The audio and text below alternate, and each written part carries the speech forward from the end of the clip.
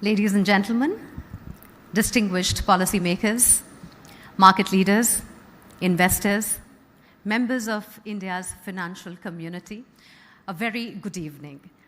And a very warm welcome to IndiaBonds presents CNBC TV18 India Fixed Income Summit powered by Mirae Asset Mutual Fund. At a time when India stands at the cusp of unprecedented economic transformation, the fixed income market is emerging as one of the most powerful engines for driving stability, capital formation, and long-term growth. From government securities and corporate bonds to digital debt platforms and retail participation, India's debt markets are evolving rapidly, creating new opportunities for investors, institutions, and economy alike. And today we bring together some of the sharpest minds from the world of policy, banking, markets, fintech, and investment to decode the future of fixed income in India, the decade of all about how India is getting into a place where we are making the money, where we are also saving money, and where we are helping our populations and our businesses do well. First, I'd like to thank our partners for their support and for making this August gathering possible. Our presenting partner, IndiaBonds, of course, powered by partner Mirae Asset Mutual Fund, our associate partners, AK Capital Services, Nippon India Mutual Fund, National Bank for Financing, Infrastructure and Development, and our exchange partner, NSE.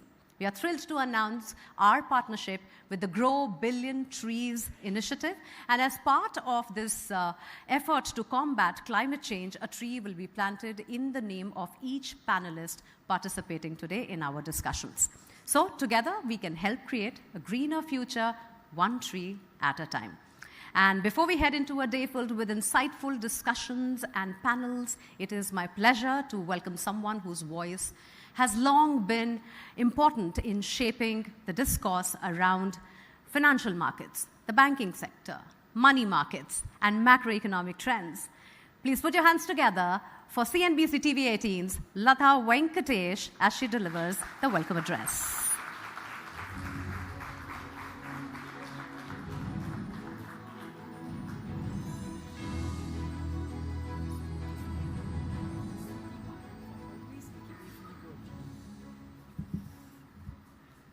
Thank you very much, Mugdha, for the very generous introduction. On behalf of CNBC TV18 and Network 18, I welcome all of you to what I would very much cherish, the India Fixed Income Summit. My sincere gratitude to Aditi and Vishal, the power behind the IndiaBonds team, which have made this Fixed Income Summit a reality. I sometimes want to rub my eyes to believe that it is really happening. And thank you very much, every one of you, to be part of this. I'll tell you why I want to rub my eyes, and Vishal will agree with me. I'm perhaps one of the oldest and maybe sometimes the only fixed income reporter in the country to have survived this long. We all of us in this room, fixed income heads, people like Suyash and company, people like Vishal and company, Mr. Mittal, who has been around for much longer in this field, all of us feel like stepchildren. I mean, fixed income is by far the more intelligent market, but a mix of taxation, a mix of pouring liquidity and murdering the yield curve, all this has made fixed income kind of crippled. We are always at the mercy of policy, when it should be actually in hand with policy to develop the country. It wasn't like this. When I joined the fixed income market in the mid-90s, we already had a developed fixed income. We already had a developed debenture market. I mean, I was just telling Mr. Mittal, don't you remember, sir? We used to have, actually, we could strip the coca. We could have debenture and the interest rate traded separately. It was at that level when the unfortunate Harshad Mehta episode and the intermediaries taking even the government security market for a ride led to the intermediaries itself getting decimated, and the rest is history. We saw equities march ahead and debt kind of becoming an also-ran market. But even if you remember, Suyash, up until 2021, if you looked at the AUM of mutual funds, which was higher, debt mutual fund or equity mutual fund? AUM of debt was always higher. And then came the tax blow. Indexation gone, interest rates raised to slab rate. You know, what is the slab rate? See, they tell you the slab rate is 33%. It's not really 33% because for HNIs, it would go to 40%. So here you have an equity mutual fund which will give you a capital gains tax of 12.5 and a debt which will tax you up to 40%. You would be a fool to go into debt. And then you saw from 2022 onwards, is it? Debt was growing, but equities was galloping. Today, even asset allocation of pensioners depends on tax, not on what your risk appetite should be. The reality has been skewed, I would say, by policy, but I take heart from the fact that just yesterday, the country's most important policy maker on financial matters, the finance minister, has acknowledged that they will take a look at capital gains tax. I don't know, maybe it's meant only for foreigners, I do not know, but I keep the faith. I keep the faith that debt will have a better chance in the days to come because its importance is realized. Debt encompassing, including, interest, fixed deposits of banks, including debt mutual funds, gilt funds, and the entire world of corporate debt is needed for infrastructure development, is needed for everything from bloody working capital all the way up to, the most long-term and largest capital projects that the country needs and needs financing for. So my hope is bright, and it is in this context that I want a round of applause for people like Vishal and Aditi, because this online platform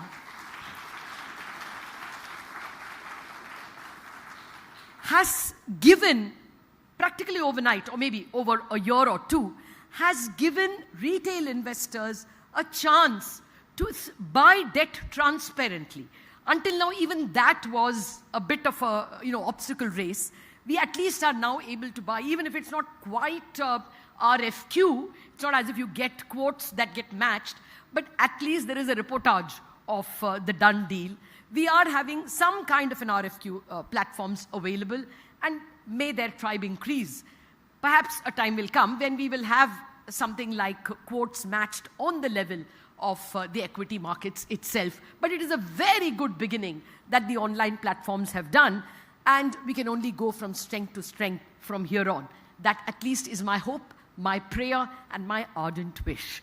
With that emotional outburst, let me welcome all of you once again. We have a string of excellent thematic discussions lined up for you, and absolutely the creme de la creme of the debt market and the fixed income market to speak to us. Spearheading this retinue of speakers is the SEBI's ED herself. Maninder Chiva is with us. Thank you very much for coming by, and thank you, Deena, as well. Your presence gives us the encouragement that policymakers are listening, and there will be more smaller, finer developments, technological developments to ensure that the debt market becomes as vigorous as it was in the past and more vigorous than the equities market is today. I wish all of you a useful evening of discussions, ideation, and hopefully a solid set of requests, asks to the policymakers. I wish you a happy evening. Thank you very much for coming once again.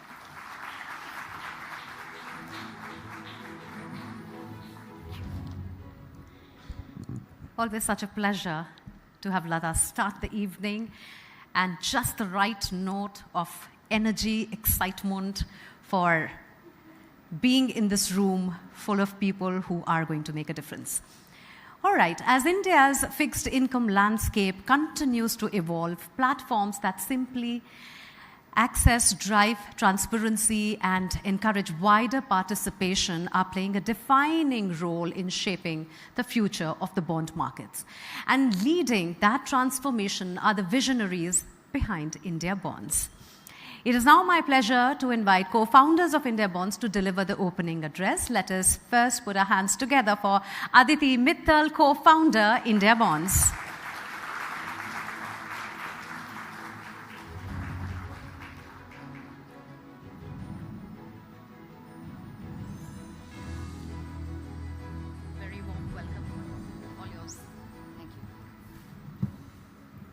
After that speech of Lata, I really don't know what to say. But I will definitely start with saying, thank you very much. Debt has been the stepchild, has been the poor child. But the fact is, after so many years, and after 2 decades of my career in this market, I'm seeing a room full of people who are inquisitive know what is debt market. I'm so glad to see all the market intermediaries to be present here to support this cause. And today my fear is, for the first time, the room could overflow. Actually, us and CNBC has been sweating about the idea, where are we going to make the people sit, which debt market has never witnessed before. So thank you very much, all of you. Good evening, and a very, very, very, very warm welcome to our markets, a market which is the future of India, future of infrastructure, and the future that will make all of us wealthy and prosperous and will take us to Viksit Bharat. And a special thank you to the regulators for giving us the support to make this event a lot bigger successful. Thank you both the ma'ams for coming here. I've spent over 20 years in fixed income market. Yes, my father did not let me go into equity markets. He put me into the non-glamorous debt market, and I used to rack my head. I said, what am I doing here? However, today I think it's the right market. I should have been here, and I am very much here. I've spent 20 years in this fixed income market, and I've seen times when price discovery was only over the phone call. I'm sure सबके पास 5-5 phone होते थे और phone बचते रहते थे. It used to be the dealer market. Minimum ticket size was minimum 10 lakh rupees. 10 lakh होते थे, और उस समय की बात कर रही हूँ जब 10 lakh rupees used to be a very, very big sum of money. Bond market was a closed door world that worked mainly for institutions. What did bond market means? As a child, I would say, as a grown-up girl, when I was in 28, 29, if socially I would tell people, oh, I'm into capital markets, so they would say, beta, kaun sa equity अच्छा लग रहा है? नहीं uncle, मैं तो debt market में हूँ. तो बोलते थे, पता नहीं bonds क्या चीज़ होती है. So it was primarily within the institution market. And retail bond market was an oxymoron. I don't think so any of us thought that fixed income investment meant anything beyond mutual fund debt instruments or the FD market. And because of the support of many, and as we are going to give out, how much have we progressed on the retail bond market? I started in this market when corporate bond markets were just a footnote to the Indian financial landscape. Today, it provides what? It provides to a company a credible alternate to bank financing. There are many issuers here, and which I would want to believe that they would agree that bank is not the only source. The bond market has given them the alternates, and at times in a very, very attractive pricing. For an investor, a reliable fixed income avenue. Today, as the time will progress, we will see more liquidity, but there is an avenue which is beyond a mutual fund debt instrument or just an FD. And for an economy, a mechanism to channelize the long-term savings into long-term capital. And today we are going to talk in various panels about infrastructure financing, and that has only been possible because of the bond market. Now I'm going to give out some numbers, and it's going to be very interesting. And while I was talking to Lata, I said, please hear my numbers carefully, because when I looked at these numbers, I was amazed myself. On a macro basis, India corporate bond accounts for only 15% of the GDP. So the numbers I'm going to talk is only 15% of the GDP. As of 31st March 2026, the size of Indian bond market stood at US $2.76 trillion. But in this, 77% is G-Secs and SDL. And only 23% is corporate bonds. And ideally, we have to reach a ratio of 50-50. So there's a long way to go. As on 30th April 2026, there are approximately 4.5 crore active DMAT accounts. We have Vijay with us in the audience, and he's going to be soon on the panel, and I'm sure we're going to ask questions around that. There are approximately 4.5 crore active DMAT accounts spread across 99% PIN codes of our country. 99%. But this is only 5% of our population. For what population we have?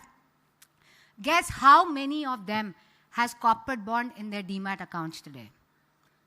Only 5.5 lakh accounts, which is only 1.25% of the DMAT accounts. So corporate bond first has to reach every demat account, and every demat account has to reach to every Indian.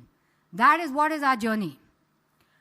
In this 4.5 crores, in this 5.5 lakh demat accounts, guess how many corporate bonds are there, or how much value of the corporate bonds? Only 57 lakh crore, where we are talking about a market which is $2.76 trillion, where we are talking about only 57 lakh crore, which is only 14% of the equity market.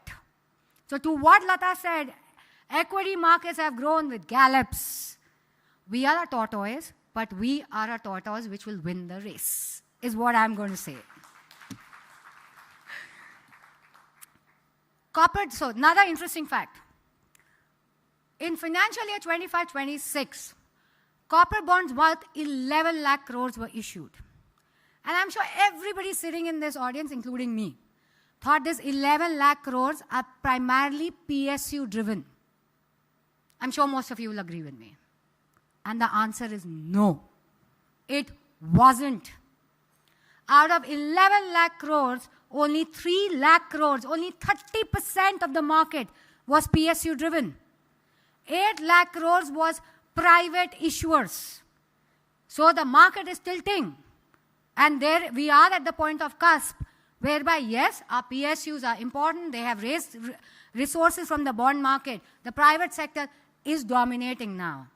And in this 8 lakh crore, our natural instinct is, सारी NBFCs होंगी, housing finance होगी, तो इसमें बड़ी बात क्या है? No, my dear friends. Out of 8 lakh crores, NBFCs were only 4.5 lakh crores, which is little above 50%. So when we talk about issuer diversification, it has happened in financial year 25-26 for private sector. And this is just the tip of the iceberg. We've spoken about the primary issuance. The favorite topic for all of us is liquidity. Those numbers are also very interesting, and I will take the attention of my MIIs here, market intermediaries here, that all because of you guys, we have reached that, we have not reached the threshold, but we are beginning to walk, not even run. So this is where the opportunity lies. In financial year 25-26, 28 lakh transactions aggregating to 21 lakh crore were executed on corporate bonds on stock exchanges. This works out to be 11,000 transactions on daily basis, working a daily turnover of approximately rupees 8,400 crores. And day is not going to be far when the 8,400 is going to be how much? A lakh crore plus? Is it a possible? Is it a dream? Somebody needs to pinch me? I don't think so. From where we have come to where we are. So numbers simply suggest that the market today is democratizing and witnessing participation from non-institutional investors, smaller investors in dramatically large numbers. SEBI's ticket reforms, gradually reducing face value from rupees 10 lakhs to 10,000, has been a complete boom, and we would like to thank both the ladies here and all the people back into the SEBI office.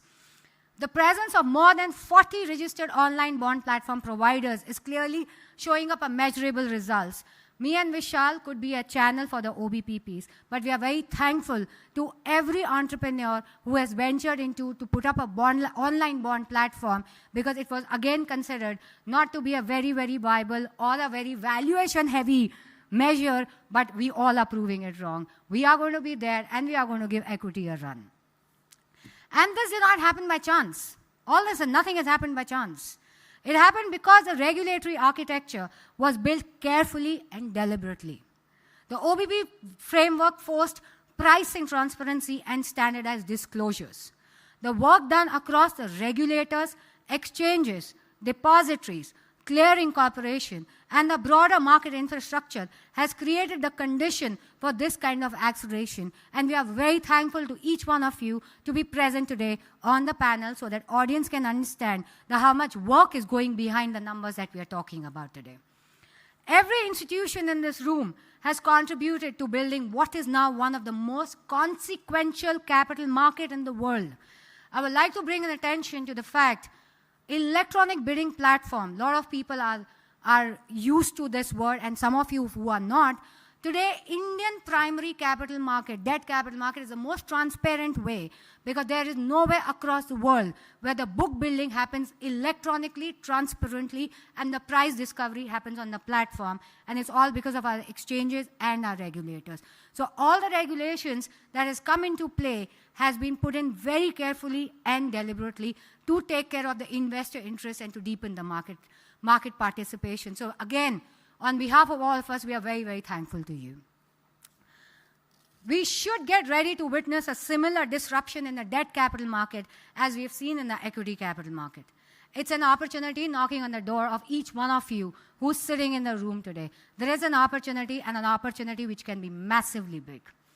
Given the reforms, the market has definitely grown in terms of issuer composition as well as investor base, which is what we have spoken and witnessed in terms of the numbers. An enabling regulatory framework and a digital access have fundamentally changed the scope of the eligible investors. The honest acknowledgement is simply this: the infrastructure has been built. Now the task is to deepen it, to make the secondary market more accessible across broader range of instruments, to bring more issuers to the public market, and to continue the work of bringing the non-institutional investors fully into this ecosystem. These are not gaps. These are our milestones. These are our next, I would say, the next targets that we need to achieve. And the collaboration required to reach them is exactly what this forum is seeking for today, here in this room, to achieve. India's bond market is not at its ceiling. We are not at the end of the story, my friends. But we are somewhere in the middle. I'm not going to say the beginning. I have my father sitting in the same room. I have Lata sitting in the same room. They're going to kill me if you're going to say you're still at the beginning. We're somewhere in the middle, but at the early middle. And with that middle, I would say that it's not the end of the story, and I firmly believe that the second half is going to be very, very exciting and very, very prosperous. Thank you, everyone. I hope you enjoyed today's event.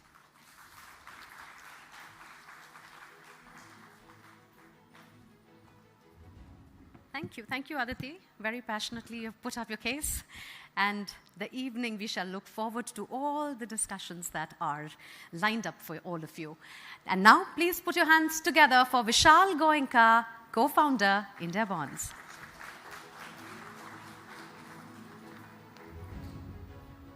Welcome.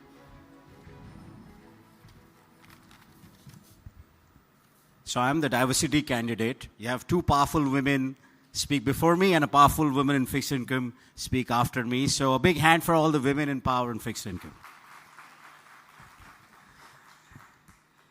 Since my 25 years in global markets, in finance, there were always two topics which would empty a room: taxation and bonds. Today it's unusual, and it's something unusual going on because I see a room which is pretty full. And after all those numbers, very little to say. For decades, bonds and fixed income largely remained in the background of financial conversations. Equity markets captured imagination, headlines, distribution, technology, innovation, retail participation. Meanwhile, India's debt market became enormous, a $2.76 trillion market. And now suddenly something is changing. You can buy a bond in 5 minutes lying on the beach on your holiday. For most Indians, bonds were invisible, not because bonds did not exist, but India already has a multi-trillion bond market. It was because people don't know how to access. And people were already investors through our insurance and pension that we pay. For the FDs that we do, we are already fixed income investors. The issue was never demand for fixed income. The issue was the market architecture. Every major financial innovation in the country actually starts with infrastructure before products. Think the India stack: Aadhaar, UPI, mobile penetration, digital KYC, API infrastructure, and online investing behavior. With infrastructure comes the trust layer for the masses. And we're very thankful to our regulators, our exchanges, our clearing corporations, our trustees, for rapidly establishing that infrastructure to build the trust in the bond market. I always say fixed income is the last bastion of finance to be conquered by technology. But technology is not replacing fixed income expertise. It's merely translating the language of bonds to the common man. At IndiaBonds, we always believed that deepening the bond market is not just a financial market aspiration. It is a national necessity for economic growth. If India were to do a $7 to $8 trillion bond market, capital is not going to come only from equity or the banking system. Infrastructure needs long-term capital. Companies need diversified source of funding. Individuals need asset allocation. Household needs more than traditional avenues. A mature economy needs a mature debt market. Last 20 years, we've built democratization of consumption in the country. Apps, food. I think the next 20 years, we'll build democratization of capital, where the capital from institutions and individuals will chase the most efficient return and easy access. There are 5 things which I envision would likely to happen. Bonds became standard retail allocation. Products like bond SIPs, bond case becomes normalized fixed income investing. Fixed income intelligence becomes native mobile. India creates the largest global bond retail market in the world and relies on domestic capital investment rather than only global investment. Education, content, media becomes infrastructure itself, much like our humble Bond Street effort with CNBC. Our simple effort for Summit today was to bring together stakeholders of fixed income, to have serious discussion in the future of fixed income, to interact with leaders here and to learn. We are deeply grateful to all our regulators, institutions, issuers, sponsors who have agreed to participate today and tell us something more that they know. I genuinely believe that when we look back a decade later, we will say the golden phase of fixed income started here and now. But importantly, the agents of change today will not only be on stage. Each one of us in the audience is actually a believer and ambassador of fixed income. Let's explain to our grandparents, our parents, our children, our friends what a bond is. Let's be proud of our industry and build awareness across all the ecosystem and be proud of what we do. Let them tell कि अगर आप equity हो, तो मैं भी bond हूँ. Thank you everyone for joining us today. Like we say in IndiaBonds, a bond in every hand.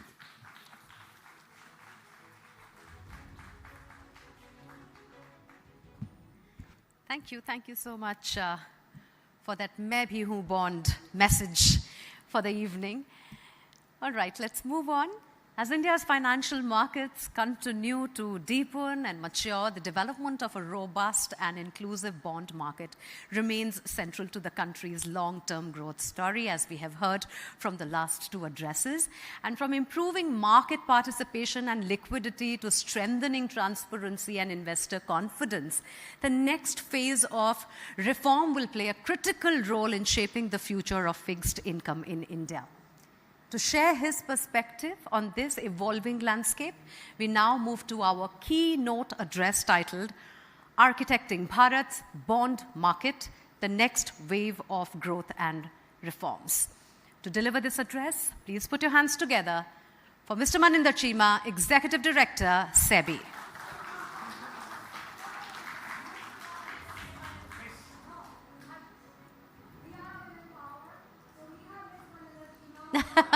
I'm so sorry, Ms. Maninder Chima.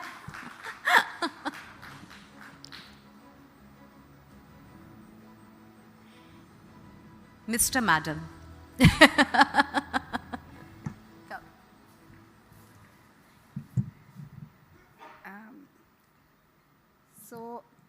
start on a lighter note. And I must share that this is a, should I say, constant the scenario I face. There are pluses and minuses. I'm always presumed to be a man. In absence of my physical presence, it's a big plus. Considering that for long this world has been a man's world, so I have advantages of both sides. So I don't mind at all when people call me Mr. Maninder. After the very impassioned speeches by Lata and Aditi, and also the strong projection for future by Vishal. Okay, thanks. So I think it's my job as regulator to bring a little bit of sobriety.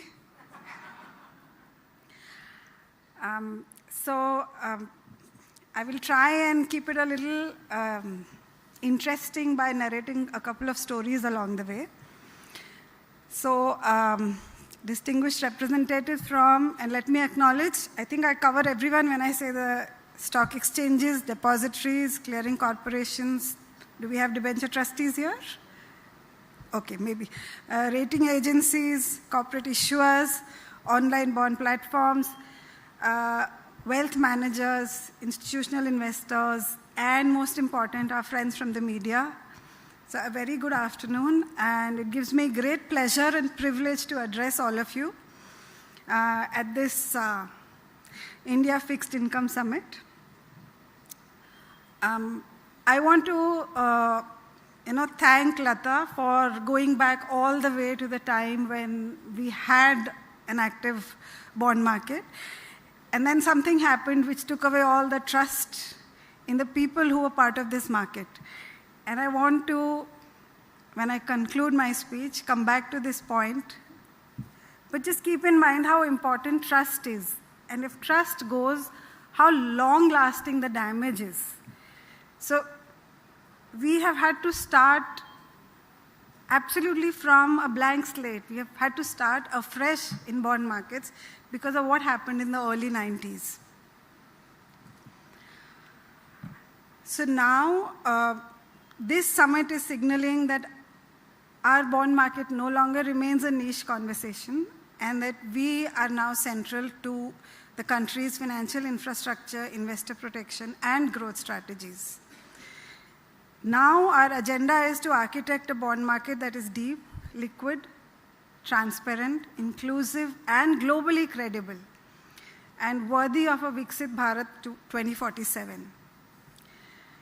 To become a developed economy by 2047, in addition to bank credit and equity, we definitely need long-term capital for infrastructure, for manufacturing, for energy transition, for urban development, housing, logistics, data centers, and innovation.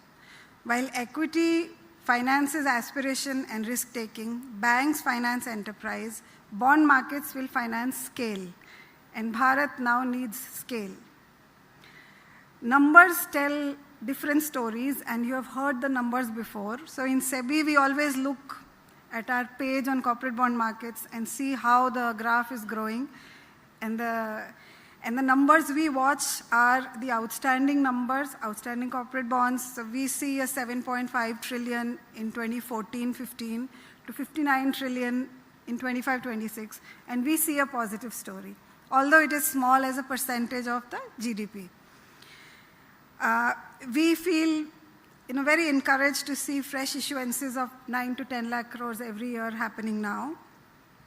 And again, the story which numbers tell. So I looked at corporates and NBFCs as being private issuers, 61% of the market, HFCs around 6%, PSUs 20%, and banks 13%.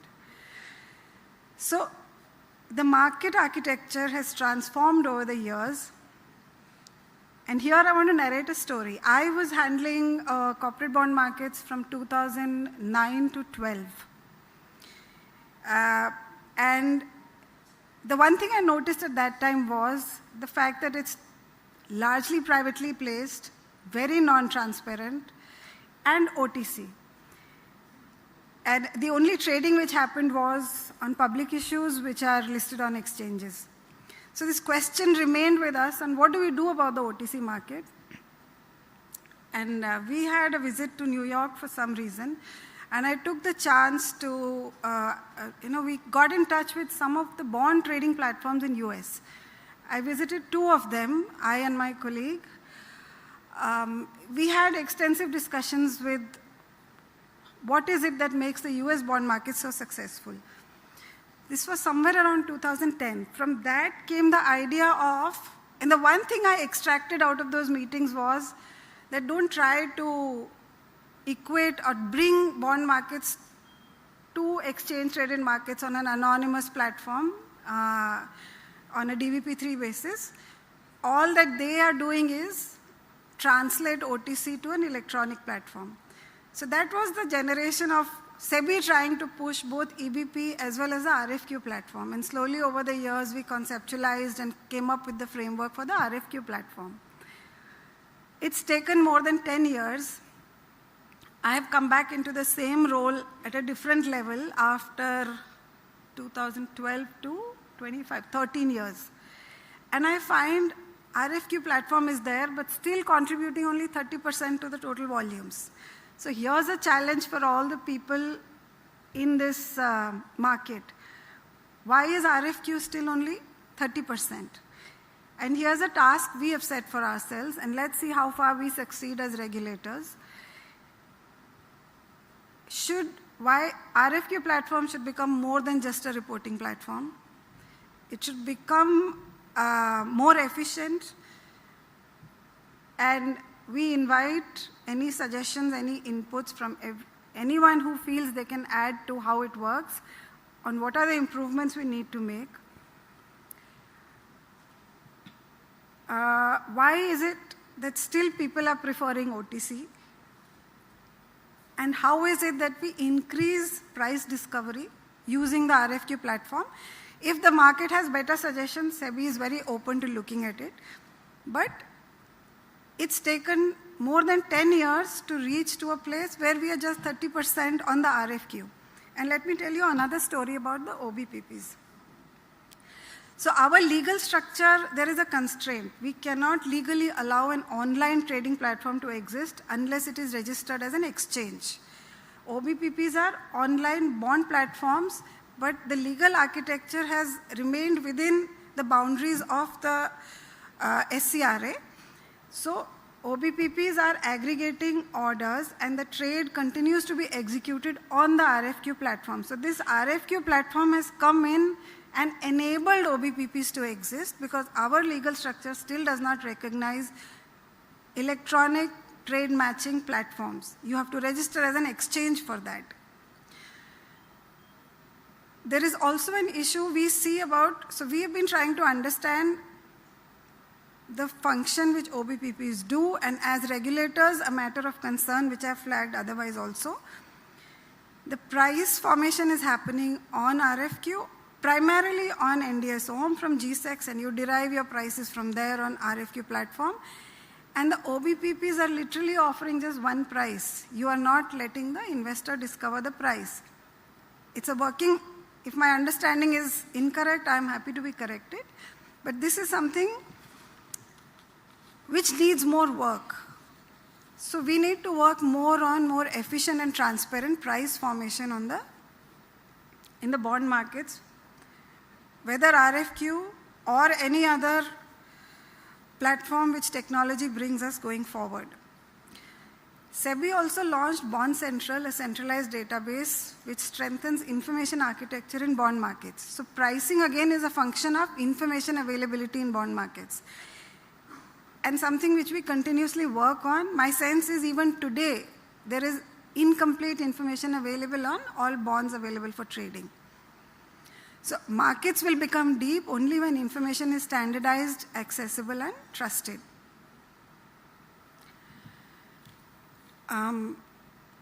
Now, liquidity brings confidence to enter and exit the markets without undue price impact. And the assurance that the bonds are priced on fundamentals. Secondary markets give the comfort that people can exit in times of stress at a reasonable price.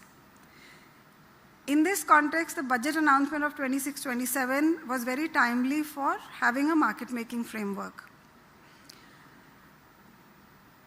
Along with announcement for derivatives on credit derivatives as well as total return swaps. So the budget tried to give an integrated reform agenda for corporate bond markets, covering aspects of both risk management as well as deepening of markets. SEBI has initiated work on the market-making framework. As we see it, the key building blocks for market-making framework are large, well-capitalized players with a strong balance sheet, because our understanding is that you cannot perform a market-making function without having a strong balance sheet. Now, these could be brokers, these could be banks and PDs, these could potentially also be merchant bankers. So we are looking at a framework where we can enable well-capitalized entities to play the role of corporate bond market makers. They would need to be able to hold significant inventory, hence the need for large balance sheet. They would need access to funding, and hence a review of the bank lending framework for corporate bond market players, as well as making the repo market more active and accessible. So these are the fundamental building blocks for a market-making framework. A lot of work needs to happen on all of these areas. A market maker would not succeed without adequate incentives for the capital risk, for the funding risk, and for the mark-to-market risk that they take. So we need to be able to figure out what sort of a viable commercial model can be put in place for market making. Again, SEBI is working on it, and if good suggestions come out of the discussions today, we are happy to take note of all these suggestions. Market making also normally requires some obligations on quote sizes, spreads, and quote presence during trading hours. Again, these are things we are looking at, and we are happy to take any suggestions which emerge out of this summit. Online bond platforms have expanded access and made bonds accessible to retail investors. The numbers have already been shared, so I don't want to repeat the numbers, but yes, we are looking at how we can add a distribution framework for online bond platforms. It's a regulatory challenge for us on how a product which is a secondary market product and which should normally be, when compared to equity, sold in a certain way, how to bring it into a distribution framework. It's not an easy solution, we are working on it. But that's one of the agendas which hopefully would see some light within this year. We also hope that credit derivatives would become active soon.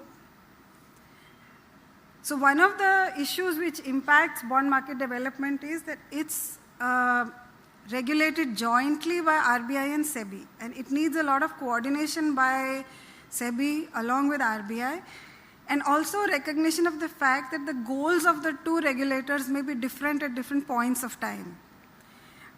And so within all these limitations and constraints, we still have work to do on bond derivatives, and total return swaps is also mostly an OTC product. Again, we are happy to work with market participants on how it would help as far as the exchange-traded markets are concerned. A deeper market also requires a wider issuer base. So we need more mid-sized corporates, we need more green finance issuers. We already have REITs, InvITs, but we need more REITs and InvITs coming in as bond issuers. We are also encouraging of securitization vehicles, to expand the issuer base for corporate bonds, SEBI launched a Pan-India Bond Issuer Outreach Program on February 4, 2026 with the tagline, Bonds Ek Sashakt Bandhan. OBPPs have a strong role to play over here. The tagline brings out how bonds become a bridge between India's savers and India's long-term financing needs. And with the aim of carrying out multiple such programs, SEBI has planned to carry out many such programs during this year. One program was organized yesterday itself in SEBI Bhavan. Moving forward, technology has transformed securities markets hugely over the last at least 2 decades and is now an integral part of financial markets. Tokenization of securities is the next frontier, and bonds have been successfully issued in tokenized form in several jurisdictions. SEBI is planning a pilot program for issuing tokenized bonds. As there is a sense that tokenization offers several advantages which could potentially address the challenges faced in bond market trading, such as it will offer instant settlement, it will offer enhanced transparency, smart contracts, potentially increased liquidity by way of enabling anonymization, which today is not possible on the RFQ platform. So to sum up, there are a lot of exciting moves happening in bond markets, some of which will strengthen and deepen existing measures and some which are completely new, but will offer new solutions to old problems. So we look forward to more primary issuances through EBP. Here I want to say that we recognize that bond market is 99% privately placed. We recognize the fact that OBPPs are the channel which take this private placement down to the retail investors. It's a model which is very different from what has happened in the equity markets. We recognize this model. And in this context are the concerns on pricing. So those need to be addressed. We look forward to more trading volumes in secondary market transparency through the RFQ platform. We look forward to more liquidity through market makers, better funding through a more more active repo market, risk management through derivatives, retail access through OBPPs, issuer expansion through outreach programs, and investor confidence through disclosure, surveillance, and enforcement. Here I want to go back to the idea of trust. A bond market is ultimately a market of trust, a promise of payment, truthful disclosure, fair markets, vigilant regulation, and reliable exit. SEBI's role is to protect that promise, but no regulator can build this market alone. Trust has to come from the players in the market. We can watch, we can act after trust is broken. Trust must not be broken, because after trust is broken, it is already too late. So every stakeholder, issuers, intermediaries, market makers, platforms, trustees, rating agencies, investors, exchanges, depositories, all of them must play their part with discipline and integrity. Let this summit mark the shift from discussion to decisive action. A vibrant, liquid, transparent, and trusted bond market will finance our ambitions, lower the cost of capital, protect investors, and power the rise of Viksit Bharat. Thank you.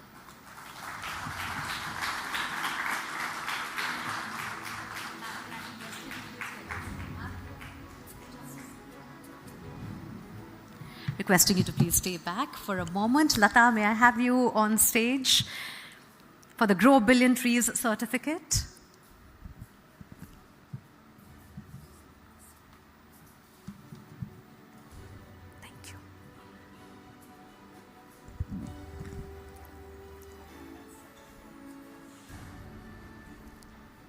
Thank you, Ms. Maninder Chima. Names may occasionally cause confusion, but your perspective today was crystal clear.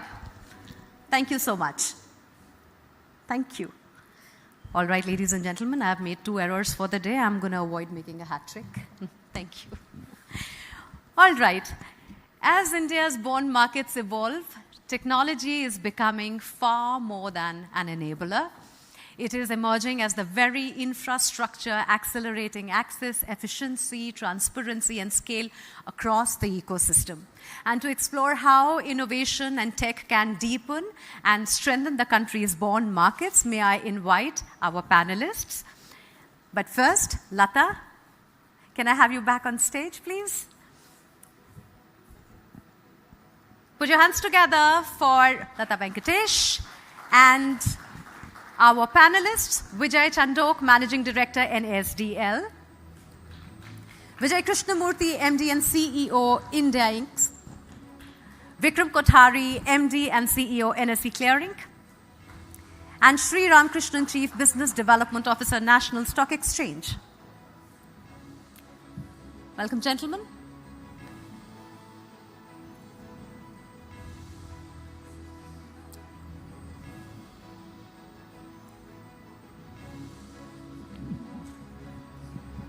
We are missing Sri Ramakrishnan, but I think he will join us shortly.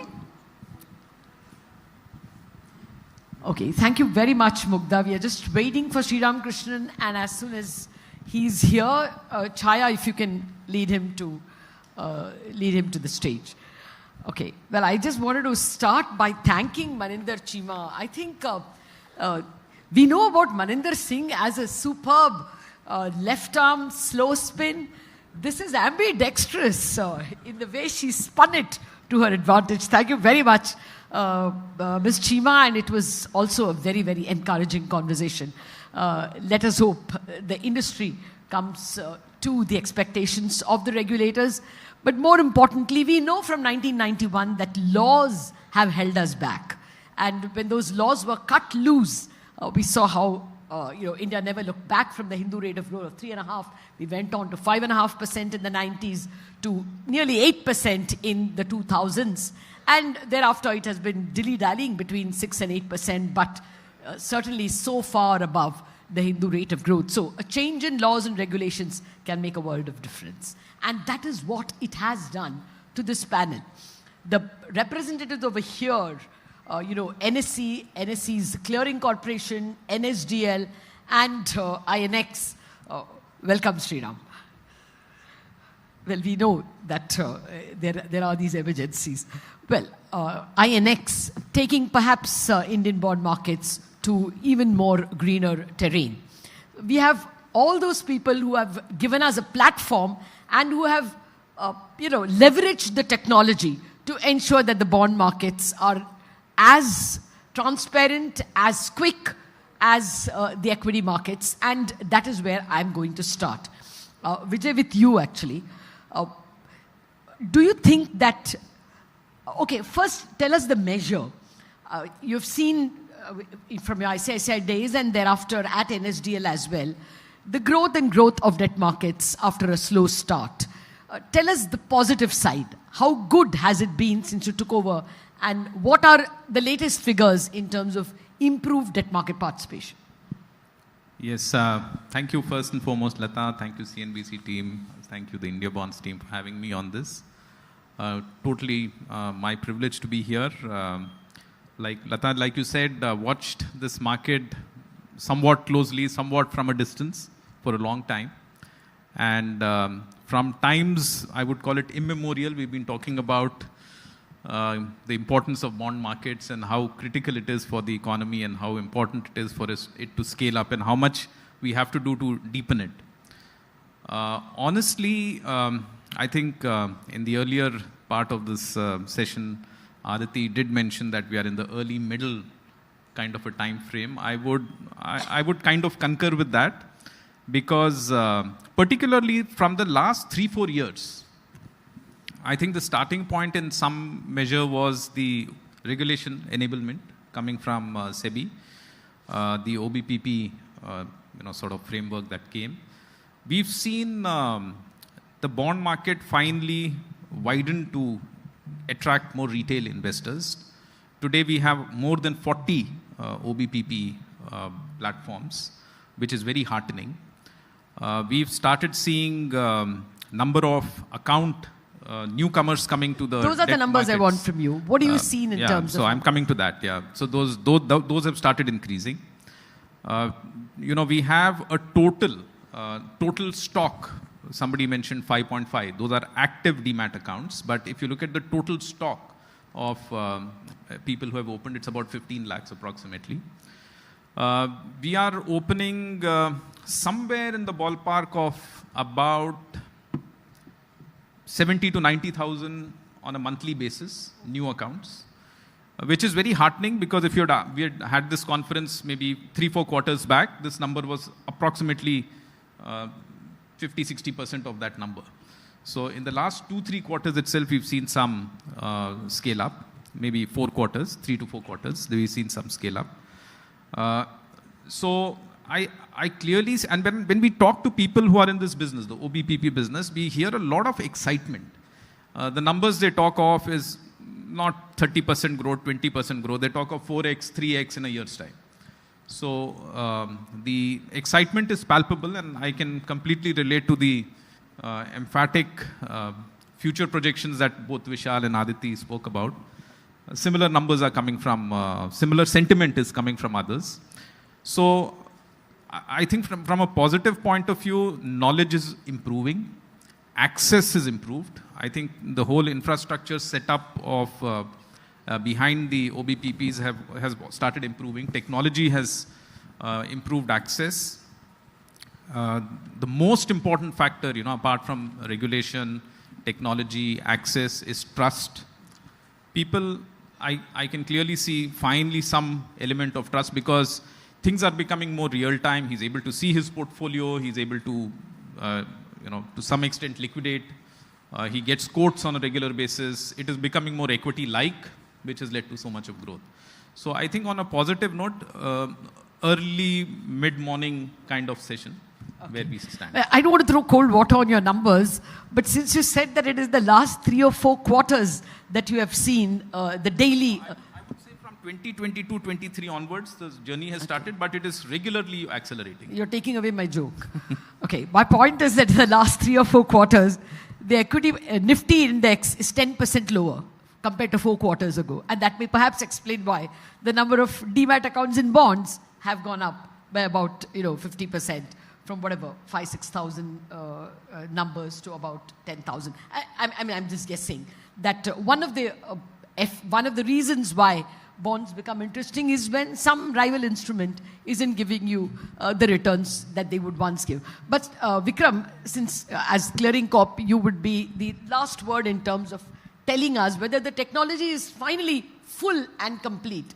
Would you say it is now as frictionless a market as in equities, or do some one or two things remain to be done? So Lata, I think at NSE we've always believed technology is not an impediment, and somebody used the words enabler. I think that's what it has been over the last 3 years.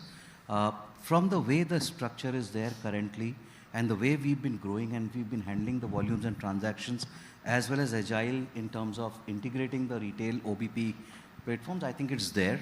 It's all about scalability right now because the way we've seen the volumes grow, specifically if you look at the last 2 years of post-OBPP era, where now on an average we see around 7,000 trades daily, and at peak we've handled around 31,000 trades.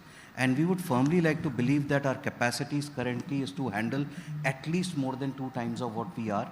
But in the next 1 year, from a technology perspective, what we aspire is that at least from the peak that we've seen, we should have a 5 times capability in maybe say the next 6 to 8 months, because the way Aditi keeps pressing on the kind of growth, and we've started seeing that growth actually, is phenomenal. 2 years back, on an average, we used to have around 500 maximum daily trades. Now on an average, about 7,000 at NSE clearing, out of which 95% coming through RFQ, is a phenomenal amount of growth. In terms of time, clearing, is the end-to-end absolutely frictionless? It's fairly or do you very think smooth. there's something that technology has still to deliver? I think the way we've integrated over the last couple of years the entire technology stack, including UPI framework, let it be RTGS, NEFT of RBI, it's a seamless process now where an OBPP platform allows an investor to actually transfer the funds, us to reconcile, and maybe maximum, I think Vishal, you mentioned 5 minutes, but I think it may be even lesser than that when an investor is able to. And the biggest benefit is we are people equated to equity galloping, but I think it's the corporate bond market where the settlement is continuous. It can happen trade by trade once you get the other side, whereas in equity you have to wait for the next day for the settlement to happen. Technology, I think, is firmly there. The bed is out there, and I think now we are waiting for that distribution framework which will take the volumes up, and we'll have the capability. Okay, I'm waiting for something else, and let me ask Srirab that. It is still a AA plus market, AAA and AA plus market. Do you think, what holds back to bring it down below that? After all, in equities, you have the entire range of companies. Even those reporting losses and negatives for years are still traded. So what would you say is the missing link to get at least to A and BBB plus? See, if you look at this space from an outsider's perspective, as in you compare the rest of the world with India, there's one thing that strikes you. There's no requirement for credit rating in the US. There's no requirement for credit rating if you want to list your bonds in the UK. There's no requirement in Hong Kong, Singapore, Japan. But we've had always this requirement that if you want to list your bonds, you need to go through a credit rating. Now, I'm not saying this is the reason why smaller companies exactly are the not point. coming I mean, it is because there is a rating requirement that at least you have so many. Perhaps if you said unrated people come, do you think that is going to increase participation in liquidity, or will it actually deter because you're not even sure? That, no, so I'm looking at it in another way, which is that the psyche of the investor in India has got tuned towards the credit rating, and therefore, without credit rating, oh no, this could be risky. That's how people look at bonds in general. Whereas in the US, companies are heavily encouraged to go and list their bonds. Don't worry about the banks. The banks are there for short-term lending. Bonds is where you need to get your long-term money. That's how the inherent nature of the beast is. So therefore, I think we missed a trick somewhere by insisting on credit rating. Last year, I looked at some other markets as well. Russia, for example, no credit rating requirement. So I think the psyche of the investor is one factor to take into account. Secondly, I think we've never allowed the retail to face off with the institutional clients for some reason. The corporate bond trading always seems to be happening amongst the institutional players, and the retail is simply kept out. Only now in the recent couple of years, we've seen the OBPP slowly coming in and explaining what these corporate bonds and the debt-focused instruments can bring to a portfolio. So that's the other aspect that we probably need to look at. Thirdly, I think we need to think about how technology can make this happen, all of this happen, and make it very seamless. Because investing in bonds looks like very threatening. You look at a company, they have so many issuances. It's not like equity where you go buy Infosys, that's it. There's just one icing. So this concept of investing in bonds itself is not seen as so easy to do. You might make a mistake, you might choose the wrong bond. That's the kind of complexity. Therefore, even the RFQ platform, although it's a great initiative, it's still struggling. It's still being used like a reporting platform, and not really a platform that should get better deals for an issuer of bonds. So, Lata, if I may, just add a little bit more to your specific point. Are you sure that this is a rating requirement issue? Yeah. So let me tell you what we've observed in the last couple of years, more recently actually. We saw the numbers of corporate bonds outstanding. That's about approximately, let's say, 55 lakh crore. 97% of that is AA and above. So you're right in saying that we have gravitated. But if you look at why it has been AA, it is largely dominated by the penchant of the institutional investors in the historical past. And that's been gravitated towards the AAA, AA plus kind of a family. But as retail has started improving in the last few years, we've started seeing a very interesting trend. In 2025, FI gives a very interesting outlook to what could potentially hold as a trend going forward. Out of the total issuances that happened, 16% were AA and below AA actually, which means on stock. Come again with that number? Sorry? Come again, number? 16%. 97% is AA for stock, but new issuances may 16% is coming below AA. Below AA, okay. Which means if this continues over a period of time, I think the demand, which means that clearly the and they come without any credit enhancement, first loss, so nothing? they are actually below, so all included. See, all credit included, finally it's below comes AA. below AA. And one of the reasons is because I think in the thirst for yield, the retail investor is looking for those kind of instruments. While this is something which is an interesting trend, I think as responsible market intermediaries and infrastructure players, we have to be careful to educate the investors that there is a risk associated with that as well.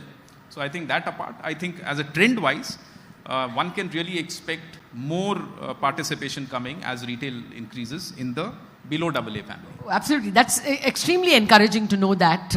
I would assume that investors are coming with their eyes wide open.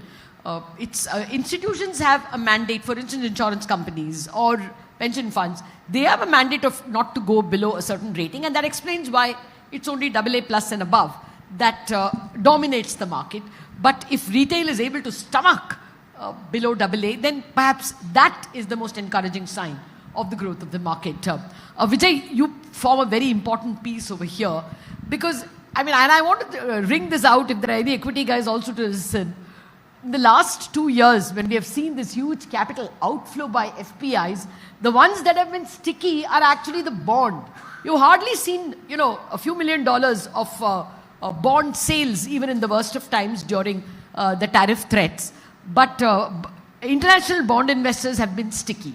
So do you think the doors are sufficiently wide open as a person from the gift city who opens the doors a little wider to international investors? Is everything in place? And do you think that a gush of fresh wind and liquidity for the bond markets will come from international investors? Thanks, Lata. So if you look at the last financial year, and rightly said so, as we stand in May, the FPIs from a bond perspective have been net buyers and not net sellers as opposed to the equity.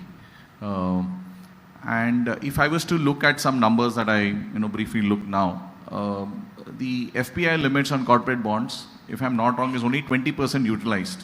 Yes. Approximately, right? So still there is an 80% room for it to be utilized. That's number one. Number two being that now there is and definitely an yield kicker for these guys to really come in.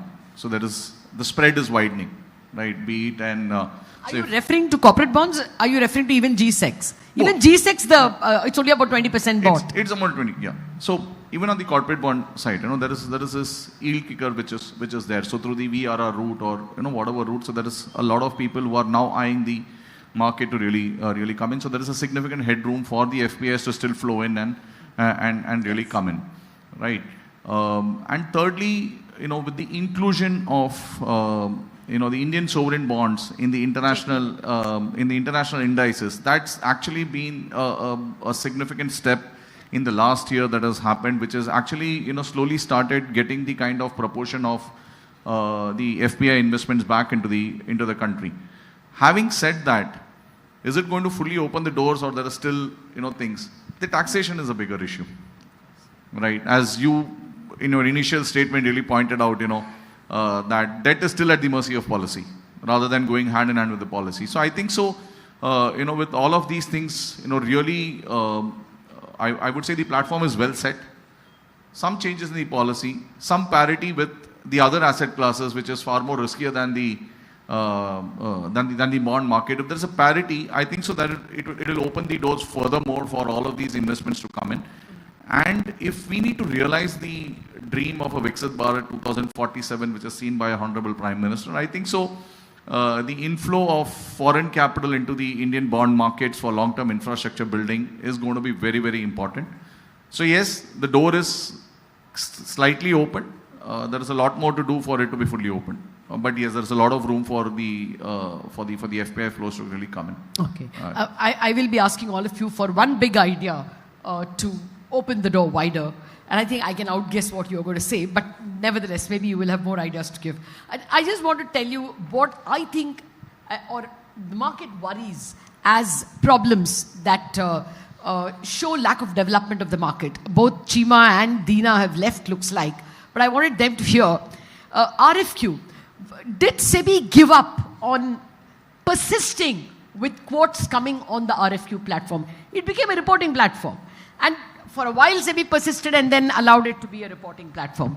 You think insisting that the quotes come there would have been a good idea? Is that the next step that might perhaps widen and make the market transparent, liquid, etc.? Yeah, I think if you look at some of the challenges which come in the way of growth for retail participation particularly is, you nailed it actually, it's liquidity.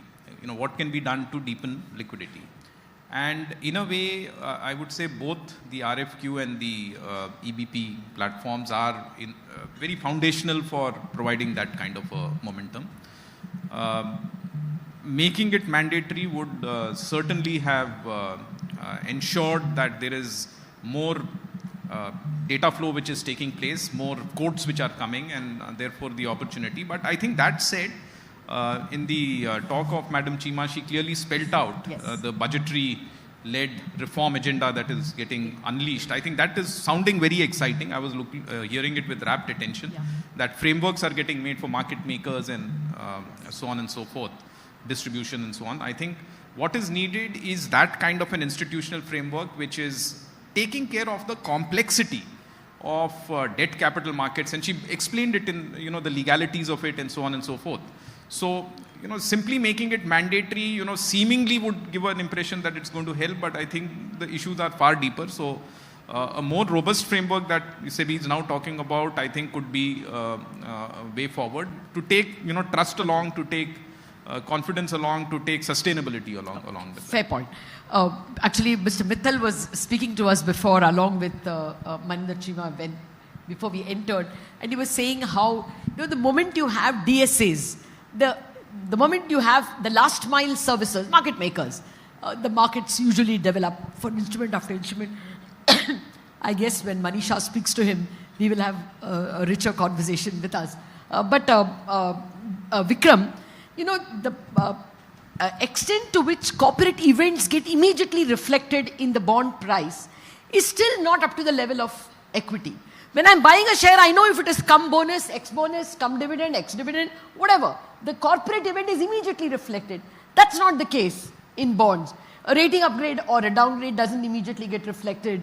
Or, if there is a restructuring, any kind of event. Is that one big leap that is still wanted? Certainly, I think the level of disclosures that is there, the rapid speed at which the disclosures happen, and more about interpretation. So equity, it becomes an easy interpretation. Yeah, that's true. The moment it is actually disclosed on the stock exchange's website, it's out there in minutes. But I think on a corporate bond, the impact is going to be a very different kind of an impact. So I think that knowledge and the last mile knowledge, when you're talking about retail, see, corporate institutional investors will always understand whatever disclosures are, because they understand the prices start reflecting events as well. And but for retail, it's a very different thing. I think it's not about the disclosure, but I think it's about how that knowledge gets interpreted in the investment decision is something that needs to be worked upon. Okay, I would just add, I think all that you said, we are very, very close to that, if not already there. Yeah. I mentioned the 40 odd OBPPs who are there. When we talk to them, they've solved the access problem. Yes. Systematically, as they get more sophisticated to attract more, all these ideas that you mentioned is on the anvil, if not already in the early days of launch. So it's going to get there. If it is like next year when the second edition of this summit happens, if we are able to say that these have already achieved, then we are already on the way to. Yeah, Vijay, you wanted to add? See, actually, what you posed to Vijay in the earlier part, and what was spoken earlier, this market is complicated. Right. So when we say that, is that going to be codes that's going to be matched?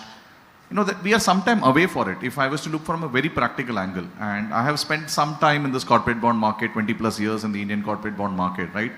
And I have a little bit of understanding of this market, if not really well. We have come a long way, where the markets were extremely opaque. There was absolutely no information available, to where each trade is getting disclosed, reported on the exchange, primary issuances, terms and conditions available. So everybody has an access on the public platform, on the websites of the depositories of the exchange. These are, very easily available, right? Also, the regulator has played a significant role in some of these things, right? Today, we take a PFC as an issuer. We have maybe, 50 odd ISINs outstanding. And if I was to take, say, maturing in 2030, we'll at least have 10 ISINs within the same month, right? So, if there are no intermediaries here, right, and we say it's only going to be an order matching, that's going to be put up, it's not going to be possible. But another 3 years or 5 years down the line, this may slowly start happening. The reason being that the number of ISINs that can be issued by an entity is curbed. So that's come down to 9 or something by SEBI. So slowly and steadily, from about 13,000 outstanding bonds over the next 3 to 5 years, these number of outstanding bonds has drastically come down. And then we will, then say that, okay, for every issuer, we'll have maybe 5 or 7 or 10 bonds outstanding. Then that makes it far more easier for somebody to do this, thing. So we are moving in the right direction, but it's not that we're going to really see that happen, in the very short term. So it's going to be a medium-term exercise, but we are in the right direction. Okay. I really wanted to start off. Thank you very much for that, detail. We must know that we should not be comparing it with equities all the time. Globally also, it's in so many countries, debt is a hold-to-maturity market. So, let's not jump the gun. If you're making this progress like the two of you are saying, then we are, really getting there. Very quickly, since the clock is warning us, I'm going to forego some of the questions I had on IRFs. I feel very bad that, we have a fixed income market as far as it's fixed as far as corporate bonds are concerned, and floating as far as banks are concerned. And it looks like never the twain shall meet, the way in which we are progressing. But that discussion for another day. Can I ask all of you to give me very quickly one suggestion which we will present to SEBI or to the Ministry of Finance as an ask? Let me start with you, Sriram. Ask. Yeah, I think we need to popularize the concept of bond index and derivatives based on bond index. That will help people understand the top issuers, and slowly people will start coming in. Derivatives can be a great leveler. Yeah, derivatives perhaps at a certain level, but bond index definitely. Vikram. I'll take the liberty of giving two. So Please. One, certainly what you mentioned, taxation and streamlining taxation around interest, etc., is important. But more importantly, not so much for regulator, but I think the focus on the way the regulators allow distribution to happen. Allow distribution to happen is going to be very important, because this market is going to be, it is going to require a lot of selling and a lot of explanations to get it into the hinterlands and increase the retail base. As media, we accept the responsibility. We'll try and do our best. I thought when you said you have two suggestions, I was going to say I have three. Taxation, taxation, taxation. But Vijay. Yeah, so you said two things. One is to the regulator, one is to the ministry, ministry. Yeah. Ministry ke liye to one single point agenda. I'll stick my neck out and say tax parity. Yes. If it is to the regulator, I would say, the reform around market making that they spoke about, I think accelerating that, more of that. Yeah. So, okay, already on the agenda, one hopes we can put taxation. So I don't want to repeat, what of these. Of course, taxation, tax parity is something that is a given. All right, but I think so. We are doing a phenomenal job along with the OBPPs. So I think so. What is very critical is going to be the creating and spreading the awareness of the availability of bonds in a very seamless manner. And also, since I'm here, I just wanted to make this point in the interest of time as well. SEBI very recently has come out with a consultation paper, right, wherein they are planning to give the OBPPs an extension of arm to allow them to offer the foreign currency bonds as well. So that is really going to be opening up the channels for the Indian retail investors to also look at bonds beyond the Indian shores. So right, people who are really interested and really looking to diversify their holdings, there is a very good opportunity with the SEBI consultation paper that has come out, to see how the OBPPs can really, lies in and tie up with exchanges like ours, which is there in GIFT IFSC, to see how the, foreign currency bonds can be offered of multiple foreign issuers. coming out there. So that's another, very, very interesting milestone by the, regulator that's really come out. But yes, investor awareness and creating that kind of an, seamless understanding of the bond, because bond is complicated, right? So that, because people still don't know what is an yield and what is a return, right? Or a coupon and an yield, still they don't understand the difference. So as long as this is really percolated well down, I think so, we've done a good job then. Oh, absolutely. I mean, for every bond copy that I write or speak, I have to say that prices and yields go in the opposite direction. I mean, that is a necessity because it is a more sophisticated market. Our time is up, but I want to put one vote, one question to vote, since everybody wanted to make that as a suggestion. How many of you think that tax is the biggest obstacle, or tax parity is the biggest ask of the debt market? Hands up for those who agree. Okay, we rest our case. Thank you very much, ladies and gentlemen. Thank you.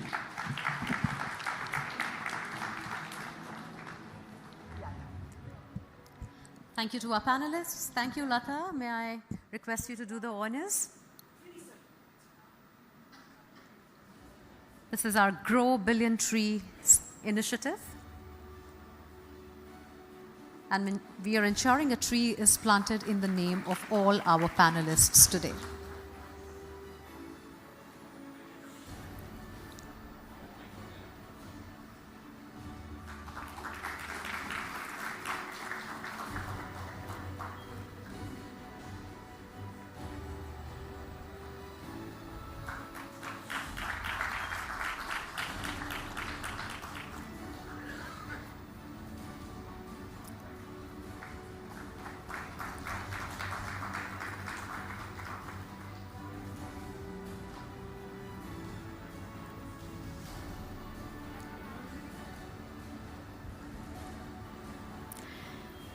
Well, from bonds now, let's move to credit. As interest rates, liquidity, conditions, inflation trends, and economic momentum continue to shape market sentiment, one question remains central to investors and institutions alike. Where are we in the credit cycle, and what comes next?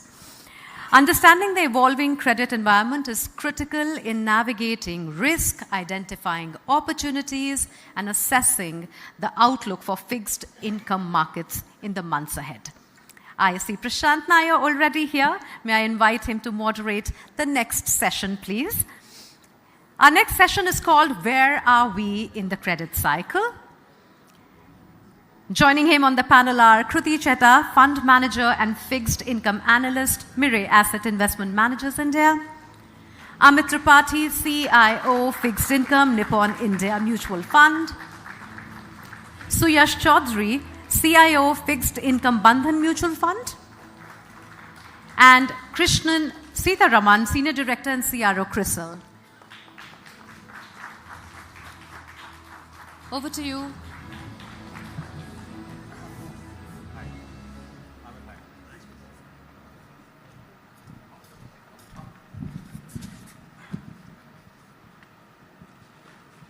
Thanks very much for that. I must say that somebody outside said, well, we're all equity chaps moderating bond panels today, except, of course, our own very Lata.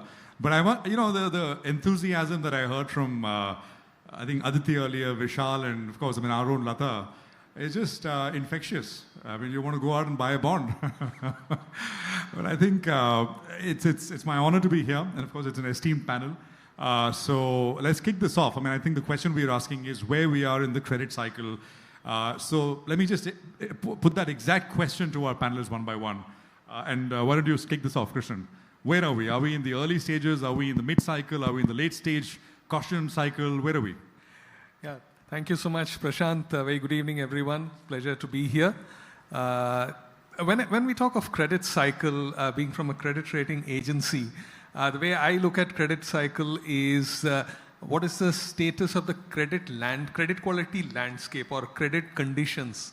So it could be benign, it could be risky, and so on and so forth. So today, the way I look at it is we are in a benign credit quality environment. And if I look at, say, corporates or even financial sector entities, balance sheets have improved over time. So if I look at CRISIL's rated universe, which we rate around 7,300 active companies, and if you look at, say, the leverage levels, the median gearing has halved over the last decade, come down from 1.1x to 0.5x. Interest cover ratios have more than around double, 2.7x to 5.2x. And if I look at financial sector entities, again, asset quality has improved, provisioning cover has improved, companies have a lot of cash on their balance sheet. So overall, we are in a I would say, benign credit quality environment, but we need to keep at the back of the mind that long-termism has to be key in our approach or assessment and analysis, because we need not be lulled by the fact that the last few years we've not seen too many defaults. But if I look at a 10-year horizon, we did see some defaults, large-scale, high-profile defaults actually, which actually paralyzed the market to some extent for some period. Today, we should not forget those. Credit cycles come up and down. Credit quality can deteriorate, and we need to keep that at the back of the mind. Robust credit assessment is the need of the hour. But today, as I said, I think we are in a benign credit environment. Benign credit environment. Suyash, you want to sort of jump in there? Your assessment? So Prashant, I would agree, and there are 3 or 4 highlights or aspects that I'd want to point out. First is, I think it's becoming very much more sector specific, because given the context of the war, and so there's multiple shocks that the system is facing over a period of time. The other thing is, over the last few years, we have had a very large retail leverage cycle, but the starting point was very large or healthy amounts of capitalization. So clearly, you're not seeing much there. And you also had, corporates starting with very benign balance sheets, and you haven't had much of a capex cycle, which would draw that, kind of resourcing out. But I would say, where we are now, and not really from a credit deterioration standpoint, but the right pricing of credit, we are in essence in the midst of a funding shock, which is coming from a sustained period of balance of payment deficit. And so the country level lack of dollar funding is percolating into liability side, funding, I would say, stresses in terms of availability and cost of capital across the board. And on the other side, you are seeing probably a once in a decadal, if not more, shock from the commodity cycle suddenly flaring up. The lack of the India-US deal probably pressuring the SME, MSME sector. So not so much of the credits that we as mutual funds get exposed to, because most of what we are talking about may not be issuers in the market. But I was just caution, that things are different for different people now, and there is a generalized, need to right price. Because if you're the holder of capital, you are, basically the setter of the narrative right now. Because in essence, what we are facing is a bit of a paucity of capital. When you say a bit of a funding shock on the liabilities side, is the chase for liabilities was there even before, or this is something which has happened now because of what's going on? So, used to be a... because I thought liquidity was ample. Or that's not the case. Or you're saying it's ample for some, but not for many others. So where we would distinguish is, the availability of what we called liquidity under the liquidity adjustment facility of the RBI, which you measure as net repo, reverse repo, and the actual presence of enough liability side on balance sheets. So basically, despite 4 lakh, 5 lakh crores of surplus liquidity in LAF levels, what we all understand is banks don't create or destroy liquidity, neither do corporates create or destroy liquidity. So what is lacking at this juncture is probably, and this is a 2-year-old problem now, that the BOP level stress is, giving rise to what is otherwise known as the impossible trilemma, which is that, if your external account is under pressure, that shows under rupee pressure, and that goes against the independence of monetary policy. So what you're seeing is the 5-quarter repo rate is basically irrelevant for the market. And therefore, that fundamental anchor of where rates should be versus the repo rate for the time being is lost. So I'm coming not so much from, that there is large-scale credit stress building, which clearly it doesn't seem to be.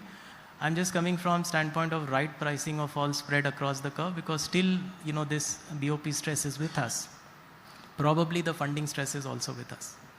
Fair enough. And we'll come back to some of the macro points in just a bit. But Kruti, you want to sort of address that? Just a quick assessment. So, like rightly pointed out by both of them, but also I would like to go back to the few panel discussions that have been there before this, right? It's a matter of trust.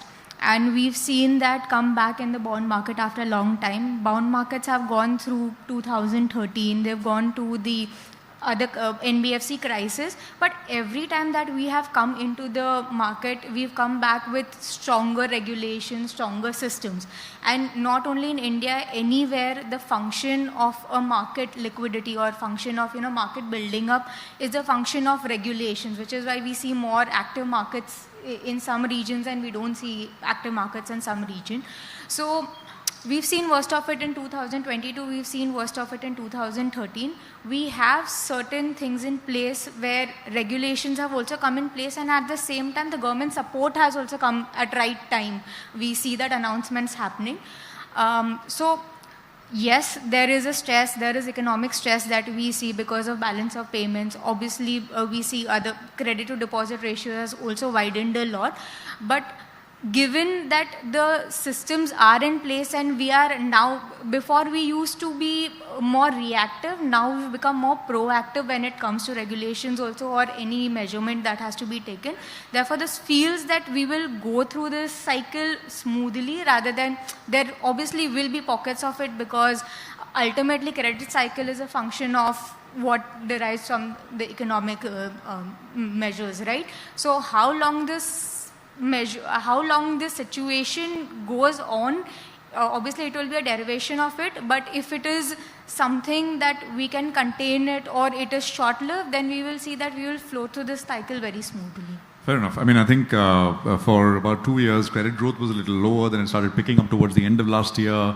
All the way into February, it was looking fantastic. And then, of course, late February, this entire thing started, and credit growth, etc., has taken a bit of a hit. I mean, your first thoughts on that exact question, which is, where are we in the cycle? Yeah, I think the best of balance sheets improvements are behind us, which does not mean that balance sheets are looking bad right now, but incremental improvements are very difficult to come by from here on.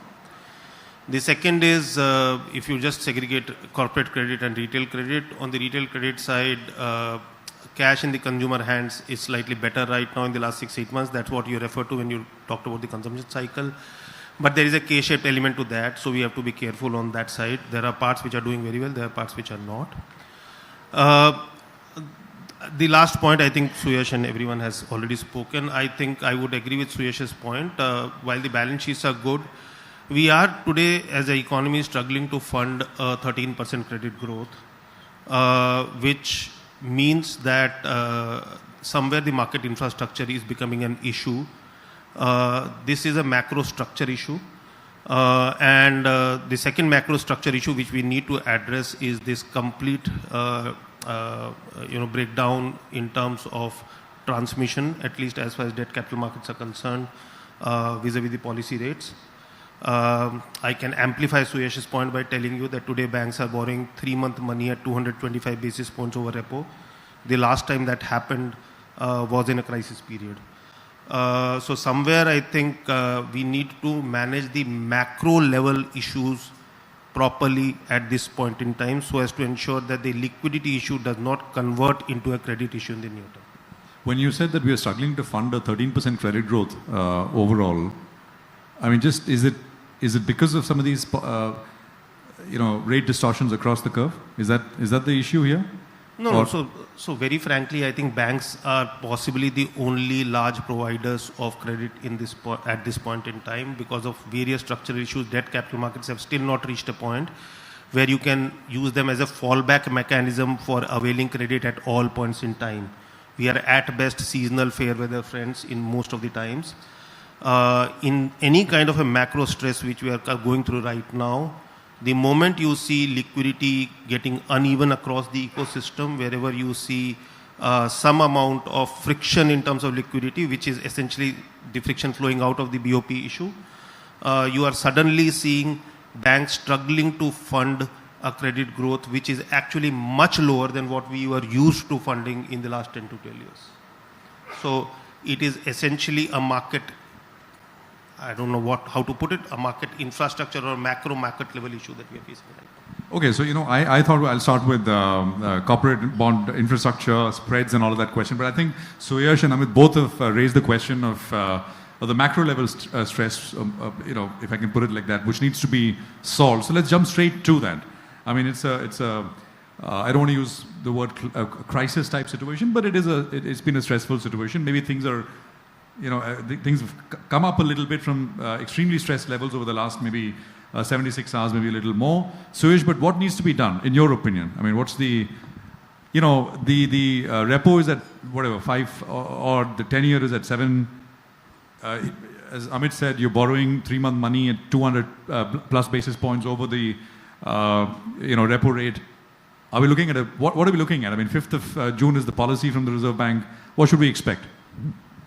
So Prashant, used to be a time not so long back, in fact most of our careers, what we used to track as the fundamental point to be bullish or bearish fixed income was the status of country's current account deficit, right? And actually somewhere in 23-24 we became extremely bullish on interest rates because we saw what we thought was almost a structural compression of a current account deficit, courtesy the services trade balance moving from a 5 billion surplus per month to 15 billion surplus per month, largely owing to the GCC phenomenon. And that looked sustainable to us. However, the last 1.5-2 years is not about current account, but the funding of what is even a modest current account. And to us, the starkest, measure there is what is known as basic balance, which is net FDI plus current account deficit. So that tells you the sustainable level of current account that the country can run. And the basic balance has actually been negative for almost 2 years.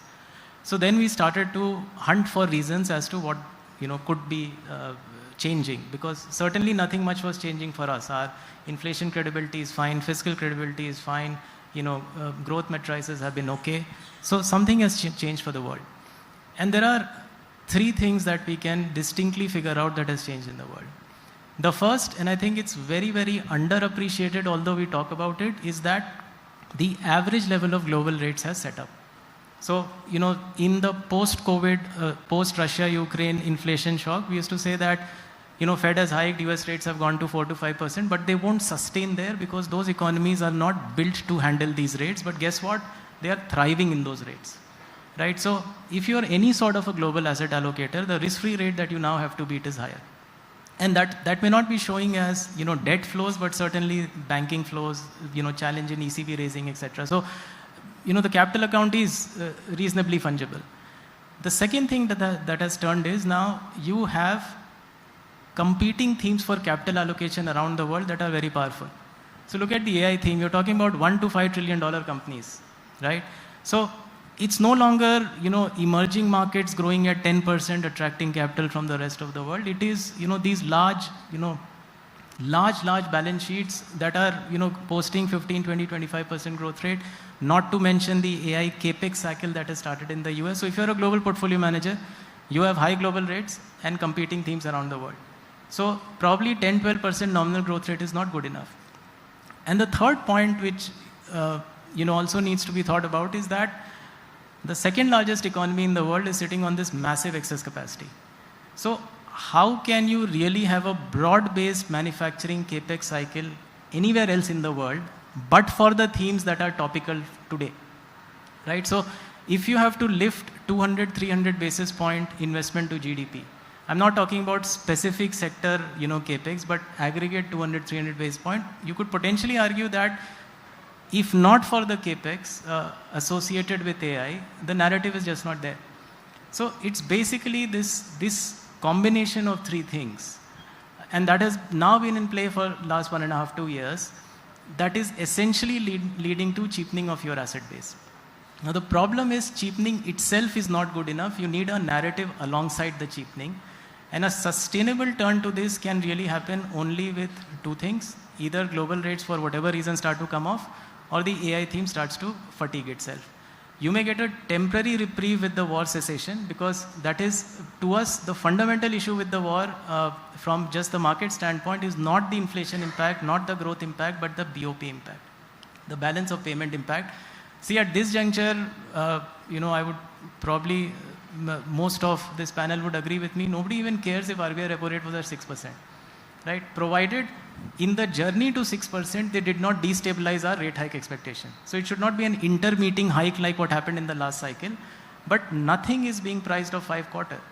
So look at term spreads, your back end of the government bond curve is sitting at 770.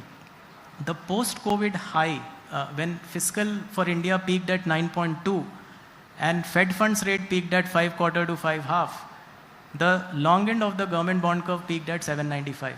We are at 770 now. Right? So nothing is being priced off it. And to my earlier point, the term spread market is showing stress. To Amit's point, the AAA blue chip funding market is showing stress. And therefore, any sort of capital allocator has to do right pricing today. So just to finish that loop, there is of course waiting for the AI trade to fade off and oil prices to fall and the war to settle down or excess capacity to be used up. Those are external, not some, right now, say for example, out of Mumbai, the RBI, what should we expect? Just to close that loop off. Because do you have to react in some way to what's happening right now or wait it out?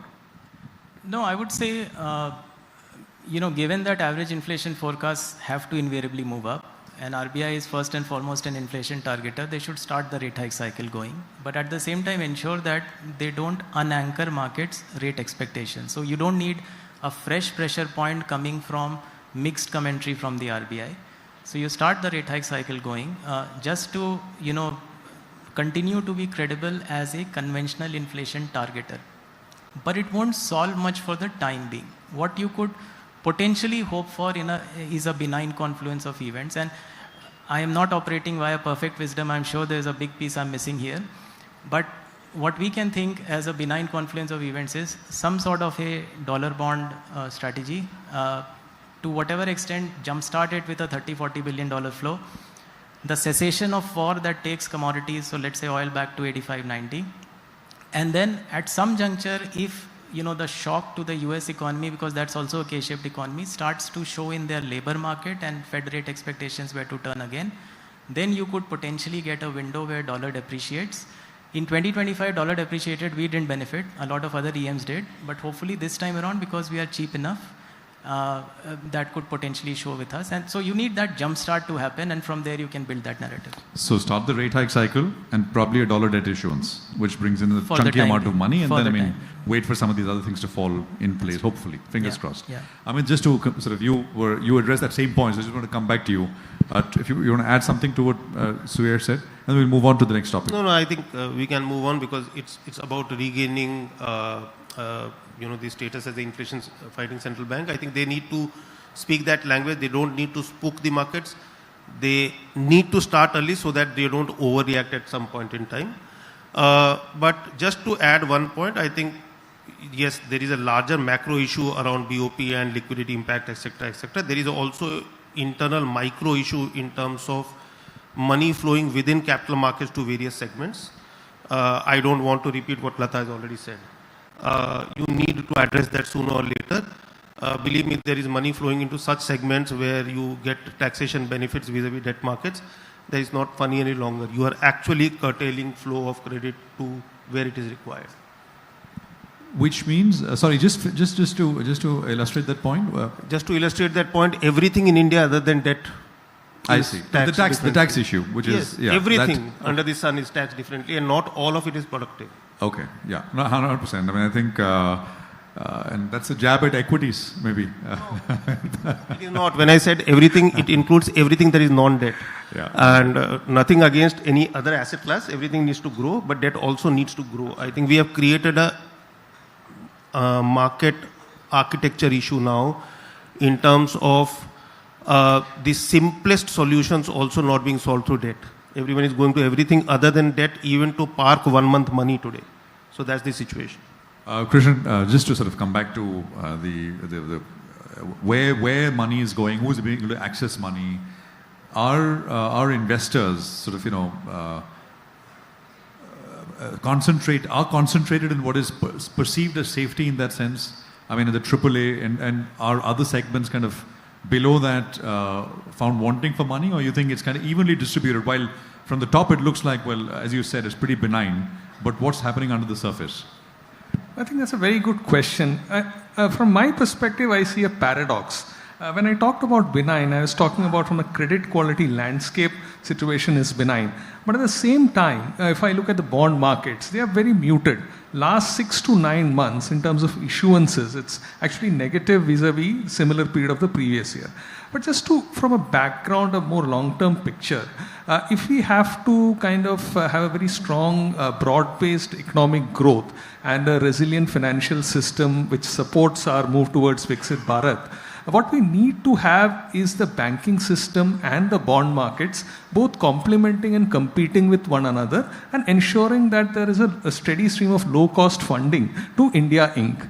Now, today, if I look at, while banks are reasonably doing well on major parameters, deposit growth is an area where they are still struggling with.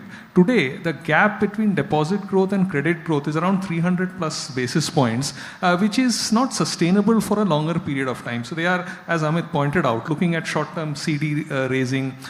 Some of the private banks are looking at securitization. They can issue bonds and so on. But unless deposit grows in a sustainable manner, credit may not grow to a large extent. Now, coming to the bond markets in India, historically, it has been narrow. Access to bond markets have been to AAA and AA credits only. 90% of the issuances are in these segments. And we need to take a series of steps in both the supply side and the demand side to ensure that we have a more vibrant, deeper bond markets. Today, if you look at the US, the corporate bond market as a percentage of GDP is 45%. India, it's 16%. Securitization market in the US is 53% of GDP. India, it is 2% or less than 2%. So unless we grow these, for instance, securitization and covered bond from a supply side perspectives, if it has a proper policy support, it can help lower rated credits, the mid-rated credits, access the bond markets. Today, an interesting study that we did was for A-rated corporates. The risk-adjusted return for investors is actually higher than in AA and AAA rated credits. And if I look at today the balance sheet, the debt protection metrics, gearing, interest cover, etc., for A-rated credits, it is actually has improved substantially the last 10 years. Today, an A-rated company is looking more like a AA-rated company of 10 years back. So that's how it is. And in terms of universe, if I look at our universe, we have 1350 A-rated credits. AA and AAA put together is 950. So that way diversity is also there. So unless we start moving down the credit spectrum, more from a patient capital perspective, also insurance companies, pension funds, it will become difficult to broad base the bond market. Other thing, of course, tax-related disparity is there. Other thing is the retail investor base in bond markets, while marginally growing, but still it's well below what it should be.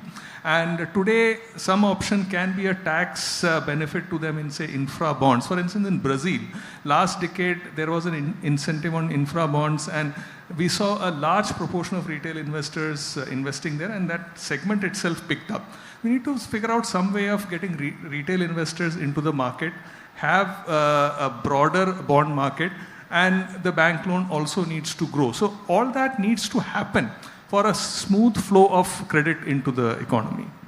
Do you think on the retail point, I mean, taxation, you'd also agree? I mean, the panel agrees taxation Yes, is the number one issue across the board? When we're talking about, I mean, interest in, I think Amit said that, Suyash, you also agree with taxes? So, absolutely yes, but I would put a slightly different point as well. We would be quite happy if the taxation benefit for the time being extends to the super good quality of the bond market. See, look, first and foremost, mutual funds are a very efficient way to intermediate savings, right? So the problem now is that even the best quality part of the bond market has very little retail participation, right? So you have, through RBI bond platform, etc., you have some. And you could argue that, through your PF, etc., you're getting indirect participation. But there are fairly lucrative rates sitting, relatively speaking, from an access standpoint, in just the AAA and sovereign market. So, a first step could even be that that part of the market, and I'm not so, it's just one starting point. I'm not saying that's the end point. Just that part of the market has some kind of a tax incentive if something else is coming in the way. So let's say, a mutual fund or any kind of a savings product, which only has, let's say, sovereign or public sector AAA exposure, and even, let's say, caps the total, manufacturing charges that they're going to put. Even put those parameters in place and, give the taxation benefit, so that just, the depth of retail savings. So when we talk about development of the bond market, it's always the lower rated issuers. But frankly, today, can I liquidate 1,000 crores of a PSU AAA in the secondary market? The answer is no. Right? I cannot. So none of the large institutional investors, like your, large insurance and provident funds, are in the secondary market. And all of us mutual funds may be institutional investors, but our funds flow all happen in the same direction. So we are all selling or we are all buying. So how do you create, first and foremost, depth in the sovereign and AAA? So look at the sovereign market. There are 2 or 3 benchmark securities that garner all the volume, right? If you want to, let's say, create a 7-year sovereign portfolio, you can create it, but can you trade it on a day-to-day basis? No. So I think, I would actually encourage a shift in conversation a bit to first, provide diversification and liquidity to the best part of the market and then move down from there. And, that is how tranching will happen more efficiently without force fitting. So as an example, for a mutual fund, liquidity is paramount. So we may arrive at a situation where open-ended mutual funds have strict limits on how much of lower rated credit you could buy, but at the same time you could create structures, with liquidity gating that does that. Or you may find that banks are best, poised to service the AA minus and below part of the market and keep AA and AAA, more to the institutional market-facing players.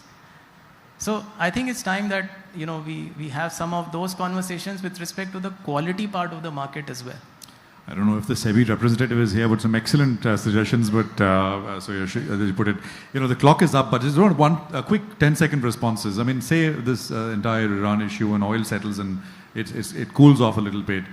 What are the 1 or 2 things you'd watch as you look ahead in the next 12 to 18 months with regards to the credit cycle? What are going to be the sort of markers? How would you assess how strong or how weak this cycle is going to be from here, Suyash? So first and foremost, the re-anchoring of market rates to RBI policy rate. From there, reasonable volatility to credit spread pricing. So today, you are in an environment where the non-SLR curve moves by 50-60 basis points over 3 or 4 weeks. And then, take it from there. Like I said, and I think like Krishnan and Amit also said, it's a very disparate credit market right now. So there are parts of it where you have had 20% CAGR growth rate for 5 years. There are parts of it where there is excess capital, etc. So that part you can basically figure out bottoms up. Krishnan? I think 2 things. I would say interest rates and interest spreads stabilizing or coming down, and investors starting to move down the credit spectrum. These 2 are important for stability to come. Because the other thing why I'm saying that is because today, AAA corporate is also going to the banks to borrow rather than from the capital markets, because he's getting finer rates there. So there needs to have some semblance of stability. Kruti? Credit to deposit ratio, as we are already watching, and how the NBFC spreads are moving, because NBFC is the key pillar where your small industries get financed, and if there the stress is coming, then probably it's a wake-up call. So credit to deposit ratio. Amit? Sorry, I'm coming to you last. So others have spoken. That's okay. It's a slightly different take on this. I think we should just work on allowing the markets absorb this risk. So let's just work on the infrastructure part. I would think that we should make sure, Maninder madam also mentioned about it, we should make sure 18 months down the line, if any investor has the risk appetite, he should not be unable to buy a bond just because of lack of capital. So just make the repo markets work. Believe me, Which is you should be able to repo corporate bonds, basically. You have to allow people to borrow against in a repo market, which should be liquid, available to everyone. Risk appetite is very different from balance sheets.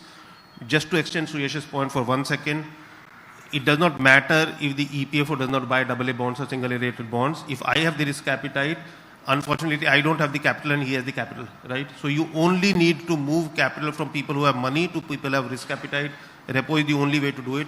Just do it properly and the markets will become much more liquid. We'll be able to handle some of these stresses much more easily. I mean, I think excellent suggestions, excellent conversation. Amit, Shruti, Krishnan and Suresh, thank you very much, all of you, for being here. Thanks very much for being a wonderful audience. Thank you.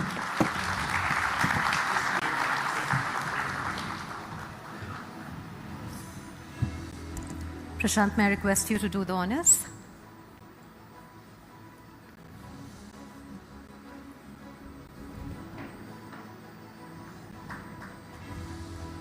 The Grow Billion Trees certificate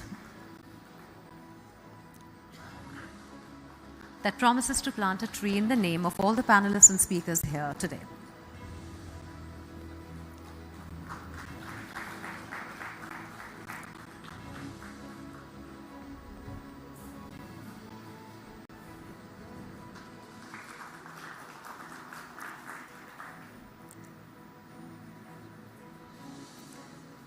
Thank you to all of you. And Prashant, may I request you to stay back, please. All right, now we are moving on and talking about why fixed income matters at all. So as markets evolve and investor priorities shift, fixed income is increasingly becoming a key part of building a balanced and a resilient portfolio. And at a time when volatility, global uncertainty, and changing market cycles are reshaping investment strategies, investors are now beginning to look beyond short-term excitement and focus more on stability, diversification, and long-term wealth creation. So how should investors be thinking about investing, whether on autopilot or actually reviewing? And where does fixed income fit into this narrative and a modern portfolio story? May I invite on stage Basant Bafna, Head Fixed Income, Mirae Asset Investment Managers, India, to come on stage, and Prashant to take over for the fireside. Thanks again. Thank you, Basant, for being here. So, you know, the case for equities is often made at conferences like this. The case for bonds is not made often enough, and I think that's what we're doing here. So it's great to be doing this. But is that sort of, you know, in your assessment, how people view bonds? I mean, you know, either the long-held view always has been that, well, either chase growth, buy equities, or go absolutely safe, and then you sort of start thinking about fixed income. So has that balance started to come through, in your opinion, with how people think about, how investors think about fixed income, about bonds? If you look at the overall asset allocation of investors, and especially when you look at through the mutual fund route, I mean, you distinguish between retail investors and institutional investors. And when you look at how asset allocation has happened over a period of time, retail investors are increasingly tilted, and they've continued to do so by way of either equities or hybrid funds. But if you look at, say for instance, ETFs also have increased over a period of time. But if you look at fixed income, I mean, as an asset allocation, it's been significantly minuscule. And if you look at the money that's lying in traditional bank deposits, it's significantly higher. But when you look at overall asset allocations for investors, and when you put money in a bank, I mean, of course, banks also look at their asset liabilities, right? And when they look at their overall assets and liabilities, typically you have, and Lata alluded to that earlier in the conversation, that, you know, you have floating rate linked assets, which is significant in your balance sheet. And to fund that, you know, your overall requirement of funds is broadly concentrated in the shorter end. So that's why when you look at your bank FD rates, your bank FD rates are primarily the best in the 1 year part of the curve.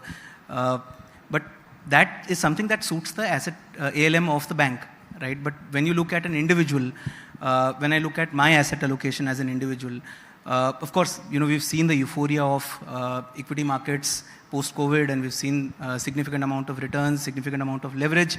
But when I look at an overall asset allocation, and if I have an asset liability requirement, then you sort of try to blend your asset liability requirement based on the underlying balance sheet of the bank.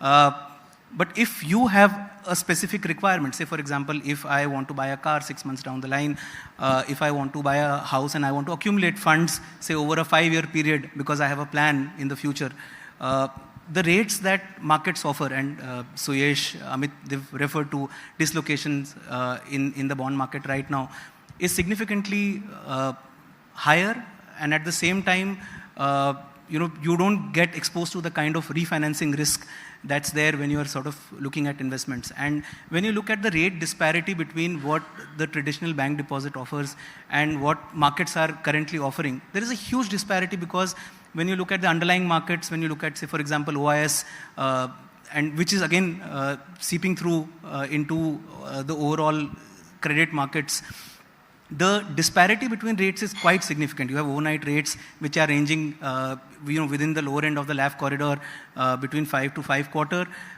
and at the same time you have CD spreads, AAA PSU, which are ranging, at least for 3 months also, you are having spreads at close to 225 basis points, which is quite significant, as close as a crisis period.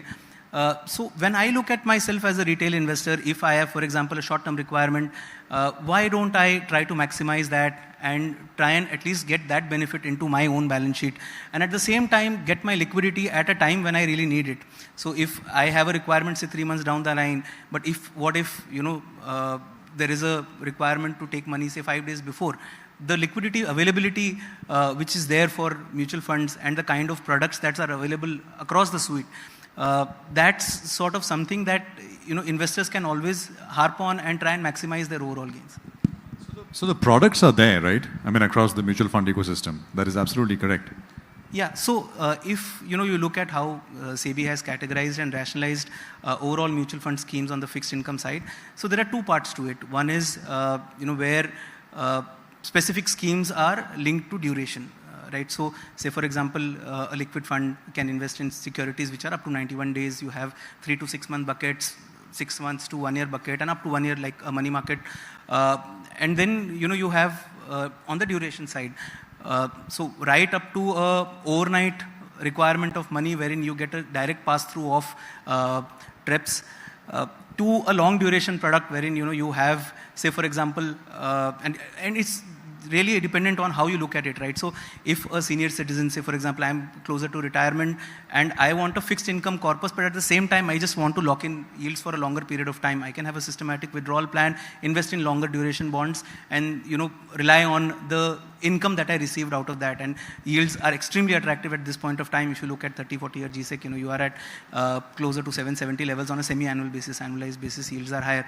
So when I look at the spectrum of themes, one is on the duration side and the other is on asset allocation. So you have money market funds which are meant to look at products, underlying products or securities which are only up to 1 year. You have banking PSU which looks at only high quality banking and PSU stocks, securities. Then you have corporate bond funds and so on and so forth. You have another category which is a dynamic bond fund wherein you rely on the asset manager to take duration calls or credit calls on your behalf. So spectrum of products are there. It's already available.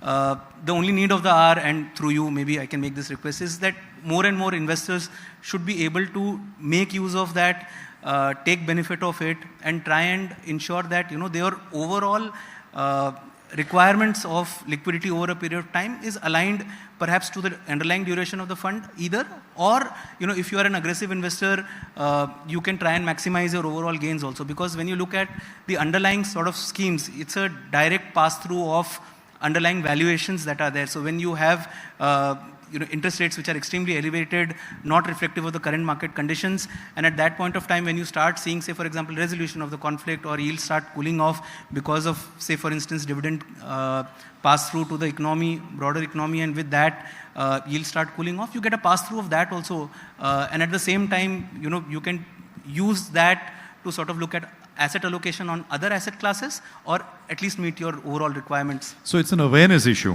basically, Basant. That's what, it's an awareness, the messaging, Yeah, so if you, it's not been sold well enough. So yeah, if you look at, say, tier 1 cities to tier 2 cities, the asset allocation is quite different. You look at top 30 cities versus cities below. The asset allocation is significantly higher for top 30 cities as compared to the bottom cities. Similarly, when you look at retail investors versus institutional investors, the asset allocation of retail investors are primarily concentrated towards, say, equity hybrids and so on and so forth. But if you look at institutional investors, they are the overall asset allocation is quite balanced between debt, between equity, between. My ETFs, question and so though on was and so more forth. retail. I mean that category. Institutions, yes, I mean they're well balanced. But my question was largely focused on what. Yeah, so I mean, at a time when as and Suresh yes, there is a also- taxation issue, and perhaps that gets sorted out, etc. But we're saying, well, at some point that will get corrected. It won't stay like that forever. But what needs to be done, in your opinion? So yeah, fixed income markets, of course, are complicated. So Suresh alluded to this as well during his remarks that, how do you sort of explain, I think it was Datta who alluded to the fact that, you talk about yields and prices and you put disclosures around it, right? That we do, as she said, with every piece. But yeah, go on. Yeah, but if you look at the underlying theme, now SEBI has made it so simple, and it's a matter of, time wherein you have the underlying youth coming into the economy, understanding more complicated products. But at the same time, when you look at the underlying classification, what SEBI has done, you look at classification by way of duration, while you look at mod and macular duration, all of that. But if you just simplify it and you talk about, if I have an investment horizon of 6 months, if the fund is operating at a 6-month duration, just try and simplify it and talk about yields which are prevailing at, say, for example, today, close to 770 to 780. And you look at traditional fixed deposits, which are at, and it's very simple message to take, right? So you have fixed deposit, 6-month FDs are at closer to 6% or perhaps below that, right?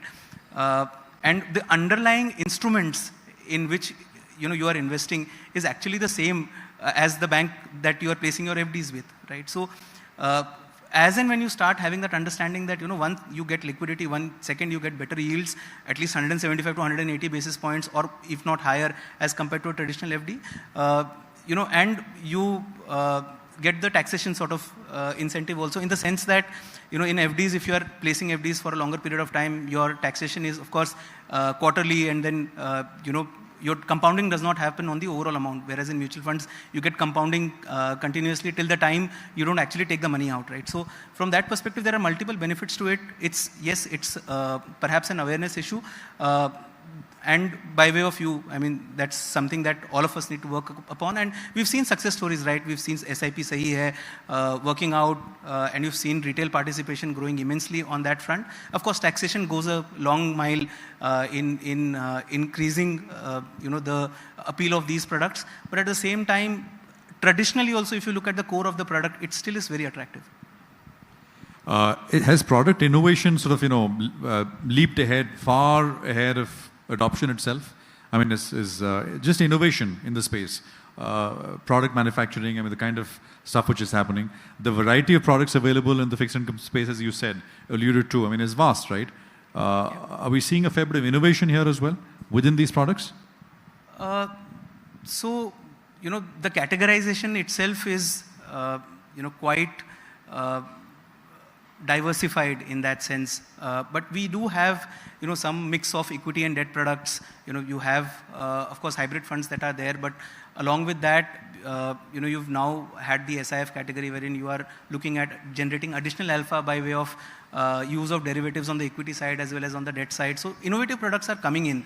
And now, you have that benefit of not just relying on derivatives for hedging, but be able to generate additional alpha by way of derivatives as well under portfolio. So you have innovative products that are coming in, but the key message is that, you need to first increase the overall participation in the traditional products itself, right? And the underlying products which get more and more complicated, you first need to build those bases for the first line and then move towards introducing complicated products. So broadly what is happening right now is that these sort of products are meant mainly for institutional investors because they understand the risk, and that's why there is a threshold also to the amount that these investors can invest. There is a minimum threshold because you expect that these investors understand the underlying products and the risks that are involved in those products. What is the one sort of mistake that you see? I mean, throughout your, what is the most common mistake people make when building long-term portfolios, trying to achieve this balance between growth and stability in their portfolios? Basant. If I want to keep it short, don't look back and make investment decisions. There is a lot of opportunities that lie, but you don't need to be clouded by what's happened in the past. So if you've seen a lot of volatility in the recent past, you look at the fundamentals and you see that there is still a lot of value. Let me just give you an example. Now, over the last 3 decades, on a decade-on-decade basis, you've seen inflation become significantly lower over a period of time, right? And when you look at the next decade, and you look at a product which sort of beats inflation, you look at long durations, for example, 30-year, 40-year papers at closer to 770, and if you consider the next decade as a 3%, 4% sort of inflation, what is a risk-free product that beats inflation by closer to 370 basis points? Right? So fundamentally, if it makes sense for you, it makes sense for you. But if you look at the past and you say that yields are going up, markets are uncertain, but over the next decade, your economy is still very strong, right? So you look at an underlying asset allocation and you invest, and that sort of perhaps is of more value rather than timing the market. I think that advice holds true for equity as well. Don't look back, look ahead when you invest. And as you said, perhaps a nice slogan for bond markets, right? Like as you said, SIP sahi hai, mutual fund sahi hai. We need equivalent of that for bond markets as well. So maybe we'll come up with something. Thanks very much, Basant, for a great chat. Appreciate you joining us here on stage. Thank you very much. Thanks, Prashant. Thank you.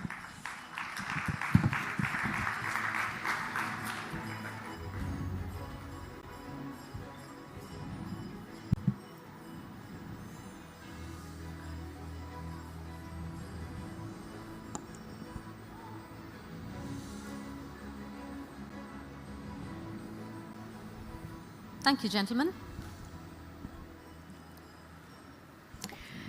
All right, so far we have explored the evolving role of bonds, the credit cycle, and why fixed income is becoming increasingly important in today's investment landscape.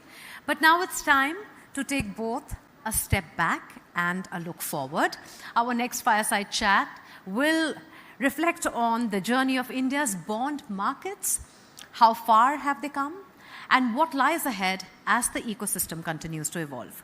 And to decode the history of the Indian bond market and the way forward, please welcome CNBC TV18's Manisha Gupta, who will be in conversation with A.K. Mittal, MD and CEO, A.K. Capital Services.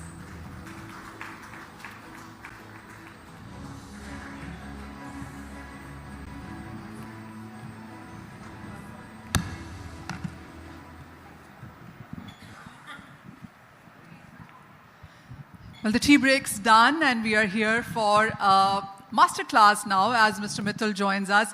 Mr. Mittal, thank you so much for taking time. और हम यहाँ पर full masterclass करेंगे, जानेंगे कि bond की history क्या है, and यहाँ से way forward क्या है आगे. Mr. Mittal, 90s में ये बहुत controlled market हुआ करती थी, और फिर हमने देखा market driven auctions यहाँ पर होते थे, institutional overhaul था, corporate bond markets में एक rise आता हुआ देखा. प्राइवेट प्लेसमेंट बूम्स आए, उसके बाद हमने रिटेल एक्सेसिबिलिटी यहाँ पर आते हुए देखी, और अब तो हम यहाँ पर डेरिवेटिव्स की बात कर रहे हैं, टोकनाइजेशन की बात कर रहे हैं. कैसे देखा है आपने ये पूरा चेंज, और आप क्या कहेंगे, what is the major fundamental gain that we have seen across the market in all these years? Right, तो I am the only speaker जो हिंदी में बात करेंगे. I hope you will agree with that. I will speak in Hindi. 1984 में Tata steel सबसे पहले NCD लेके आया था. वो एनसीडी अनलिस्टेड था और उसने अपने इक्विटी शेयर होल्डर्स को ही वो एनसीडी दे दिया. इसके बाद issue. Aditi, would you want to join us? Mr. Mittal, 1 second. Aditi, please. Yeah, I was looking at that chair and wondering. Yeah, for you. 94 में IDBI, IFCI, ICIC 16 करीब 25 साल के लिए पेपर लेके आए और उसका नाम दिया उन्होंने फैमिली बॉन्ड। उसका ब्याज था 16%। 25 साल के से लेके 29 साल के पेपर थे वो। ICICI बैंक ने अच्छा किया, उसमें पुट रखा। IFCI ने बाद में उसको फोर्सली मैच्योर कराया, कोई क्लॉज थी उसके अंदर, वो 7, 8, 9 साल में बॉन्ड मैच्योर करने पड़े। चूंकि 16% का ब्याज पॉसिबल नहीं था। वो बात अलग है कि उस समय इन्फ्लेशन भी 8-10% था, जो ग्रॉस इन्फ्लेशन था। उस बॉन्ड को बेचने के लिए हम बाजार में गए। उस बॉन्ड को बेचने में क्या बात थी कि हमने कहा सीधा, ये आपका पैसा 4 गुना हो जाएगा, तो आप इस बॉन्ड को ले लीजिए। हमारे को बहुत अच्छी फीस मिलती थी, मतलब ब्रोकरेज कहना चाहिए 1.5% की फीस हमको ICICI बैंक, IDBI बैंक ने दिया। तो we were so happy. But उसमें क्या था? कुछ भी नहीं था। उन्होंने उस बॉन्ड से पैसा लिया और बाजार में क्रेडिट के लिए उतारा। तो आप देखिए कि जो 16-18% पे पैसा गया, तो IFCI उस बॉन्ड के चक्कर में साफ हो गई बाजार में से, क्योंकि 96 में उन्होंने बॉन्ड उतारा और 2001 में IFCI के साथ प्रॉब्लम आ गई। ICICI बैंक ने खैर उस बॉन्ड को रिडीम कर दिया एंड से। तो वो जो टाइम था, वो बॉन्ड मार्केट नहीं बल्कि कोई भी इंस्टीट्यूशन अपनी रेपुटेशन, अपनी स्ट्रेंथ के बेस पे अनलिस्टेड पेपर बेचा करते थे। कोई IM नहीं होता था, किसी तरह का कोई कॉवेनेंट नहीं होते थे। इन्वेस्टर सिर्फ ये देखता था ये बॉन्ड किसका है। टाटा ने बॉन्ड निकाला, उस समय कुछ ग्रासिम के बॉन्ड आए। रियल बॉन्ड जिनकी हम आप बात कर रहे हैं, वो बॉन्ड बहुत बाद में आए अपने, जिनकी मैं भी एक के बाद एक डिस्कशन करूंगा। मैं बीच में जैसे मैंने कुछ पॉइंट लिख के लाया हूं, तो माफ करना, मैं इसमें से देख के कुछ बोलता रहूंगा, आप लोग मुझे परमिशन देंगे। 2000 में इंश्योरेंस और 2008 में PF पेंशन ग्रेचुटी इस बाजार में आए एज ए सब्सक्राइबर। इस तरह से बॉन्ड मार्केट का इवोल्यूशन हुआ। पहले बहुत कुछ ही गिने चुने इन्वेस्टर्स होते थे, बैंक की इन्वेस्टमेंट डिपार्टमेंट होती थी, और कहीं ना कहीं इंश्योरेंस कंपनियां तो जैसे मैंने बताया बाद में आई। HNIs वगैरह कुछ होते थे बड़े सेलेक्टिवली। मिस्टर मित्तल, आपका माइक बहुत दूर है। अच्छा, यस, पास रखिए ताकि हम सब सुन पाए। I would like to tell the audience, it's the first time my father has ever come on a stage. But he's very, very prepared. And I would like to say, 30 years, this man has worshipped bond market. Thank you boss. Bond का मतलब था maturity तक hold करना, या फिर सामने वाला, जैसे मैंने बताया कि वो फैमिली बॉन्ड्स में पुट करके आ गए थे। बीच में कोई बाजार नहीं था, किसी तरह की कोई लिक्विडिटी नहीं थी, तो it was held to maturity. तो उसमें आमतौर पे जो लोग इंडिविजुअल थे वो आते नहीं थे, क्योंकि उनको लिक्विडिटी की जरूरत थी। तो यहाँ से हमारा ये बाजार मनीषा शुरू हुआ। अब ये जो बाजार पहुंचा है, हमसे पहले सभी लोग बता चुके हैं कि आज बाजार में लिक्विडिटी है, उसके लिए सबसे बड़ा काम OPPP कर रही है। और अभी मैं उस फिगर बोलूँगा कि उन्होंने 26 लाख ट्रांजेक्शन्स करे हैं। पहले साल में वो 19 लाख ट्रांजेक्शन्स थे, एक साल में ही 26 लाख ट्रांजेक्शन OPP पे हुए हैं। That's a record. आज कोवेनेंट में हम लोग उसमें पूरी सारे कोवेनेंट डालते हैं। जो पहले कोवेनेंट्स होते थे, जो शुरुआत में वो कहीं ना कहीं इशूअर के फेवर में होते थे, आज जो कोवेनेंट हैं वो हम लोग इन्वेस्टर के फेवर में बनाते हैं। क्योंकि हमारा कहना है कि जो इशूअर के पास पैसा आ गया, वो पैसा अब वापस विद ब्याज इन्वेस्टर को मिलना चाहिए। तो market is tilting. So mister Mittal, आप कहेंगे इतने सालों में इतने सारे चेंजेस यहाँ पर हुए हैं, गवर्नमेंट बोरोइंग्स बहुत बड़ी है, ग्लोबल अनसर्टनिटी इतनी ज़्यादा है, आपको लगता है इंडियन बॉन्ड मार्केट अब मैच्योरिटी की तरफ जा रही है? देखिए, इंडियन बॉन्ड मार्केट अभी शुरू हुआ है। You will surprise to know. अभी हम सब लोग बात कर रहे थे, सब लोग ब्याज की बात कर रहे थे। ब्याज is a factor of demand and supply of money. हमारे पास, मैं अभी एक फिगर दिखाऊंगा, मेरे एक जूनियर वो दिखाना चाहेंगे बॉन्ड मार्केट के ऊपर। जरा एक वो फिगर डालना है इसके ऊपर। हाँ जी, we can see it. Yes, you can see. एक ये इंटरेस्टिंग फिगर है, मैं आपको दिखाना चाहता हूँ। इंडिया में हमारा GDP 3.95 है, US में 31.86 है, और चाइना में 20.4 है। आप देखिए हमारे पास कॉर्पोरेट बॉन्ड सिर्फ 0.64, US में, ये ट्रिलियन में फिगर है, US ट्रिलियन। यूएस में 11.55 एंड चाइना में 11.15। That's a corporate bond figure. Percentage कितना है? 16%, 36%, 55%। 16% 4 ट्रिलियन का, और जो 12% 11.55 है वो 32 का, और ये 20 का 5.5। तो हमारा बाजार बहुत छोटा है, बहुत छोटा बाजार है अभी। वो मैं अभी बताऊंगा उस बाजार को कैसे बड़ा करना है। अभी दूसरी फिगर आई है, जो म्युनिसिपल बॉन्ड्स आप देखें, हमारे पास सिर्फ अभी तक 0.5 बिलियन का म्युनिसिपल बॉन्ड्स हैं। यूएस में वो बॉन्ड्स 4.4 ट्रिलियन के हैं, और चाइना में 7.65 के मिलियन बॉन्ड्स हैं। ये जो 4 जो मैंने बताया अपने 5 बिलियन का हमारा पास बॉन्ड है, उसमें मैं नफिट के चेयरमैन बैठे हैं मिस्टर राय। मैं थैंकफुल हूँ, आधे बॉन्ड उन्होंने सब्सक्राइब किए हैं म्युनिसिपल बॉन्ड्स के। I am so thankful to him. No doubt that bonds are going to the retirement benefit funds also. मैं वापस आता हूँ कि आप देखिए कि जो इंडिया है वो मैं टोटल कर रहा हूँ, जीसेक हमारे पास 2.19 है, और यूएस के पास 36.7 है, और चाइना के पास 13.40 है। आप देखिए मैं इन सब का जब टोटल करता हूं तो इंडिया का जो बोरोइंग है 72%, यूएस का 151%, चाइना का 120%। तो आप देखिए कि हमारे 4 बिलियन में हमने सिर्फ 72% बोरो किया है कलेक्टिवली। यूएस ने 32 के अगेंस्ट में 151%, चाइना ने 20 के ऊपर 120%। जो कई लोग बोल रहे थे कि हमारी क्रेडिट बड़ी बेनाइन है, मैं कहता हूं वो कोई अच्छी बात नहीं है। क्रेडिट बेनाइन होना कोई अच्छी बात नहीं है। जो लोग पैसा ले सकते हैं वो आज पैसा नहीं ले रहे, इसका मतलब क्या है कि वो बाजार को बड़ा नहीं कर रहे। मेरी अगर कैपेसिटी है बोरो करने की तो I should borrow it. Borrowing से ही बाजार बड़ा होता है। इंडिया की जो प्रॉब्लम है वो हमारी सेविंग रेट जो 18-20% थी, वो ही 20-22% हमारी सेविंग रेट चल रही है। मैं बार बार यहाँ चाइना का मुकाबला करूंगा, उनकी सेविंग रेट आज की डेट में करीब करीब 40% है, हमारी 30% है, उनकी 40% है, और 40% ऑफ देयर जीडीपी।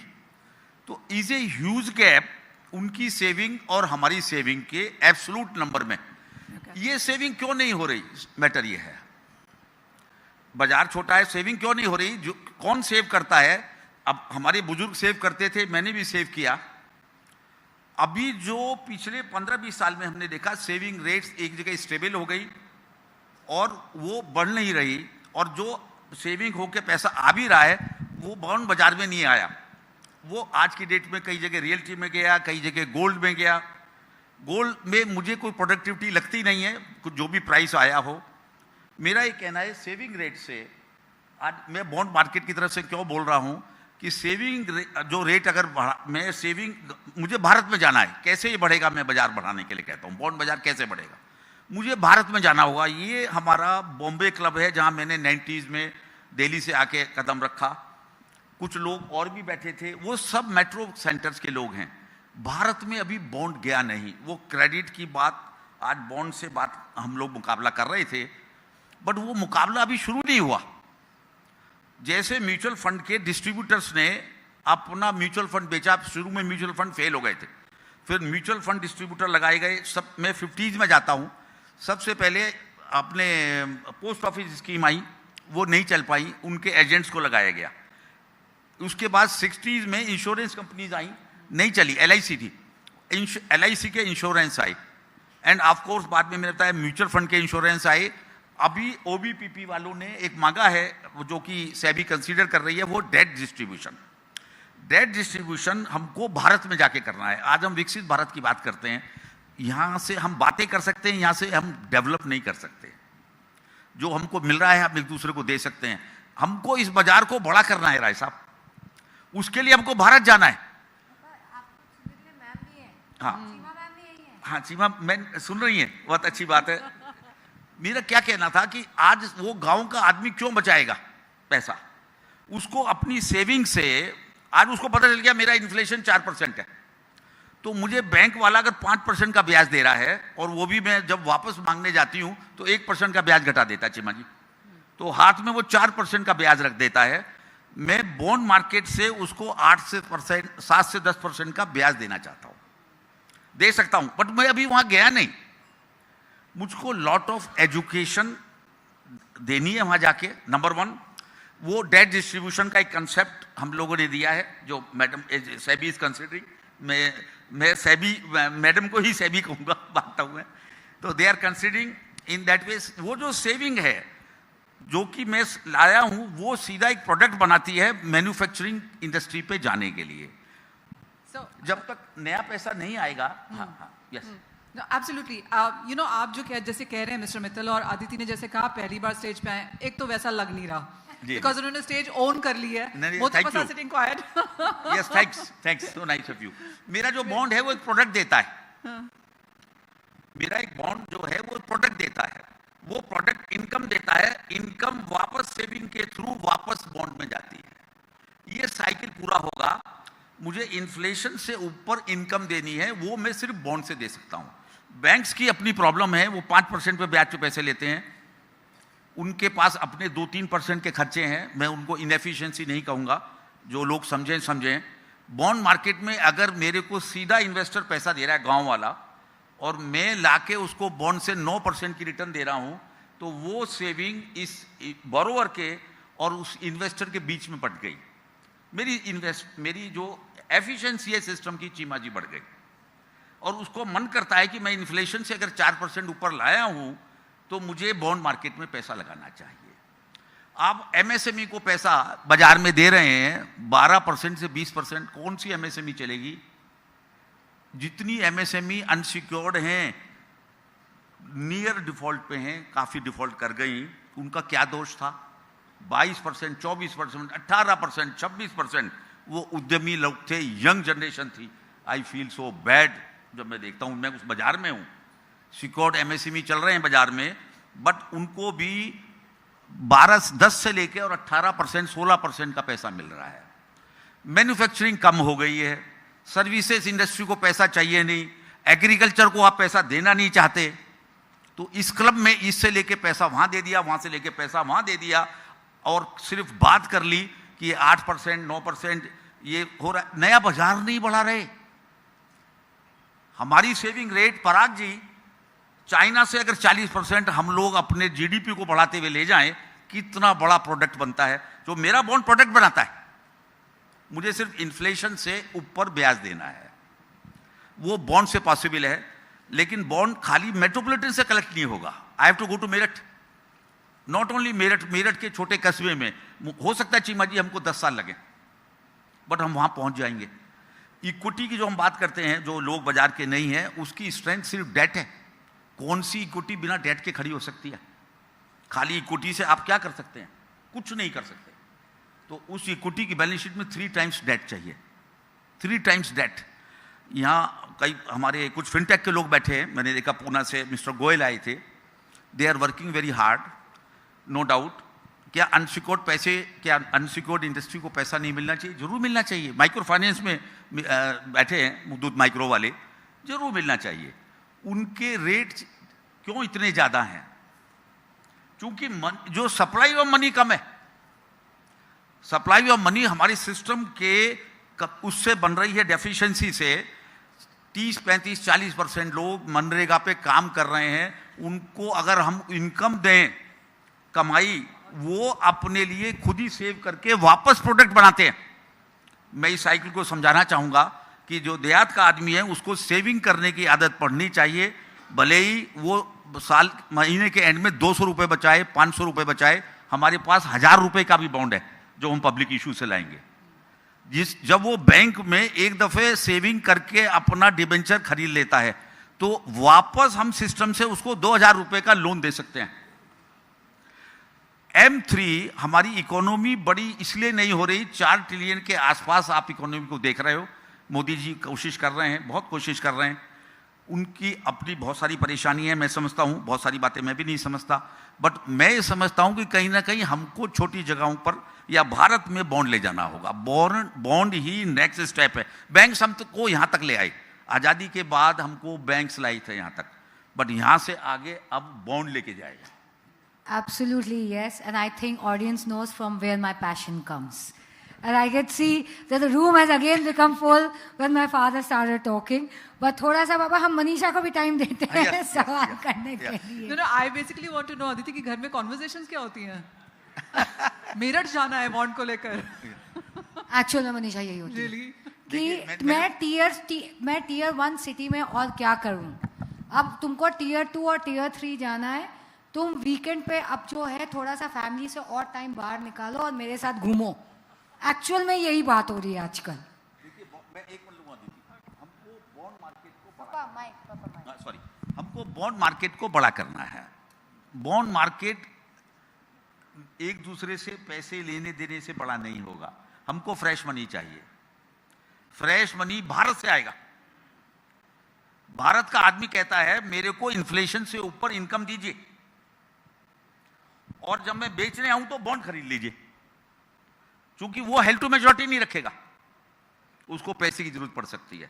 क्योंकि बॉन्ड वाला कहता है मुझे 3 चाहिए, मुझको प्रिंसिपल टाइम से वापस चाहिए, मुझको ब्याज चाहिए और अगर मैं बेचने आऊं तो वापस खरीद लेना. वापस खरीदने के लिए मिस्टर उन्होंने बहुत अच्छा किया. रिलायंस वालों ने कहा कि यस, मिस्टर त्रिपाठी जी ने कहा कि हम मार्केट मेकिंग करेंगे जो सेबी करने जा रही है, बड़ी मार्केट मेकिंग. नो डाउट जिस समय वो बॉन्ड बेचने आए तो कोई खरीदार होना चाहिए. सिस्टम को हमने ही डिफॉल्ट प्रो डिफॉल्ट बनाया हुआ है. आज स्टेट लेवल में मैं काम कर रहा हूं 70 से. कई स्टेट लेवल के पेपर लिक्विडिटी ना होने की वजह से डिले हुए, डिफॉल्ट नहीं हुए. एक व्यापारी को डिफॉल्ट करता है, वो मेहनत कर रहा है, उसने डिवेंचर निकाला था, तो अगर उसको हम उसी से पहले एक डिफॉल्ट स्वैप जो आरबीआई ने कभी कहा जो यूरोप में स्टेट्स में चलता है, हमारे यहाँ क्यों नहीं है वो डिफॉल्ट स्वैप, मैं उसका प्रीमियम देने को तैयार हूं. जब मेरे से मैं बॉन्ड निकालूं मैं डिफॉल्ट स्वैप की प्रीमियम दूंगा. जितनी नीचे की रेटिंग है, आपने कहा कि वहाँ यूएस में जापान में कई जगह रेटिंग नहीं है, बहुत अच्छी बात है, बट हमारी मजबूरियां हैं, हम रेटिंग हैं. लेकिन मैं लो रेटिंग में चाहूंगा कि स्वैप के साथ, डिफॉल्ट स्वैप के प्रीमियम के साथ बाजार में वो आना चाहिए. It's difficult to when I am giving the swap, but वो स्वैप में थोड़ा टाइम लग रहा है इस डीएल में. एक मेरा दूसरा कहना है कि जैसे डीआईसीजीसी है बैंक के लिए, मैं जो पब्लिक इशू लाऊं और जो कहीं ना कहीं नॉन इंस्टीट्यूशनल इन्वेस्टर आए, डीआईसीजीसी की तरह मेरे पास एक प्लान है. वो है कहीं ना कहीं हम डीआईसीजीसी की तरह अपना इंश्योरेंस ला सकते हैं इसी तरह का. उसको हम कहेंगे fix income credit guarantee scheme. उसके लिए एक्सचेकर पर कोई प्रेशर नहीं है.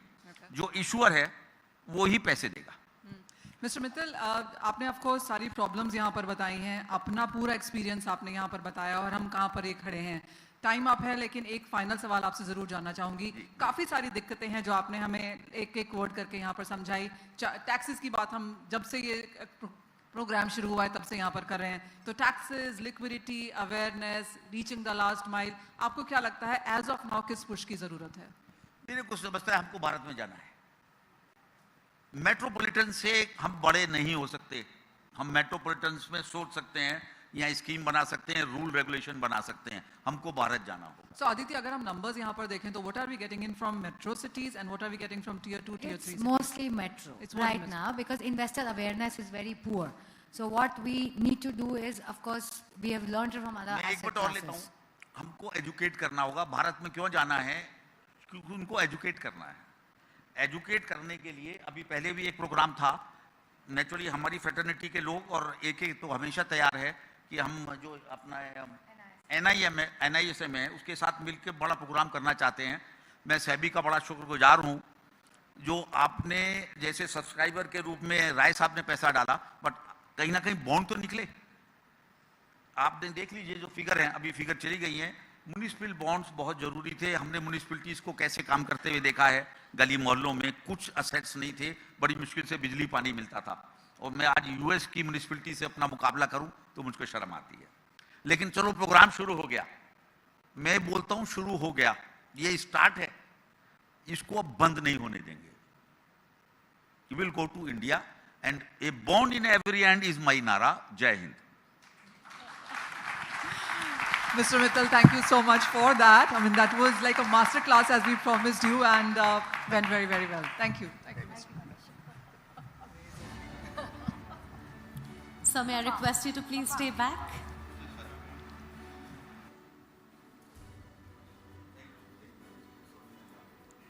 Ladies and gentlemen, a big round of applause for what has already been the session of the evening, I would say. Yes. Moving on, let's talk about building India's infrastructure through bonds. So India stands at the cusp of one of the most ambitious infrastructure expansion stories in the world. And from urban transformation and mobility to public infrastructure and smart development, financing this growth sustainably will be critical to the country's long-term economic vision. And increasingly, bond markets are expected to play a very important role in enabling that transformation. And our next panel brings together some of the most influential voices from India's development infrastructure and policy ecosystem for a conversation on building India's infrastructure. And Manisha is already here. And joining her on the stage are her panelists to talk about building India's infrastructure through bonds: Rajkiran Rai, GMD, NAPWID; Shri Pamela Sunil Kumar, IAS Commissioner, Bangalore City Corporation North; Ajay Saxena, Head of the Public-Private Partnership Cell, Government of Maharashtra; Rajkiran Rai ji, MD. Sorry about that. Sanjay Dubey, IAS Additional Chief Secretary, Ministry of Urban Development, Government of MP; and Praveen Pardeshi, CEO, Maharashtra Institution for Transformation, Mitra.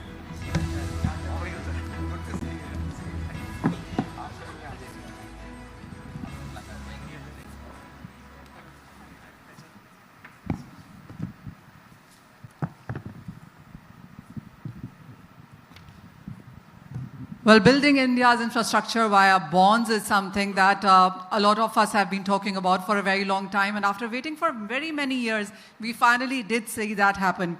So when you look at India's infrastructure ambitions today, they are larger than the traditional sources of finance.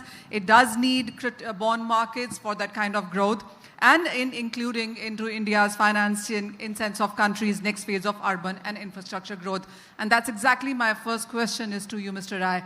Have we arrived? Because everybody seems to be saying that, one, we've arrived, maybe, we are starting, but we have seen just so many states and municipal corporations finally reaching out to bonds as the way to raise capital.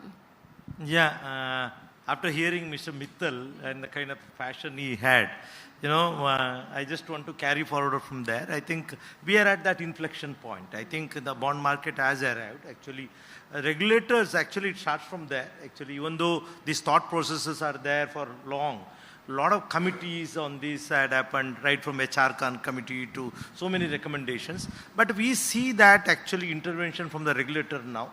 All the ecosystem is being built now. I think the time has come that the bond market will fund infra growth of the country. There are certain perspectives we need to build on that.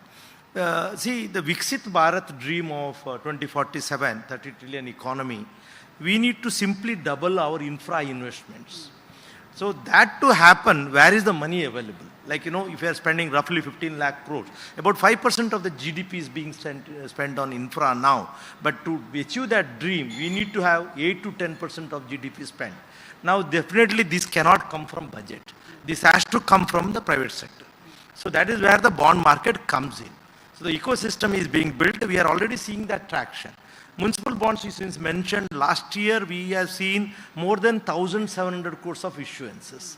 And this year, the kind of discussions I am seeing, actually more than 5,000 crores of issuance is given, and there is no wonder municipal bond issuance will cost 10,000 crores next year. Because there are policy incentives and a lot of urban local bodies are really priming themselves for this issuance. But the bigger piece is on infra, because municipal bond is still very, very small market for our requirement. The infrastructure funding, all centered, none, it is happening through the normal loan market, actually. And once it becomes operational, that asset need to move to bond market. That is what happens in developed countries. So that is where actually the interventions have to come. Now, once that happens, the bank limits will get freed up because banks actually are really tight on liquidity now on the liability side. Infra generally happens in 15 to 30 year bucket. And commercial banks are not natural candidates to lend to infra long-term projects. So today if you see, it is about 34 lakh crores of infra finance book. Out of that is only 12-13 lakh crores which is coming from commercial bank. The rest is coming from the NBFCs and other players like us. Already commercial banks are almost shrinking their share. So now we need to get the bond market in for funding the infra projects. So this is a cycle where the greenfield is still be done by banks because they can assess the risk better. But the operational asset have to move to the bond market. I'll just bring one last point here.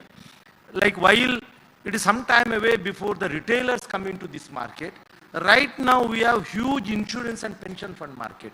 Because there was a slide on financial savings of the country. If you look at the financial savings, 30% of the financial savings is going to insurance and pension funds. Almost equivalent to what is going to the banking. So now their assets under management is growing between 15 to 20 lakh crores every year. But they are not finding way to the corporate bond market. So if the day we are able to bridge that gap, at least 4 to 5 lakh crores of money from insurance and pension can flow to the bond market, and that will address our requirement of infrastructure need for the next 4-5 years. Mr. Rai, NABFID was basically created to strengthen exactly this. What do you think is the biggest financial gap that still needs to be covered? I mean, you've given us all the numbers, right? But where do you see the problem now coming in from? Actually, there is a perception issue. We can call it recency bias. Like the whole investor class, including many of the lenders, feel infrastructure asset is a risky asset. I had a rating agency person Are here. you adding governance issues to that too? No, there are no governance issues. It is a risk perception. Okay. Because generally the default rates were quite high between 2014 to 2017 period. We studied about 2,500 rated infra companies. The default last year was only 0.3%, lower than your housing loan market. So the perception has to change from the investor community about the infra asset class. This is solid asset class. Governance issues we had seen earlier. I think the regulators have done a great job in fixing those issues. We don't see that. Today, as an asset class, it is performing very well. The perception has to change. And till that happens, we have come with a product called credit enhancement, where we are likely to do a transaction shortly actually, where the A-rated entities, actually there are a lot of discussion in the previous panel also on that, A-rated entities or BBB rated entities, we will credit enhance them to AA. Because asking insurance and pension funds to take BBB or A asset is a long story, it is difficult. They will look for AA. But we will make these bonds AA by first loss guarantee, credit enhancement and all that, so that they can subscribe to that. So we have already started these interventions. We are building this market. So once that happens, in the next 1-2 years, we will see the BBB and A issuances coming to the AA enhanced rating, and then the bond issuance happening. We need to do some work on some changes required on the insurance regulations and pension regulations. We are working on that. Even credit enhancement product from the RBI, last year only the new guidelines came actually. We worked very hard for getting all that modifications done. Now the product has become really cheap. Now we need to do some publicity for credit enhancement products so that this can really do that. But NABFID is doing its role in developing the bond market. Mr. Singh, let me come to you then. And when it comes to urban and infrastructure development, and municipal bond, he tells me slightly smaller in that area, where to ensure that we do not stress the traditional sources of finance too much, what do you think needs to be done, and how far have we come? Where are we headed from here? A very valid question for when we are looking at the bond market financing the municipal infrastructure. To be very frank with you, as of now, if you see the whole spectrum of the bond market financing, it's about 5,000 crore worth done in last few years, versus the budget size of all municipal bodies in a country like India would be around 2 lakh crore. So it's a very, very minuscule, I would say, a drop in the ocean as far as the bond market financing the infrastructure for the municipal bonds is concerned. But that does not, should not deter us in assuming that there is not enough opportunity for the bond markets to happen. In fact, there is a lot of stress now by the government of India giving opportunities, not only opportunities, but to also certain extent subsidize to encourage the municipal bodies to come forward and go to the bond market. It's not per se the money that we will be able to raise through the bond. It is the discipline which has to be inculcated into the municipal bodies. It is the governance issues that we need to address once we are doing this. It is a trust issue that we have to do it. And it is also the ownership issue when we talk about municipal bond, that every individual who is a citizen of a particular locality is also a stakeholder into that. If we bring in these kind of trust issues taken care of, and the governance issues taken care of, I don't see that there can be any challenge to the bond market, be it a subsidized or any encouragement given by the government of India or the state government or not. It is essential, and as Mr. Rai has pointed it out and Mr. Mittal was saying, that if we have to grow as an economy and we are aspiring to be a 30 trillion economy in 2047, we need to work on financing the infrastructure. And this will come from urban development, not from the areas where you don't see these kind of things. So there is enough sufficiency, there is enough appetite. Only thing is we need to have our structures in place, and we should have the situation whereby we are able to utilize that money for the productive use of an assets creation. If we don't use it and fritter away these chances, I'm sorry, and I'm afraid that this will be a missed opportunity for infrastructure development and a growth of the country. Mr. Mittal was also showing us all those numbers there, and we are really small in comparison to various other countries there. But when it comes to infrastructure and urban development for that matter, and of course the Viksit Bharat and the kind of plan that India is looking at, what are the sectors and subsectors that you would want to form for us to ensure that we achieve those kind of numbers? Can you repeat the question? I was asking what really needs to be done to ensure that there is financing happening via the way of bonds. I mean, now I represent the Bangalore City, Greater Bangalore Authority, which is split into 5 different corporations. I head the North City Corporation. So this time we have actually planned to raise 1,000 crores of municipal bonds. Sounds ambitious, but then we are starting with that. And we are going to invest this in the major infra project, so elevated corridors. And we are actually looking into the value capture financing. And we put some impact fee and then surcharges of that area where people get a lot of benefit. And that's how we are planning to recover that. And then coming to the repayment, we have certain plans. So 10 years back, I was commissioner. I've never heard of these, municipal bonds and going to the market and raising funds from the market. But after that, after 10 years, now if I see, there's a lot of confidence in us that yes, it can be done. Looking at the market, that we can generate the revenues from there. And in the last 10 years, government has done a lot of reforms in urban areas. There were schemes linked to the reforms. Without reforms, you don't get the funds. So we are forced to do certain reforms, and we are getting prepared for this, and it's exciting. If I may add to the reply that he has just given, we need to have innovative projects taken up. We have to have an innovative structuring of our bonds, and we have to have an innovative use of it. Most of the time you would see it's essentially either on as he has mentioned, on the infrastructure, which is like roads, bridges, culverts, etc., etc. I just want to take a minute explaining there are 2 very different kind of bonds that we are looking at from Madhya Pradesh government. One is temple bond. Nobody has ever heard of temple bond coming up. And today we were in discussions with SEBI, Mrs. Chima, we were having discussion with NAFED, Mr. Mittal.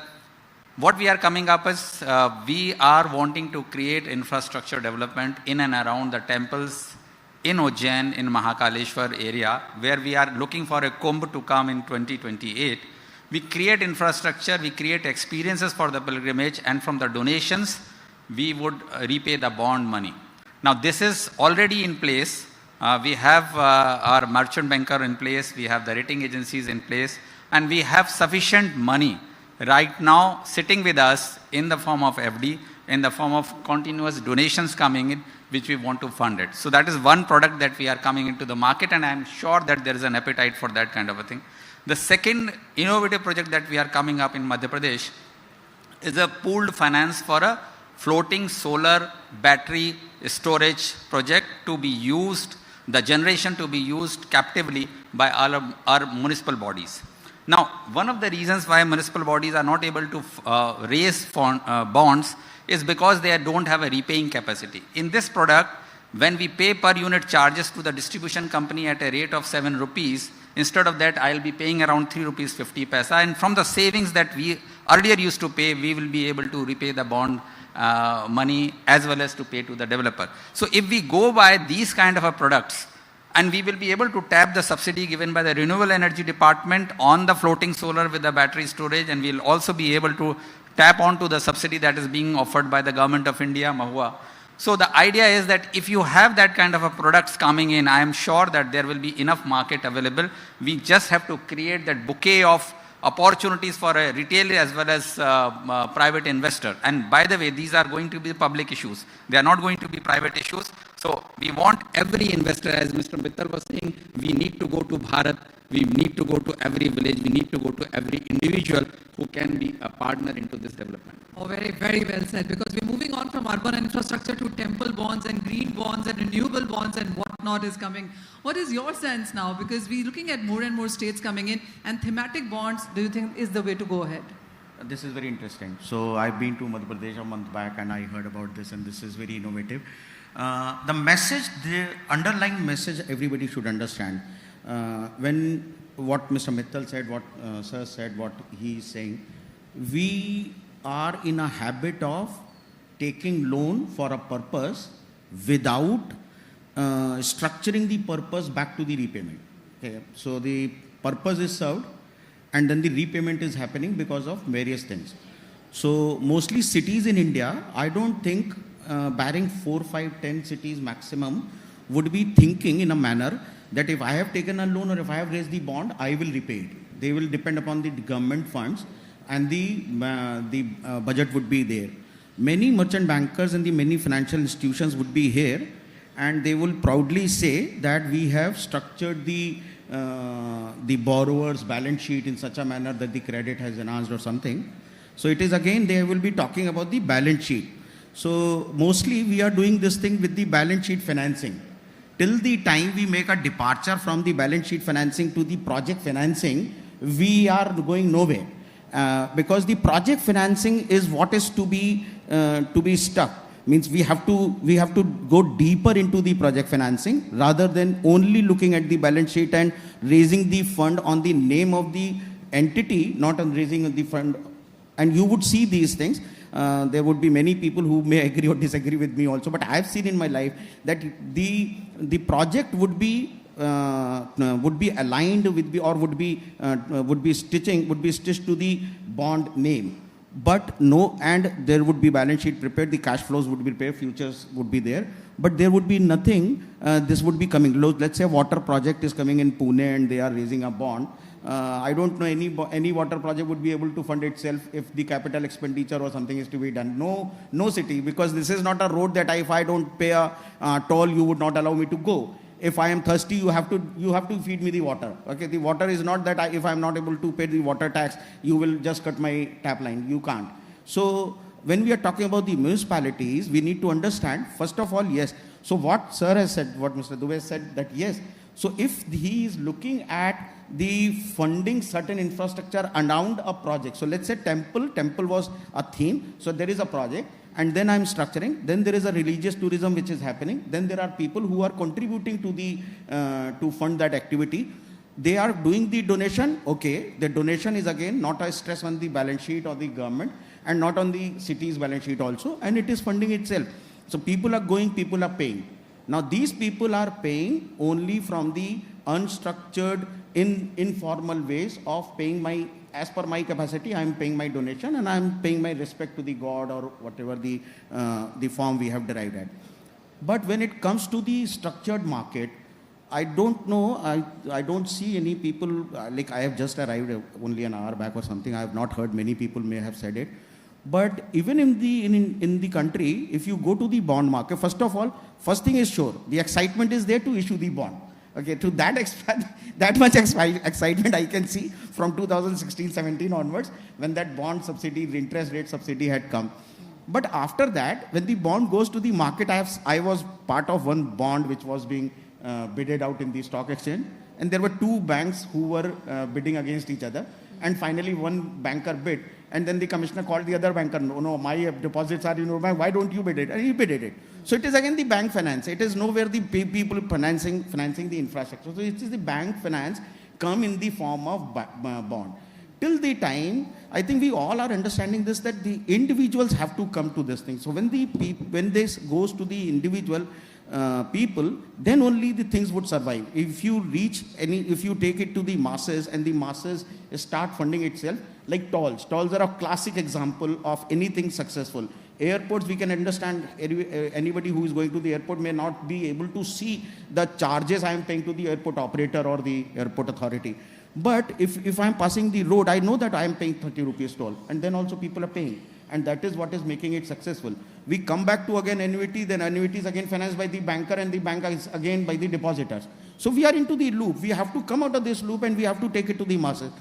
This is the question on the thematic. Yes, theme, I treat it as a project. If anything you do like this, I wish sir a very good success on this, because this would be something that the people would be coming and paying for something. And when the people come, when the masses come, this becomes successful.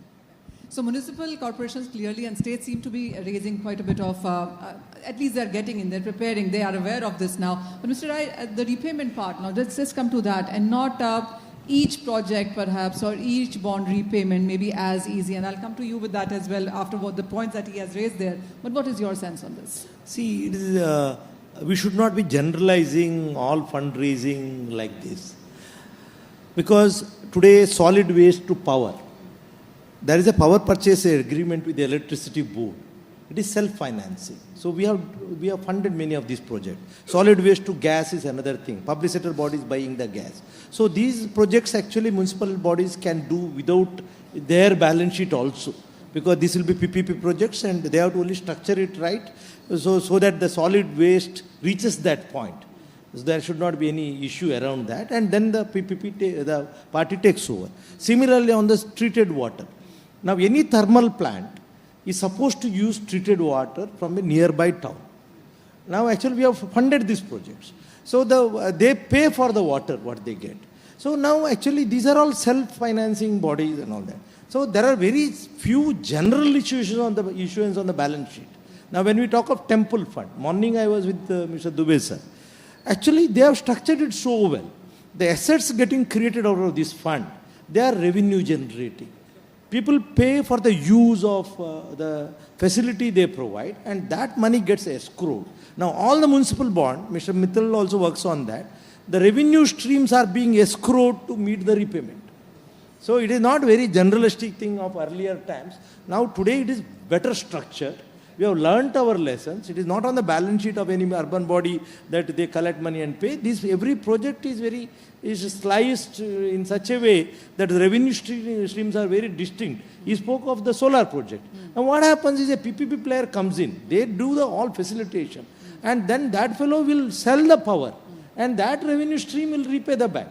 So I think it is structured well, and see, there are issues around urban local bodies. We are looking at a domain of at least 800 local bodies which are capable of borrowing. Because again, I mentioned a number of urban like infrastructure need of the country for 2047. There is an estimate, the requirement is 770 lakh crores. Out of that 350 lakh crores, nearly half of that is supposed to be spent on urban infra. If this is the number we are looking for 20 years, then urban infra, how it will be funded? It will be through this bond market. So, and it will be project specific, it will be properly escrowed, giving safety to everyone. See, generally this, I said the perception issue in the beginning. So many of these are because of our bad experiences of last decade. Now things have moved on. Actually, today every bond issuance is structured very well. So let me come to you with a final question on exactly that. You made your point that sometimes it's self-finance, it needs to be structured better. You have to ensure before you launch a band on how you're going to repay it, and then of course it is about toll system and etc. There are various ways to do it. Let me start with you since you're holding the mic then. What is it, and we have 2.5, 3 minutes to wind this down. What is your sense? What is it that you would tell a municipal body, corporation, on what is that one thing that they should keep in mind to make their issuance a success? I think sir has already mentioned, urban local bodies have a serious governance issue. Actually, they need to fix because their accounting standards are very, very poor. The balance sheets come out after 3 years. The bond market will not accept all this. So urban local body has to get their act together. They have to collect their revenues like property taxes, water tax in time. And once they do that and put a proper balance sheet, and once they issue a bond, then there is a commitment actually. See, there are 22 municipal corporations who have issued bonds till date. And some of them are repeatedly doing it. And they are very successful in issuing bonds. And last year, at least 7-8 new urban local bodies like Agra, Varanasi, Allahabad, these are the bodies who came for the first time. Small issuances, but they all came. So now that means they have fixed their governance issue. In a way, indirectly, by issuing bonds, they are fixing their governance issue.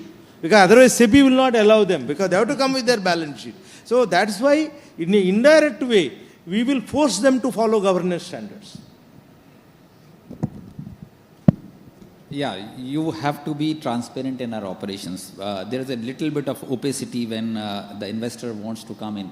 Adding to what he has already mentioned, because unless we have transparency in our operations and the people are able to see as to where the money is going, people will not have, or the citizens will not have confidence into getting into the bond market, because everybody out of the way would ultimately will look at whether he is going to get the money back what he is making the investment. And I feel that SEBI and I would say NSE, the exchanges have done a tremendous amount of job of facilitating that. For the first time, the SEBI is allowing pooled finance, because not every municipal body will be able to get into that level in a year or two. And that is why we are looking for a pooled finance in Madhya Pradesh, that everybody has to prepare their balance sheet. They have to come and become transparent in their operational issues. And once they are able to do it, they will gradually graduate to a level whereby they can separately or alone, they can go to the market and raise the fund. So I feel that there is a lot of things that is being done at the government of India level, the state government level, and it is now turn for the municipal bodies to become transparent in their operations. And once they do that, there is no dearth of money coming. Back. Yeah. Okay. So one thing, I think we touched upon that public-private partnership also. And yes, this is like if economic revolution has to come, it has to come through the alternative financing. Public-private partnership remains the key. We cannot do everything possible from the government money or the taxpayers' money. User money has to come. For the user money to come, for the private sector to come and participate, the one thing, if I have been noticing for almost 20 years of my services in PPP alone, payment security system from the municipality has to be robust and should be very, very clearly visible. And even if the project is not able to finance because the tariff rate cannot be, or the water cannot be raised volumetrically or something, at least some revenue has been escrowed to repay the concessionaire. Same would go for the bond. If the municipality is good enough in doing their good construction on time, because PPP is not only about the alternative financing, it is about the alternative management also. So if they are able to do this, then PPP costs you around 12 to 13% on the WACC terms, on the weighted average capital cost. Your municipality can do it at 7 to 8%. And with this 7 to 8%, the same as mechanism, if you can evolve, you can repay your fund, you can repay your loan, you can do your things. One thing I would like to tell, if the city managers are here, Bangalore is already here, sir is already here. The countries are known by the cities they have. We know Paris first, France later. Okay, so if we have to grow in the country, the cities have to grow. And the cities have to grow, the finances have to be secured and also robust repayment mechanism. for that, a payment security system, even if it is to be some kind of a guarantee from the state government or from some kind of an entity which is created, or the credit enhancement that he has talked about. There are various tools available. There is so much of intelligence and the knowledge here in this room. They all can work out, but this is to be ensured.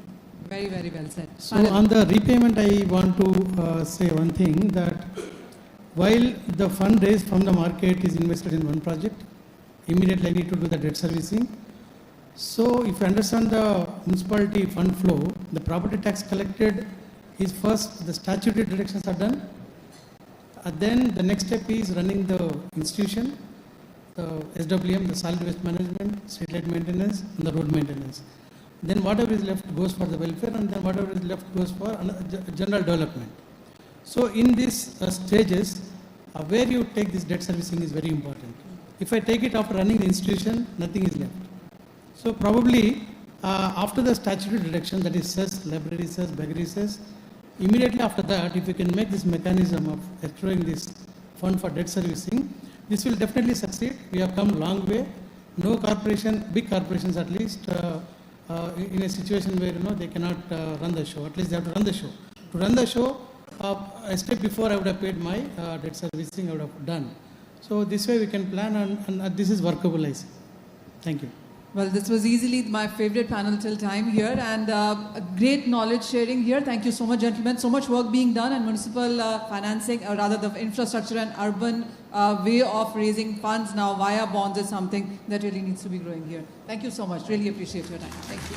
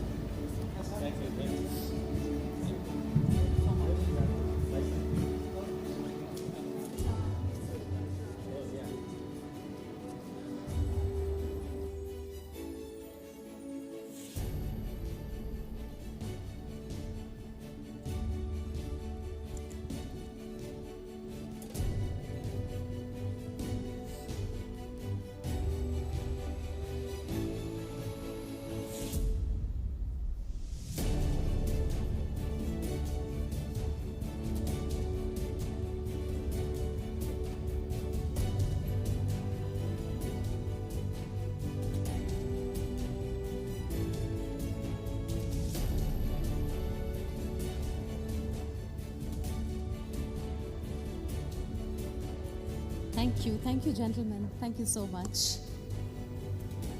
I request you to stay back, Manisha.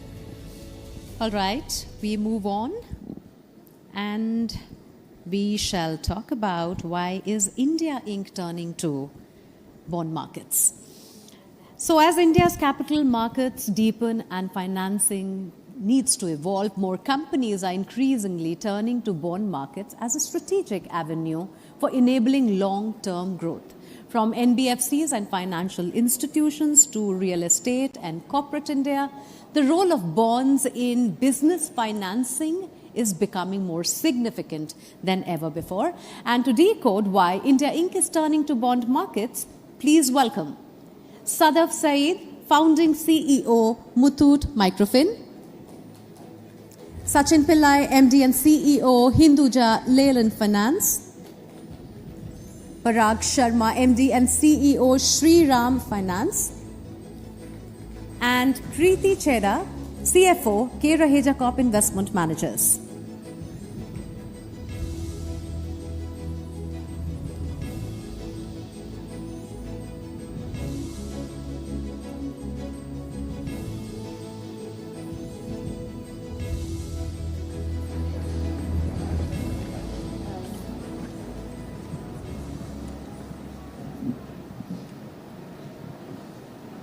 Thank you for that, Mugdha. Well, moving from one very important subject to another one, and this one is why India Inc. is turning to bond markets.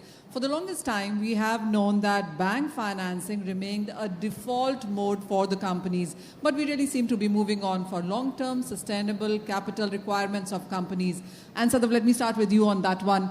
For a company like yours, which is into microfinance business, first of all, how are you approaching bond markets? And do you think a mix of equity and debt is something that the industry needs to be working on from here? Oh, first of all, thank you very much for inviting me here. And Manisha, it's a very important topic. I think if, as far as institution like us is concerned and NBFC industry is concerned, the primary reason for accessing bond market is essentially focusing on diversification of sources of capital. Banks have supported us till now, and I think banks play a very important role in terms of providing finances for us to lend to the end customer. But increasingly, we are focusing on diversification of funds. So in that kind of our effort, bond market plays an important role. It not only helps us in diversifying, it also helps us in ensuring that our ALM is better. Because typically bank funding is coterminous to what loans we originate. But bond financing could be longer tenor, and it allows us a little bit of flexibility and allows us to negotiate better. So it helps in a multiple ways. It's a longer tenor.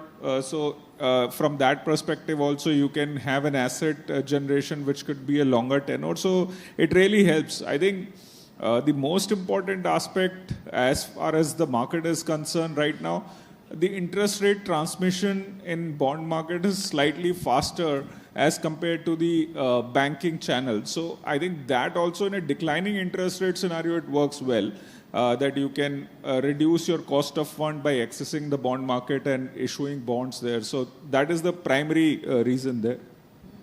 Sachin, this one is to you. And then, NBFCs are increasingly seeing diversification, especially for a liability management as a criteria. How would you approach bond markets?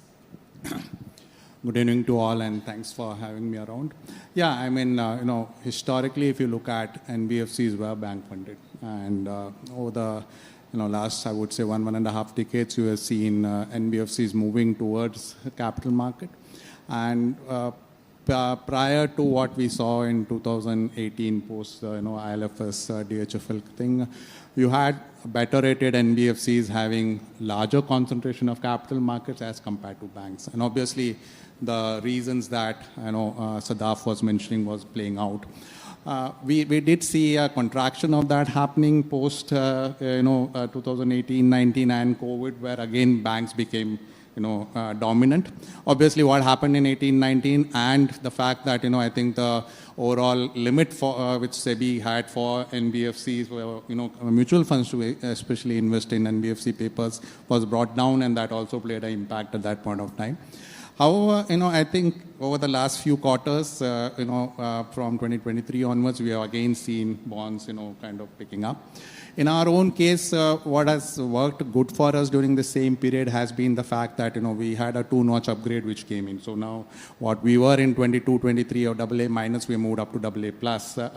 So that has also helped us in, beefing up our NCD and other instruments on the capital market issuances, and that has helped us in diversifying. Also, I think philosophically for NBFCs particularly in the erstwhile period, it was all about efficient liability management, was all about getting it at the lowest cost. I think that has moved over the period, especially we have seen what happened in 2008-9. One external event, credit crisis. You had NBFCs dominant on short term, but deploying long term, going for a toss, and you almost had 5 to 6 months of no funding happening from NBFC. Then you again saw the repeat of that in 18-19. Because of the domestic, issues of ILFS and DHFL, again, NBFCs who were high on short term, had to kind of, take a breather in between, and so I think, it's kind of, learnings are there, in that sense, and given the asset class focus each one of us have, I think, not only from a diversity perspective, but also from a ALM perspective, we have better flexibility when you look at it from a capital market perspective to match off your liabilities to your assets as compared to what, here I'm primarily comparing it with bank funding. So, that has kind of helped us, and I feel this, what we are seeing, the trend of diversity getting created and more, issuance is happening, especially from NBFCs, would kind of continue as we go forward. So while of course the markets are or the companies are looking at both ways in sense of financing, and that is exactly what they see going forward as well. Preeti, this one is to you. Over the last few years, when you look at the overall market, structures like REITs and InvITs seem to be expanding when you look at financing, especially in real estate and other sectors as well. How have you seen this grow? Where do you see the gaps and where do you see the way forward from here? Right. Good evening, everyone, and thank you for having me here. So obviously, historically, we had equity, we had debt. And there was one gap which was lying between the two. That's the gap which REITs actually have, REITs and InvITs have bridged. So this is one instrument which is giving you, in a way, the best of both worlds. So it's giving you regular income as well as growth. And if you look at the history, it's been a short history. It's not too long. It's been about 7 years since REITs have happened and maybe 9 years since InvITs have happened. So within the 8 to 9 years, I think it's gained considerable traction. Today, if you see the assets which are being managed between the two instruments, it's almost up of 10 lakh crore. So that's the feat we've achieved in the last 10 years. Even in terms of returns, people kept telling us, when we actually go and talk to equity investors, say, oh, the returns don't compare. And when we go to debt investors, then debt investors say, oh, there is too much of equity kind of risk.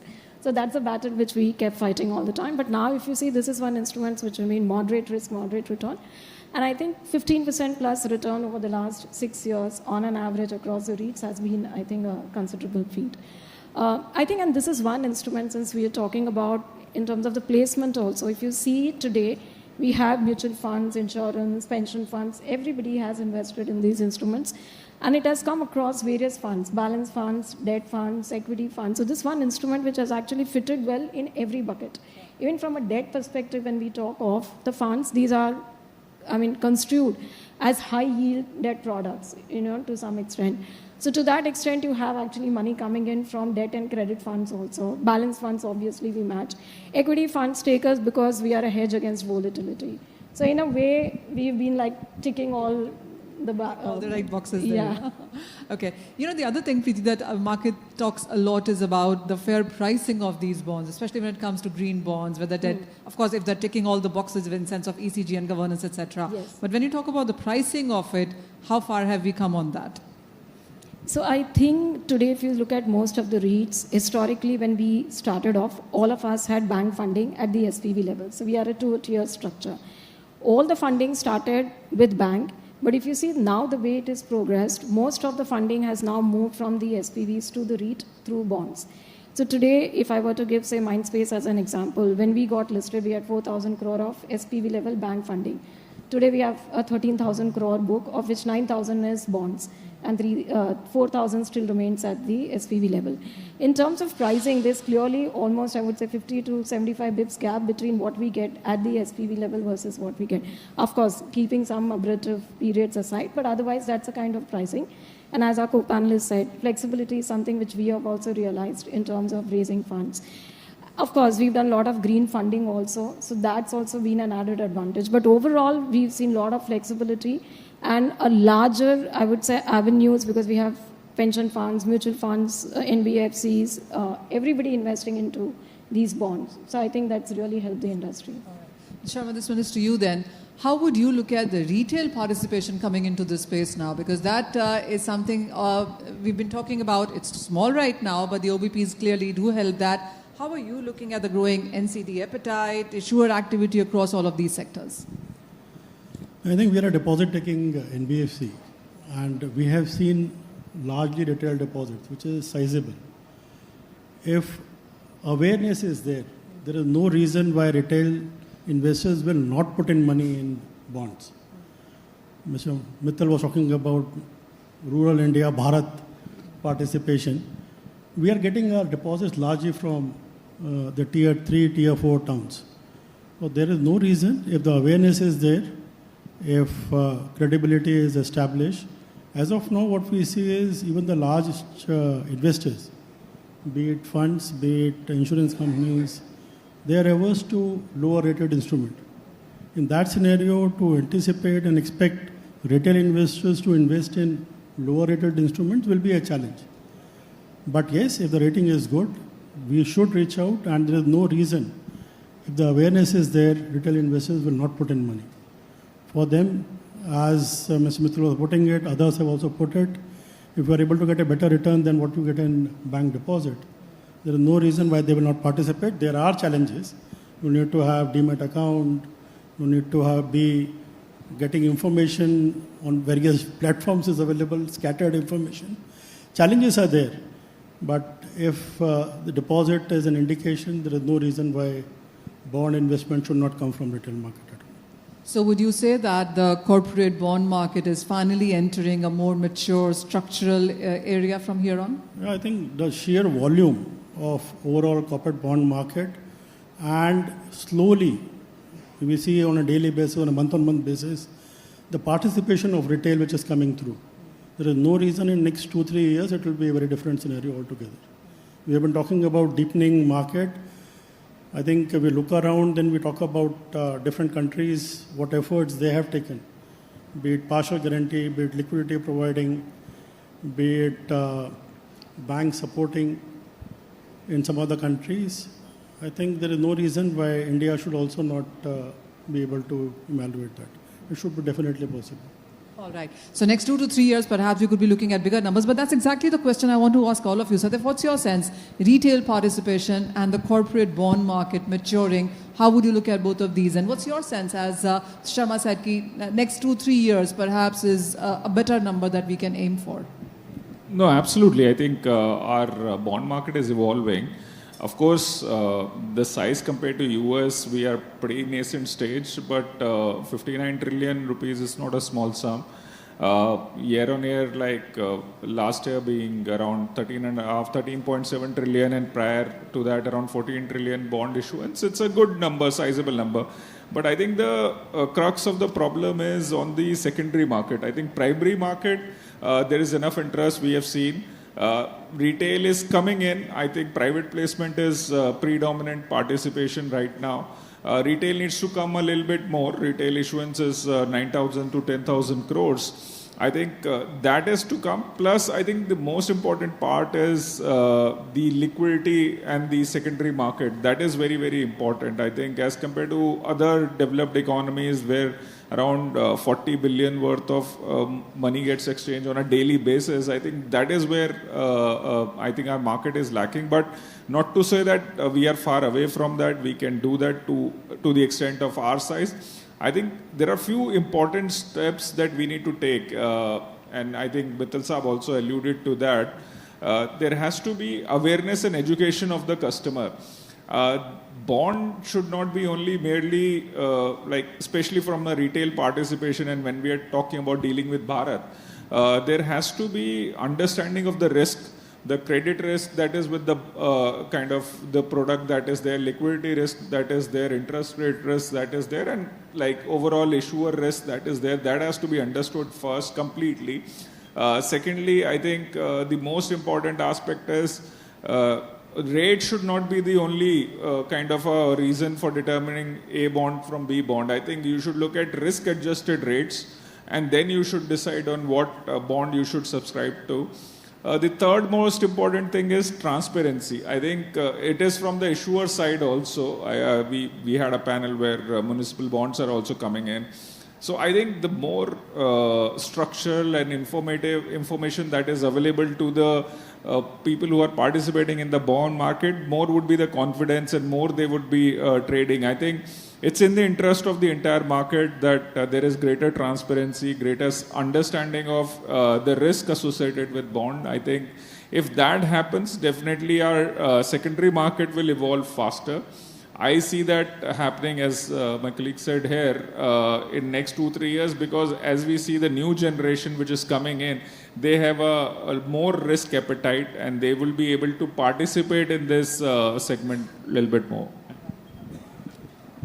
How would you look at the retail participation? And do you think it is the younger generation participating better? I mean, I don't agree with that, but what's your sense?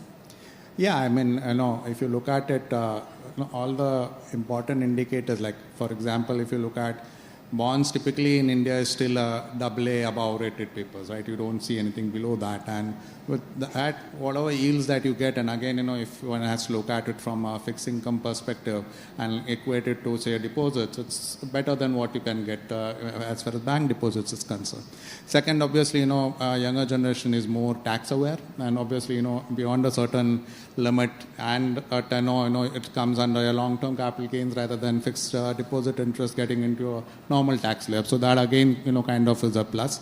And over a period, we have also seen that the literacy levels on this side has gone up. So bond is not seen as an unknown kind of an instrument anymore, and that's what possibly is driving the retail participation, which is considerably going up. We have also seen issuances going up. Earlier bond issuances used to be with some few blue chips in each of the segments. Now, last year we saw almost 1,900 bond issuances. So issuances, numbers are going up, and with that, the overall subscription, you have also seen retail subscription, moving pretty fast in many of the bond issuances. So these are all very clear indicators that, it is becoming a valued, investment, opportunity is how that's been looked at. But the issues that both, Pradeep and Sadaf mentioned in terms of secondary, market, most of the retail investors, I think, still would be holding it up to maturity for liquidity to come in. So that is something which possibly needs to change. And yeah, our macros in terms of relative to GDP, we are still much away from even our South Asian peers as compared to Libya and the developed countries. So these are all things which I feel, the momentum has started, and you'll see this picking up. And the way, we have seen, even as it rightly pointed out, the investor education part of it and, that literacy part of it becomes very important. We have clearly seen, how the AMFI campaign on mutual funds has a correlation to how SIP investments have gone up. So something similar. And here I feel it is more incumbent on issuers like us, a responsibility coming in to have that education and transparency built up, will, go a long way in terms of, the retail participation numbers picking up going forward. Preeti, what's your sense? And also, from being a niche lending segment to where it stands right now, would you still call it niche, or do you think it's evolving better than that? So I think it is clearly evolving. Even if you look at the numbers, obviously retail participation has been very poor. Out of the total issuances, just about 2% is coming from retail. Otherwise, it's largely institutional participation. But at least if you look at the statistics in H1 FY26, that 2% actually moved to 5%. So that's almost more than double the growth. I think, as everybody said, awareness is going to be very critical. Transparency, which of course SEBI regulations over the last couple of years also have evolved in terms of the transparency disclosures, that's also helping. Recently, even last year in 24, they reduced the size of investment from 1 lakh to 10,000. Now, all of those are positive steps which I believe going forward should help. And I think from an economic perspective also, it's very critical that you have savings getting channelized into bonds, because that's also healthy for the economy as well. Sadaf, we seem to be talking about tokenization and derivatives right now. We're calling it niche even as it is evolving. And of course, as you said, there's way more awareness, way more transparency that is still needed. Are we ready for the newer products? Yes and no. I think, of course, innovation is needed because you need to kind of cater to demand of different types of investor, definitely, and the products that are available globally, derivative, the swaps that are available. I think if they are there, it makes the product more affordable for a lot of people. But at the same time, I think at the basic level, if we need to widen the market and broaden the market, I think then education is first step, and then of course broadening and going to innovative stuff. I think I'll again go back to one of the stuff that Mittal sir said, and we are talking about Bharat participating into the bond. Microfinance, which I represent as an organization, fundamentally started from SHG savings. So the self-help group first saves the money and then it lends to its members. So that is the way it is. So they have the nature of saving. And if you look at the amount of money that is lying in Jan Dhan account, almost 3 trillion rupees, so they have the money to save. I think if that can be channelized somehow into the bond market, which is relatively safer in terms of less riskier, so definitely it can help bond market to mature. I think to answer to your question, innovation, yes. Awareness, maybe more priority. that perhaps goes hand in hand. But your final comments really, how would you look at the bond markets from here on, let's say next 10 years, and what would you say needs, very, very strongly on a priority perhaps to get there? I think priorities are well set. Retail participation has to come in. Diversity of rating should be well accepted, and investors should look at different rated the way it has been done in US.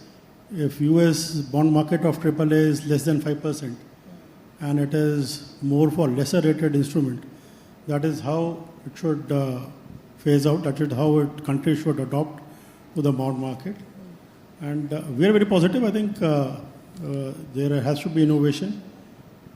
To the retail investors, don't complicate, as what he is saying is right.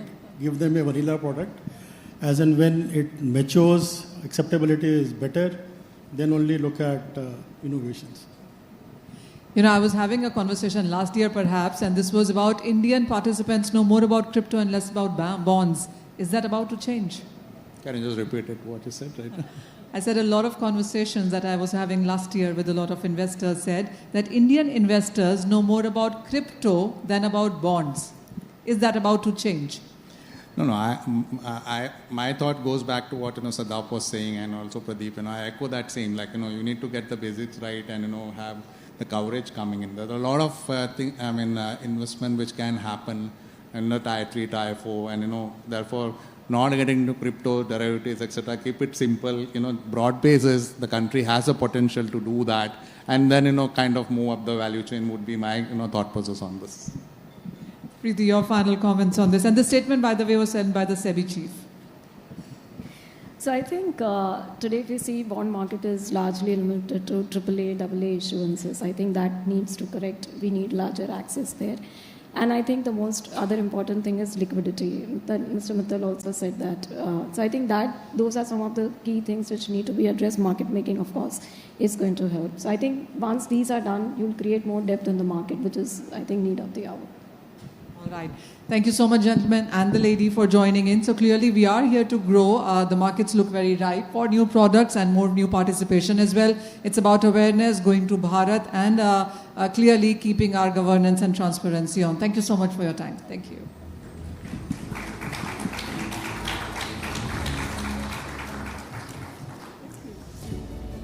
Thank you to all our panelists. Manisha, for steering the conversation.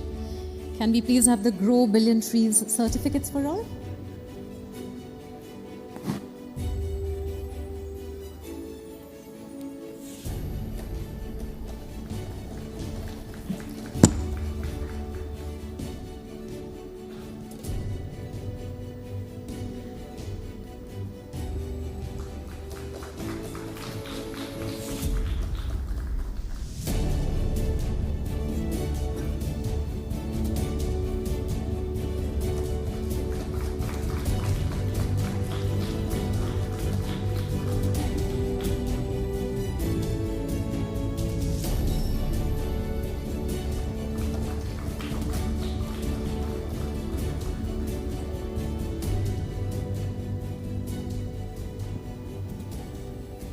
Thank you, Manisha.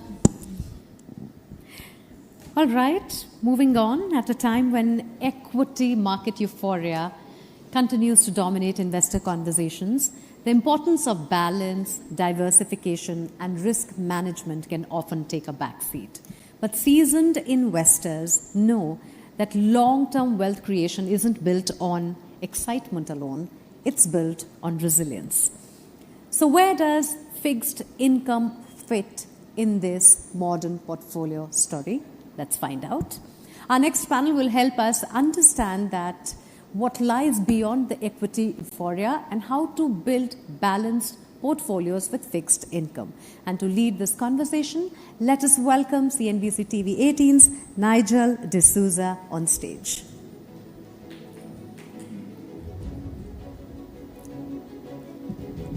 Hello. And joining Nigel, Santosh Kamath, President and CIO, Franklin Templeton Alternative Investments.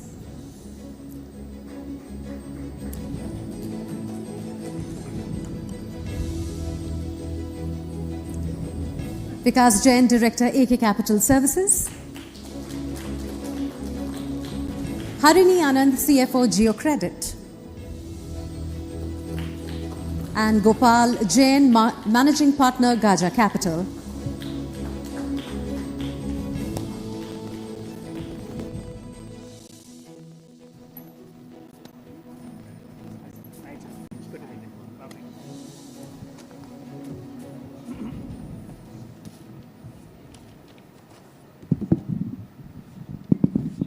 Check. Hi, good evening, everyone. Let's get some energy in the room. Good evening, everyone. Good evening. Lovely. Thanks, guys. We just need to pull through another 30 minutes or so, and then we're off to the races. All right. Let's do it. Okay, all right. Let's get cracking then. I found the topic actually very, very interesting. Building balanced portfolios with fixed income. When people think about fixed income, they always wonder whether or not it's just a defensive strategy, and they don't look at it as a value creation strategy. So let me start off with you, Santosh. What do you make of that perception problem as of now?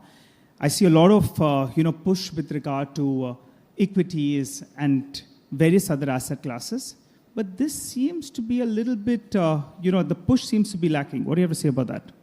Yeah, but I think you coming on the fixed income panel is a big thing for me. So I'm sure the times are changing a bit.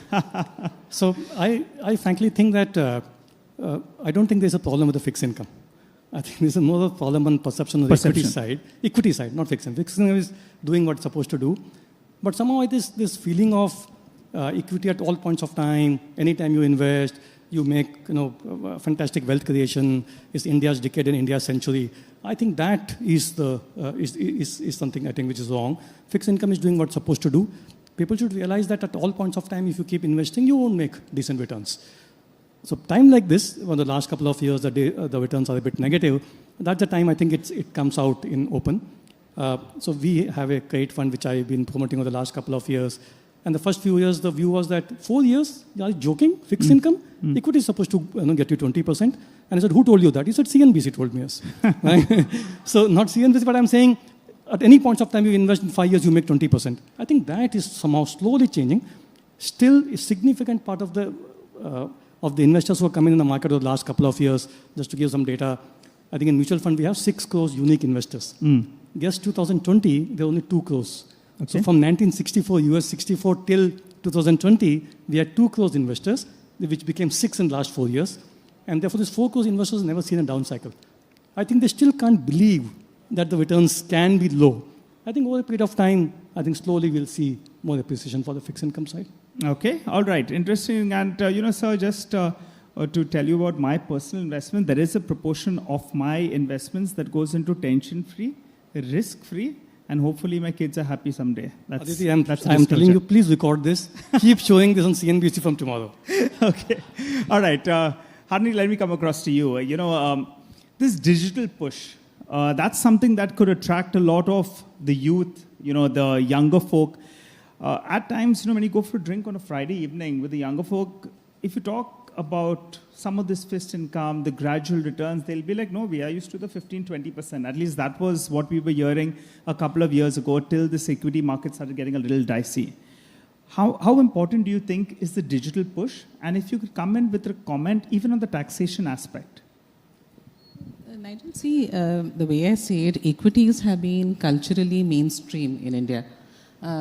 Much longer before and much longer and much faster than fixed income, right? So, see, finally, both, whether it is equity product or a debt product, both are a set of discounted cash flows. But having said that, equities are very relatable, more emotionally compelling.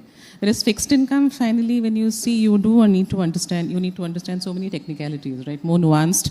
So you have to know your credit risk, you need to know duration strategies versus accrual strategies, and we're not even talking about ISINs now. Somebody remarked earlier in one of the panels that in equity you have one ticker, right? In bonds you have hundreds, right? How do you even make sense out of it? Correct, and there's reissuance, and there are so many things to be understood. So I think the learning curve itself does delay adoption. So this thing that you're talking about, I think there's a learning curve to be solved for, and of course most of the speakers remarked about it. And then there is this whole behavioral element, right? So these Friday evening, drinks that you're talking about, I'm sure people are swapping multi-bagger ideas. They're not really swapping screenshots of balance, bond portfolios, correct? So this whole emotional connect.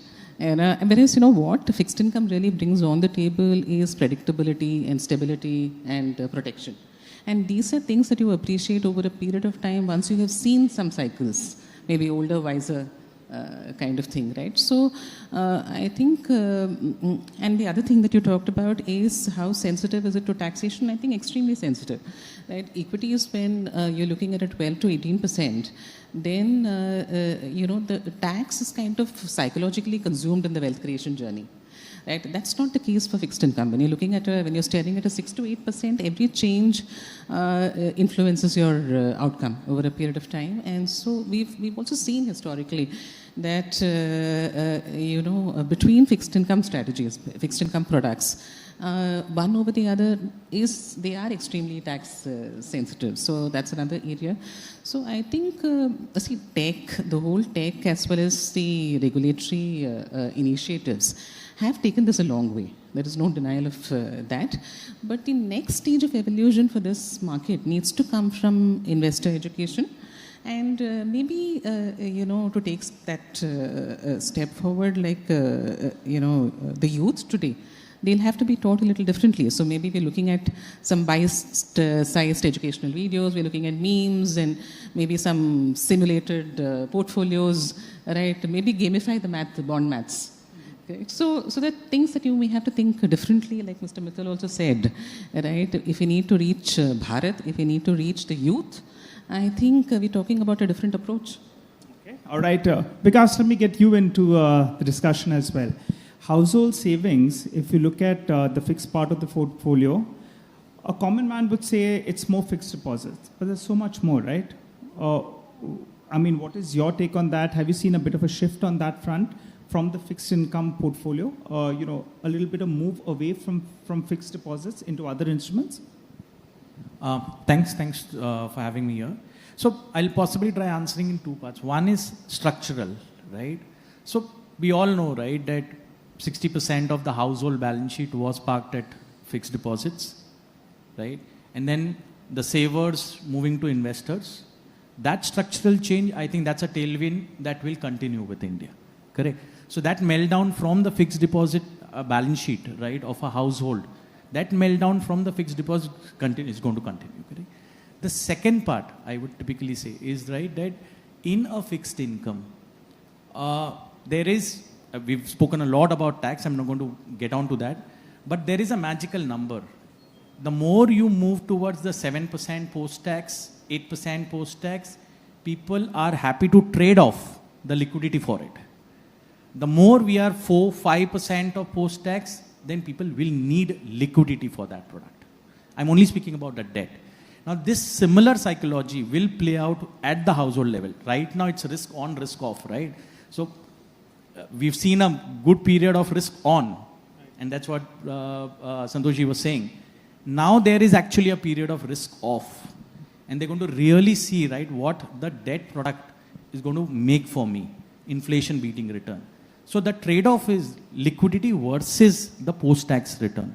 Point that I'm trying to make is, if the industry, the larger wallet share is going to come in with a more patient debt capital towards the 6, 7, 8% post-tax. Else, any other debt product has to be liquid. Now, if you see the journey from the meltdown which happened from the fixed deposit, I think mutual funds were one of the biggest gainer till like 23, purely because there was a tax arbitrage, right? And you were near to that at 7, 8% because there's 5% inflation, add up 2-3% to fit. That's the magical number, right? And the mutual funds kind of, obviously, a lot of it moved into the SIP, correct? And I today feel the bond, OBPs, right, are offering that piece, which is the post-tax of about 7-8%. Pick up a 10% bond, shave off for the average retail about 20-odd%, it's still 8%. 11%, shave off 25%, right? It's still post-tax of 7 to 8%. So I think this OBP platform, right, which bought in this product directly, the sweet spot of that 10-11% is attracting.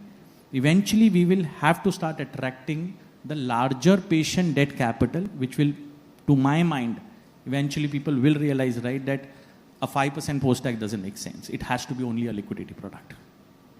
Okay, got it. All right. Gopalji, let me come across to you. There is this notion that equity is the way to go. If I want to get richer, I'll put in a lot of money into equity. And some portfolios, they tilt too much into the equity side of things. Do you think some part of the investing community is actually ignoring that concentration risk, so-called concentration risk? Because we know that equity basically has given no returns in the last 18 to 24 months. It hurts a little bit, but yeah, that's the truth. So I've seen this over and over again. I've been investing for 35 years in India. And personally, I've been investing now for 42 years. So you see a period of slowdown in equity markets. And first of all, it's not about equities versus fixed income, right? It's equities and fixed income, asset right? allocation. Yeah. For any long-term investor, we are not, there's a what's driving savings is increasing longevity, right? The average human being is living longer than their productive age. If you go back 125 years, life expectancy on this planet was 32. It's 75 today. If you go back 100 years, even 50 years, the average person was not working for, was almost, I'm sorry to say, was dying on the job.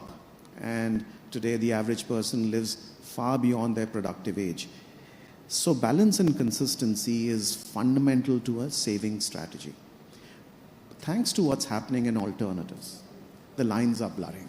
So earlier fixed income was fixed income, equities was equities, but as many speakers have said earlier, there are some wonderful, exciting developments in fixed income that are blurring the lines between fixed income and equities. And we can talk more about this, but two areas are first of all listed investment trusts, and the second is private credit. And we can talk more about this, that both these classes of products, which are growing much faster than the broader fixed income landscape, combine features of fixed income and equities, and therefore offer new avenues for investors to capture features of both fixed income and equities, balance their portfolio, pursue long-term investment strategies. So I don't think first it's that question that is passé. Is it fixed income or equities? The interesting thing is that there are more avenues. There are some exciting developments happening in fixed income, especially at the alternative end, which combine features of both fixed income and equities. Okay, got that. Santosh, coming back to you then. Now I'm a little nervous now because you're viewing me as an equity person. You're treating me as a fixed income person. I'm not. But tell me, in your interactions with various customers, clientele as well, and the investor community as well, what is the feedback that you have been getting, and how have you been seeing things evolving, particularly in a period where the so-called equity investor has actually been a little bit under pressure, no returns on the portfolio? So your interactions, in the last 18, 24 months or so. I think it's significant. So firstly, it's not as equity against debt. He said that it's equity and debt. At the same point of time, it's wrong to conceive that all points of time equity can make returns. That's the limited point I was making. India is a fantastic 4 trillion economy, 5,000-6,000 listed companies. I'm sure there are enough opportunities for someone who's expert in equity to make money. Right. And I have many friends who have made tons of money and will keep making money because it's a bottoms-up market and every point of time you can find options. But for a normal, simple investor, to believe that at all points of time you keep investing and making a lot of money, that is the misconception I'm saying. Indeed. Yeah. So last, I think it's just changing a bit, but it's not. Till now, I think the belief is that, earlier when I joined the industry in mutual fund, it was way back in 93, whenever the equity market used to fall, there used to be 10 calls coming up from investors saying that, what's happening, can I speak to the fund manager? Over the last couple of years, the day the market falls, you get more inflows, right? And we proudly say that, wow, see, more inflows are coming up. But to blindly put money when market falls, I think it's not the best thing to do. And we have seen what happened to gold the last couple of months, 25% down, silver 30% down, Bitcoin 30% down, and gold, silver was supposed to be quote-unquote safe assets. It was safe asset till the time you were putting money to buy physical gold. after ETFs coming in, is not investment. It's like you're speculating on gold, you're speculating on silver. So I think a bit of that is coming up, but I think it will take a while, maybe one more year. So last 3 years, I think SIP returns are not negative. Maybe 4-5 years, if it's negative, then I think seriously they will say a post-tax of 8-9%. I think it's a fantastic, and 8-9% is phenomenally good. Only thing our currency may depreciate, and therefore in US dollar term it will look low. And one last point on that fixed income and on the equity risk, what market is not anticipating, a Japanese 30-year at 4%, a US 30-year at 5%. Yes. I think, if I recall correct, it was pre-global financial crisis, 2007. US 30-year was 5%. And guess what was the Fed fund at that point of time? 5.25. And when the global financials hit, they start cutting rates. Today you're sitting at 3.75. And it's upward sloping curve. That point of time is an inverted curve. Your Fed fund was for 5.25 and 30-year G-Sec was 5. Today it's 3.75 and 5 is again a steep curve. Japanese 30-year was issued, I think first time issued in 1999. From that date till date, Japanese yen has never seen a 30-year at 4%. And market is saying, forget about all that. The truth is happening, let's go buy more of equity. So I think macro fundamentals, a few things are changing. And I think it will be a testing time for the next 1 year when people will appreciate the 8-9% of fixed income tax-free returns. Valid point. Harni, coming across to you then, in terms of allocation strategy, what would your view be at this juncture, with the kind of yields that we're seeing globally? As Santosh said, that we are seeing rising yields globally. And yet, people are still not too concerned as of now, but it could be providing an opportunity in itself. So comment on that. I think, Nigel, asset allocation, there are a lot of textbook prescriptions, right? So, but I don't think any of that really works in the current context. And as we go along, it works lesser and lesser, really. Santosh made this point today about how we are seeing US yields behave, how we've seen Japanese yields behave. Who would have thought? Most of us come from we all our life, working life, we've seen a very different regime. Correct. Similarly, we've seen very different cycles in the real estate segment. We've seen different cycles in the precious metal segment. Now, if you see, a basic risk diversification strategy, even for a retail investor, would be that you have to have some overseas investments in your portfolio, right? So precious metals, overseas investments. And another thing is, a typical average, since we're talking about wealth management here, so a typical average Indian household, a lot of their net worth is primarily tied up in a single illiquid residential property, which is for consumption. So, right, and in terms of life stage, the allocable, the additional investment avenues come in much later in your life cycle. So I think we're talking about no one prescription, right? We're saying that the most sensible thing to do today and going forward would be to have enough allocation, enough diversification, and to look at fixed income, say, as not as a low-yielding, diversification of your portfolio, rather than something that enables you to make your other asset avenues work in the long term, right? Because that gives you the safety bucket, which makes you capable of holding out your equity or holding out your real estate or whatever else it is that you've invested in. So I think that's the way to look at fixed income today. Okay, all right. Vikas, coming across to you, in terms of credit quality, duration risk as well, do you think enough attention is being given by investors today, on that front? And what more can be done, in terms of making the investors more aware of, the various avenues of the market? Okay. So, I think, they're going to take time, right? See, essentially, the current market is a little more yield-focused market. Correct. Good part, and we've seen some earlier panels, right?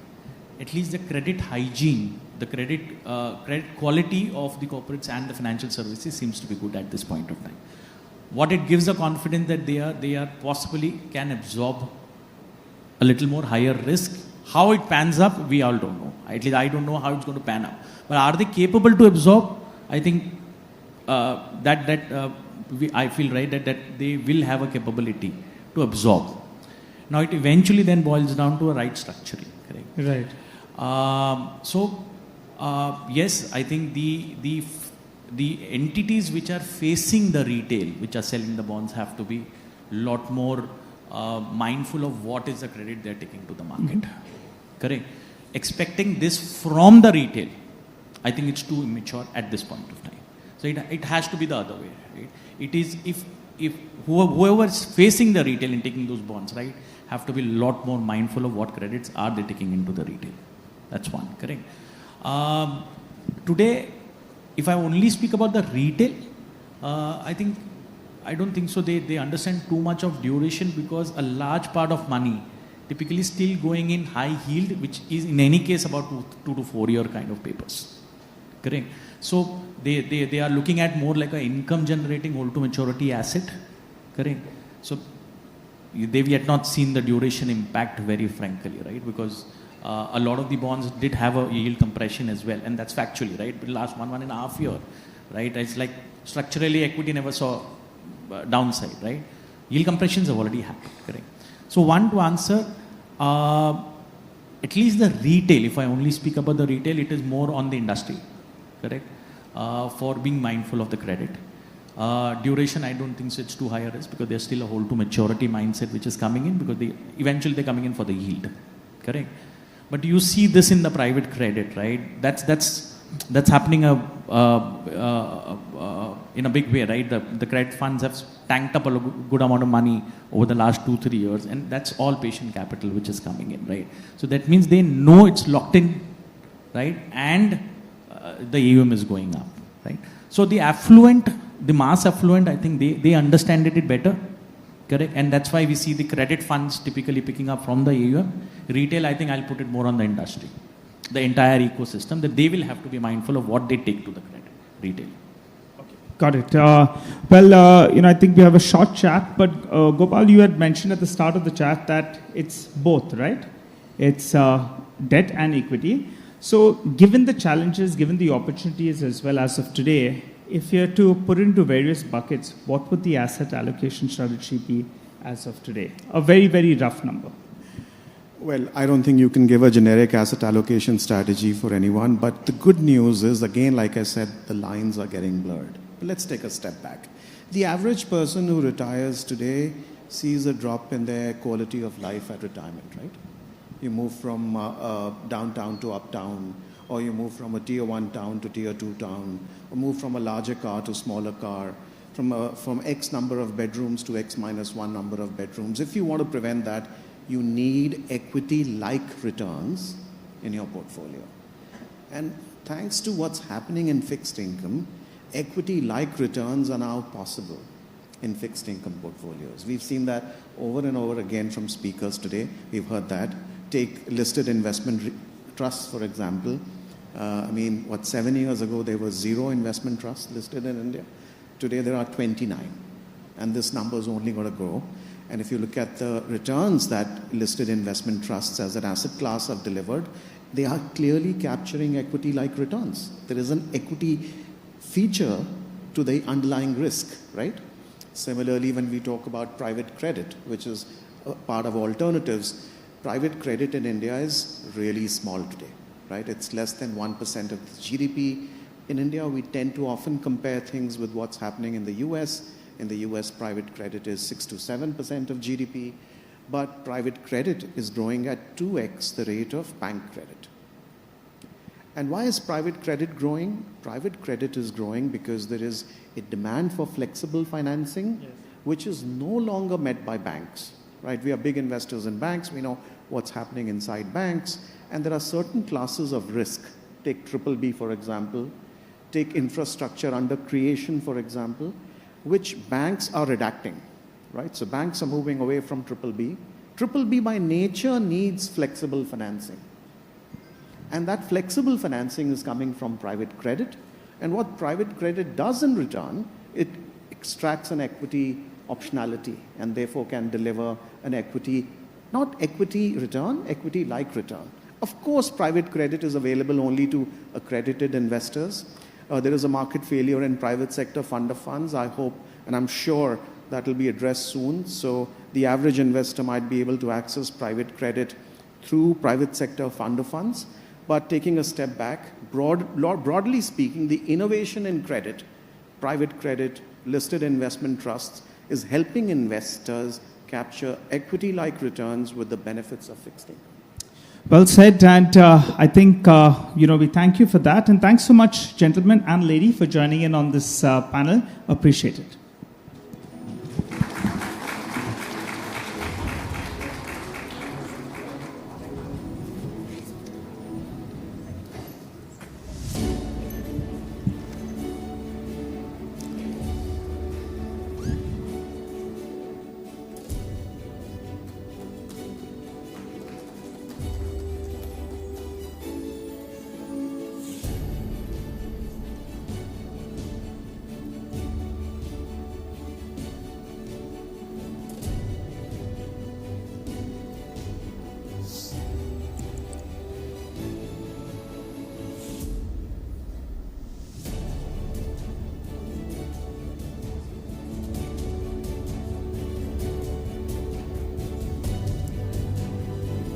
Thank you so much.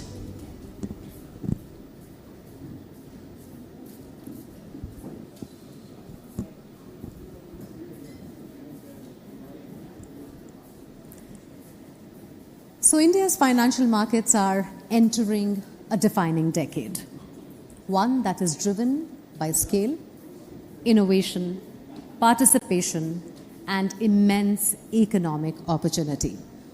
And as the country charts its path towards becoming a global financial powerhouse, the evolution of fixed income markets will be central to unlocking the next wave of growth, of capital creation, and investor inclusion. And few people have witnessed and shaped India's market transformation as closely as our next speaker. It is now time for an address that looks ahead with ambition, with optimism, and a bold vision for the future.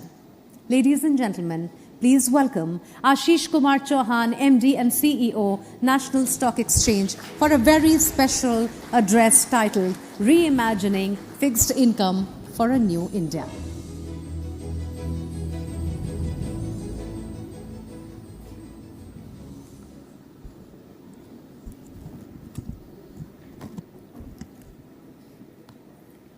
Friends, it's a privilege to be a part of the India Fixed Income Summit organized by CNBC TV18 and IndiaBonds.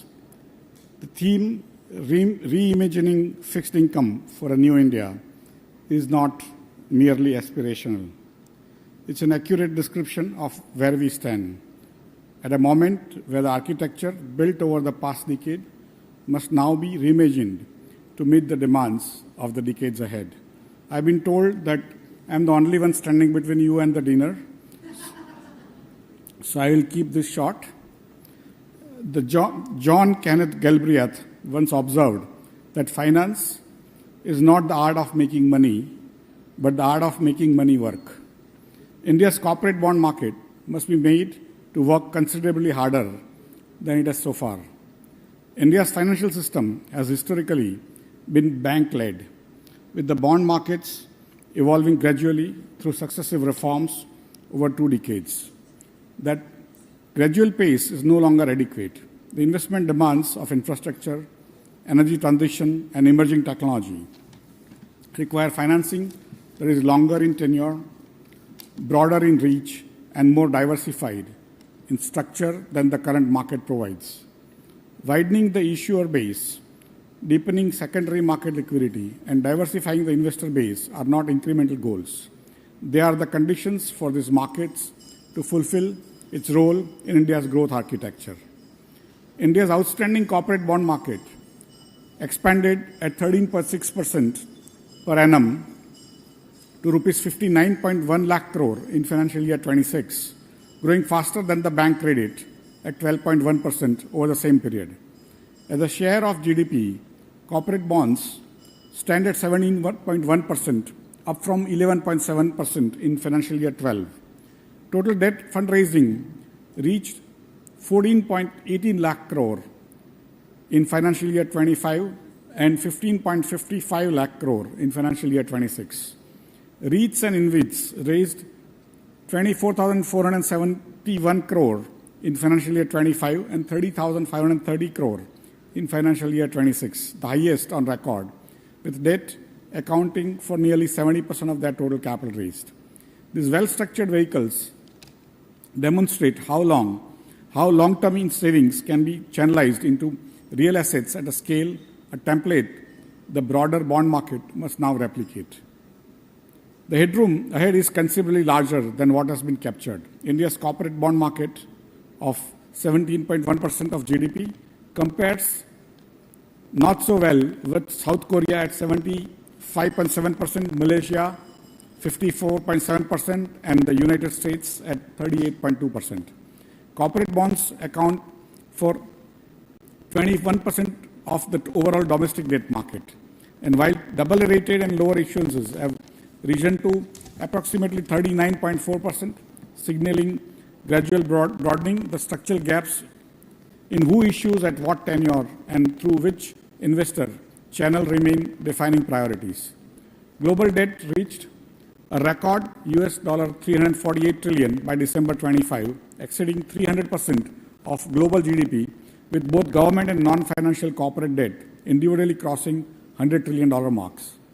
The AI investment cycle is reshaping who issues bonds and why. In 2025, 9 major hyperscalers issued $120 billion of bonds, more than the 3 times their historical annual average since 2000, with consensus capex estimates of $4.1 trillion through 2030 for these 7 hyperscalers.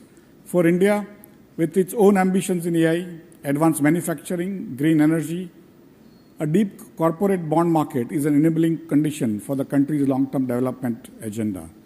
Financial year 26 marked a meaningful acceleration. Trade counts in debt market more than doubled to 28.4 lakh in a year, and turnover rose to 22.1 lakh crore.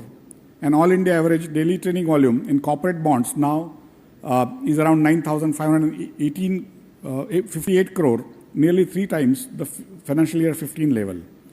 On NSE's platform, aggregate average daily turnover rose to 7,347 crore, with March 26 recording 8,359 crore, the highest in 9 months. Trades on the RFQ segment breached 2 lakh crore mark for the first time in April 26, rising approximately 2.1 lakh trades. On a single date, debt segment turnover touched 17,000 crores. The RFQ platform share of NSE turnover rose from 24.9% to 38.4% in financial year 26, reflecting a genuine shift in price discovery. It's early days, but we can see some green shoots. The participant story is equally significant. Individual investors account for 77% of total trade counts in the corporate bond segment on NSE's platform in financial year 26. Cumulative unique client registration have reached 12.7 lakh, with April 26 alone adding more than 3.2 lakh new accounts, nearly 11 times the pace of a year earlier. The 28 OBPP registered with NSE have collectively facilitated over 10,000 crore rupees in retail bond investments since the framework was formalized in November 22. With minimum face value for listed debt reduced to rupees 10,000, the barrier that confined bond markets to institutional participants is being systematically dismantled. NSE's role in India's fixed income ecosystem extends beyond domestic markets. As you know, NSE started in 1994, early 94, with wholesale debt market as the main market.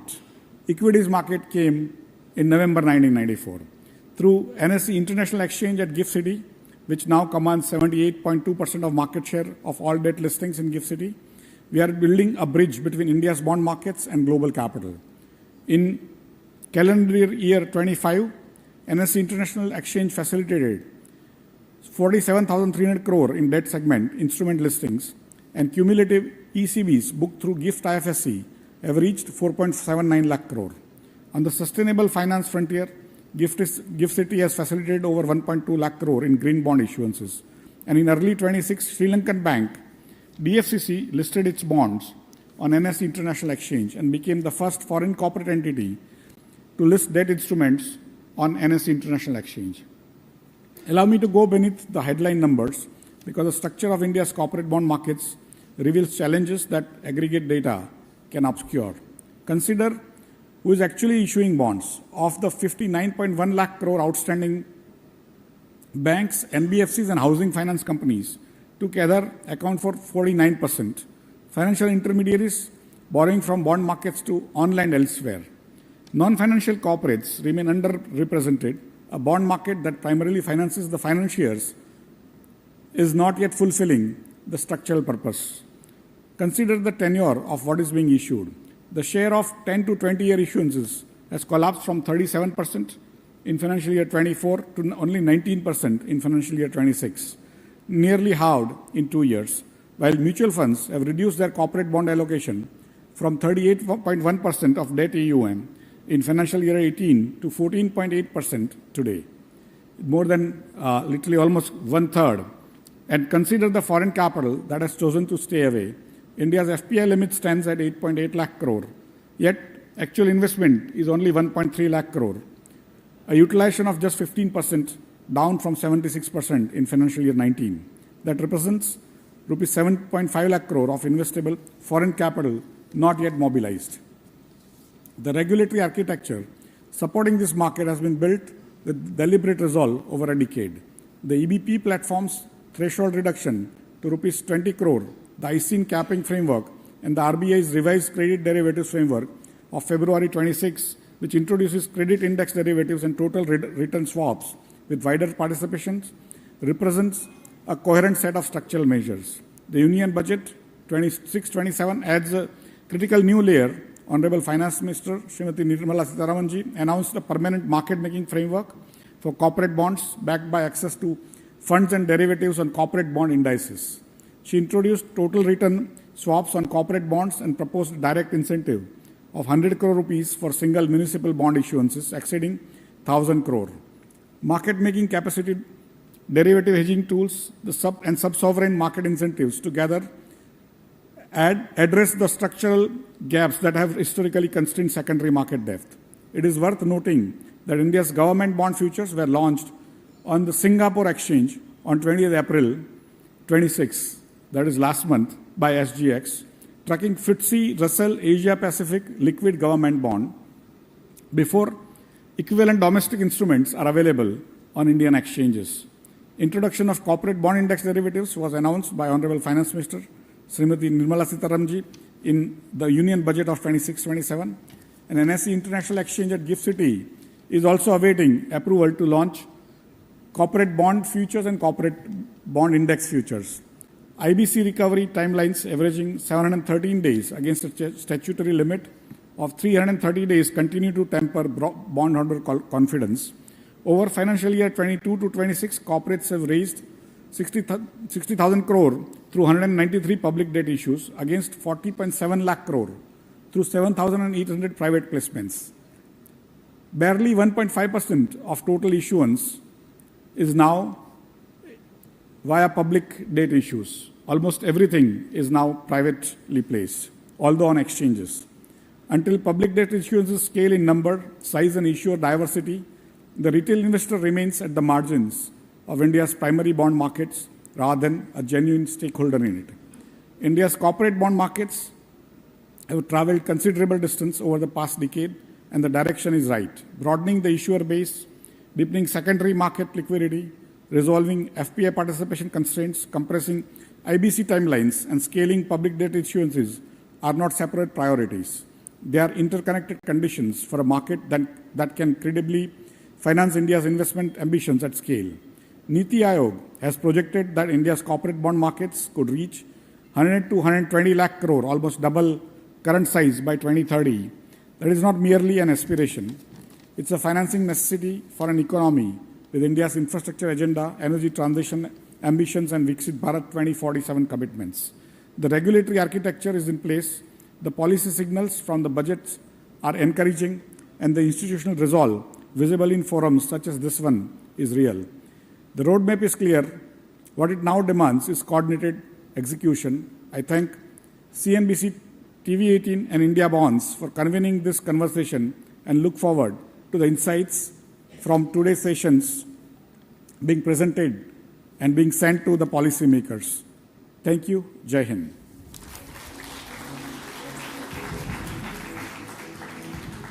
Mr. Chauhan, could I request you to please stay back? Manisha, may I have you here? And do the honors.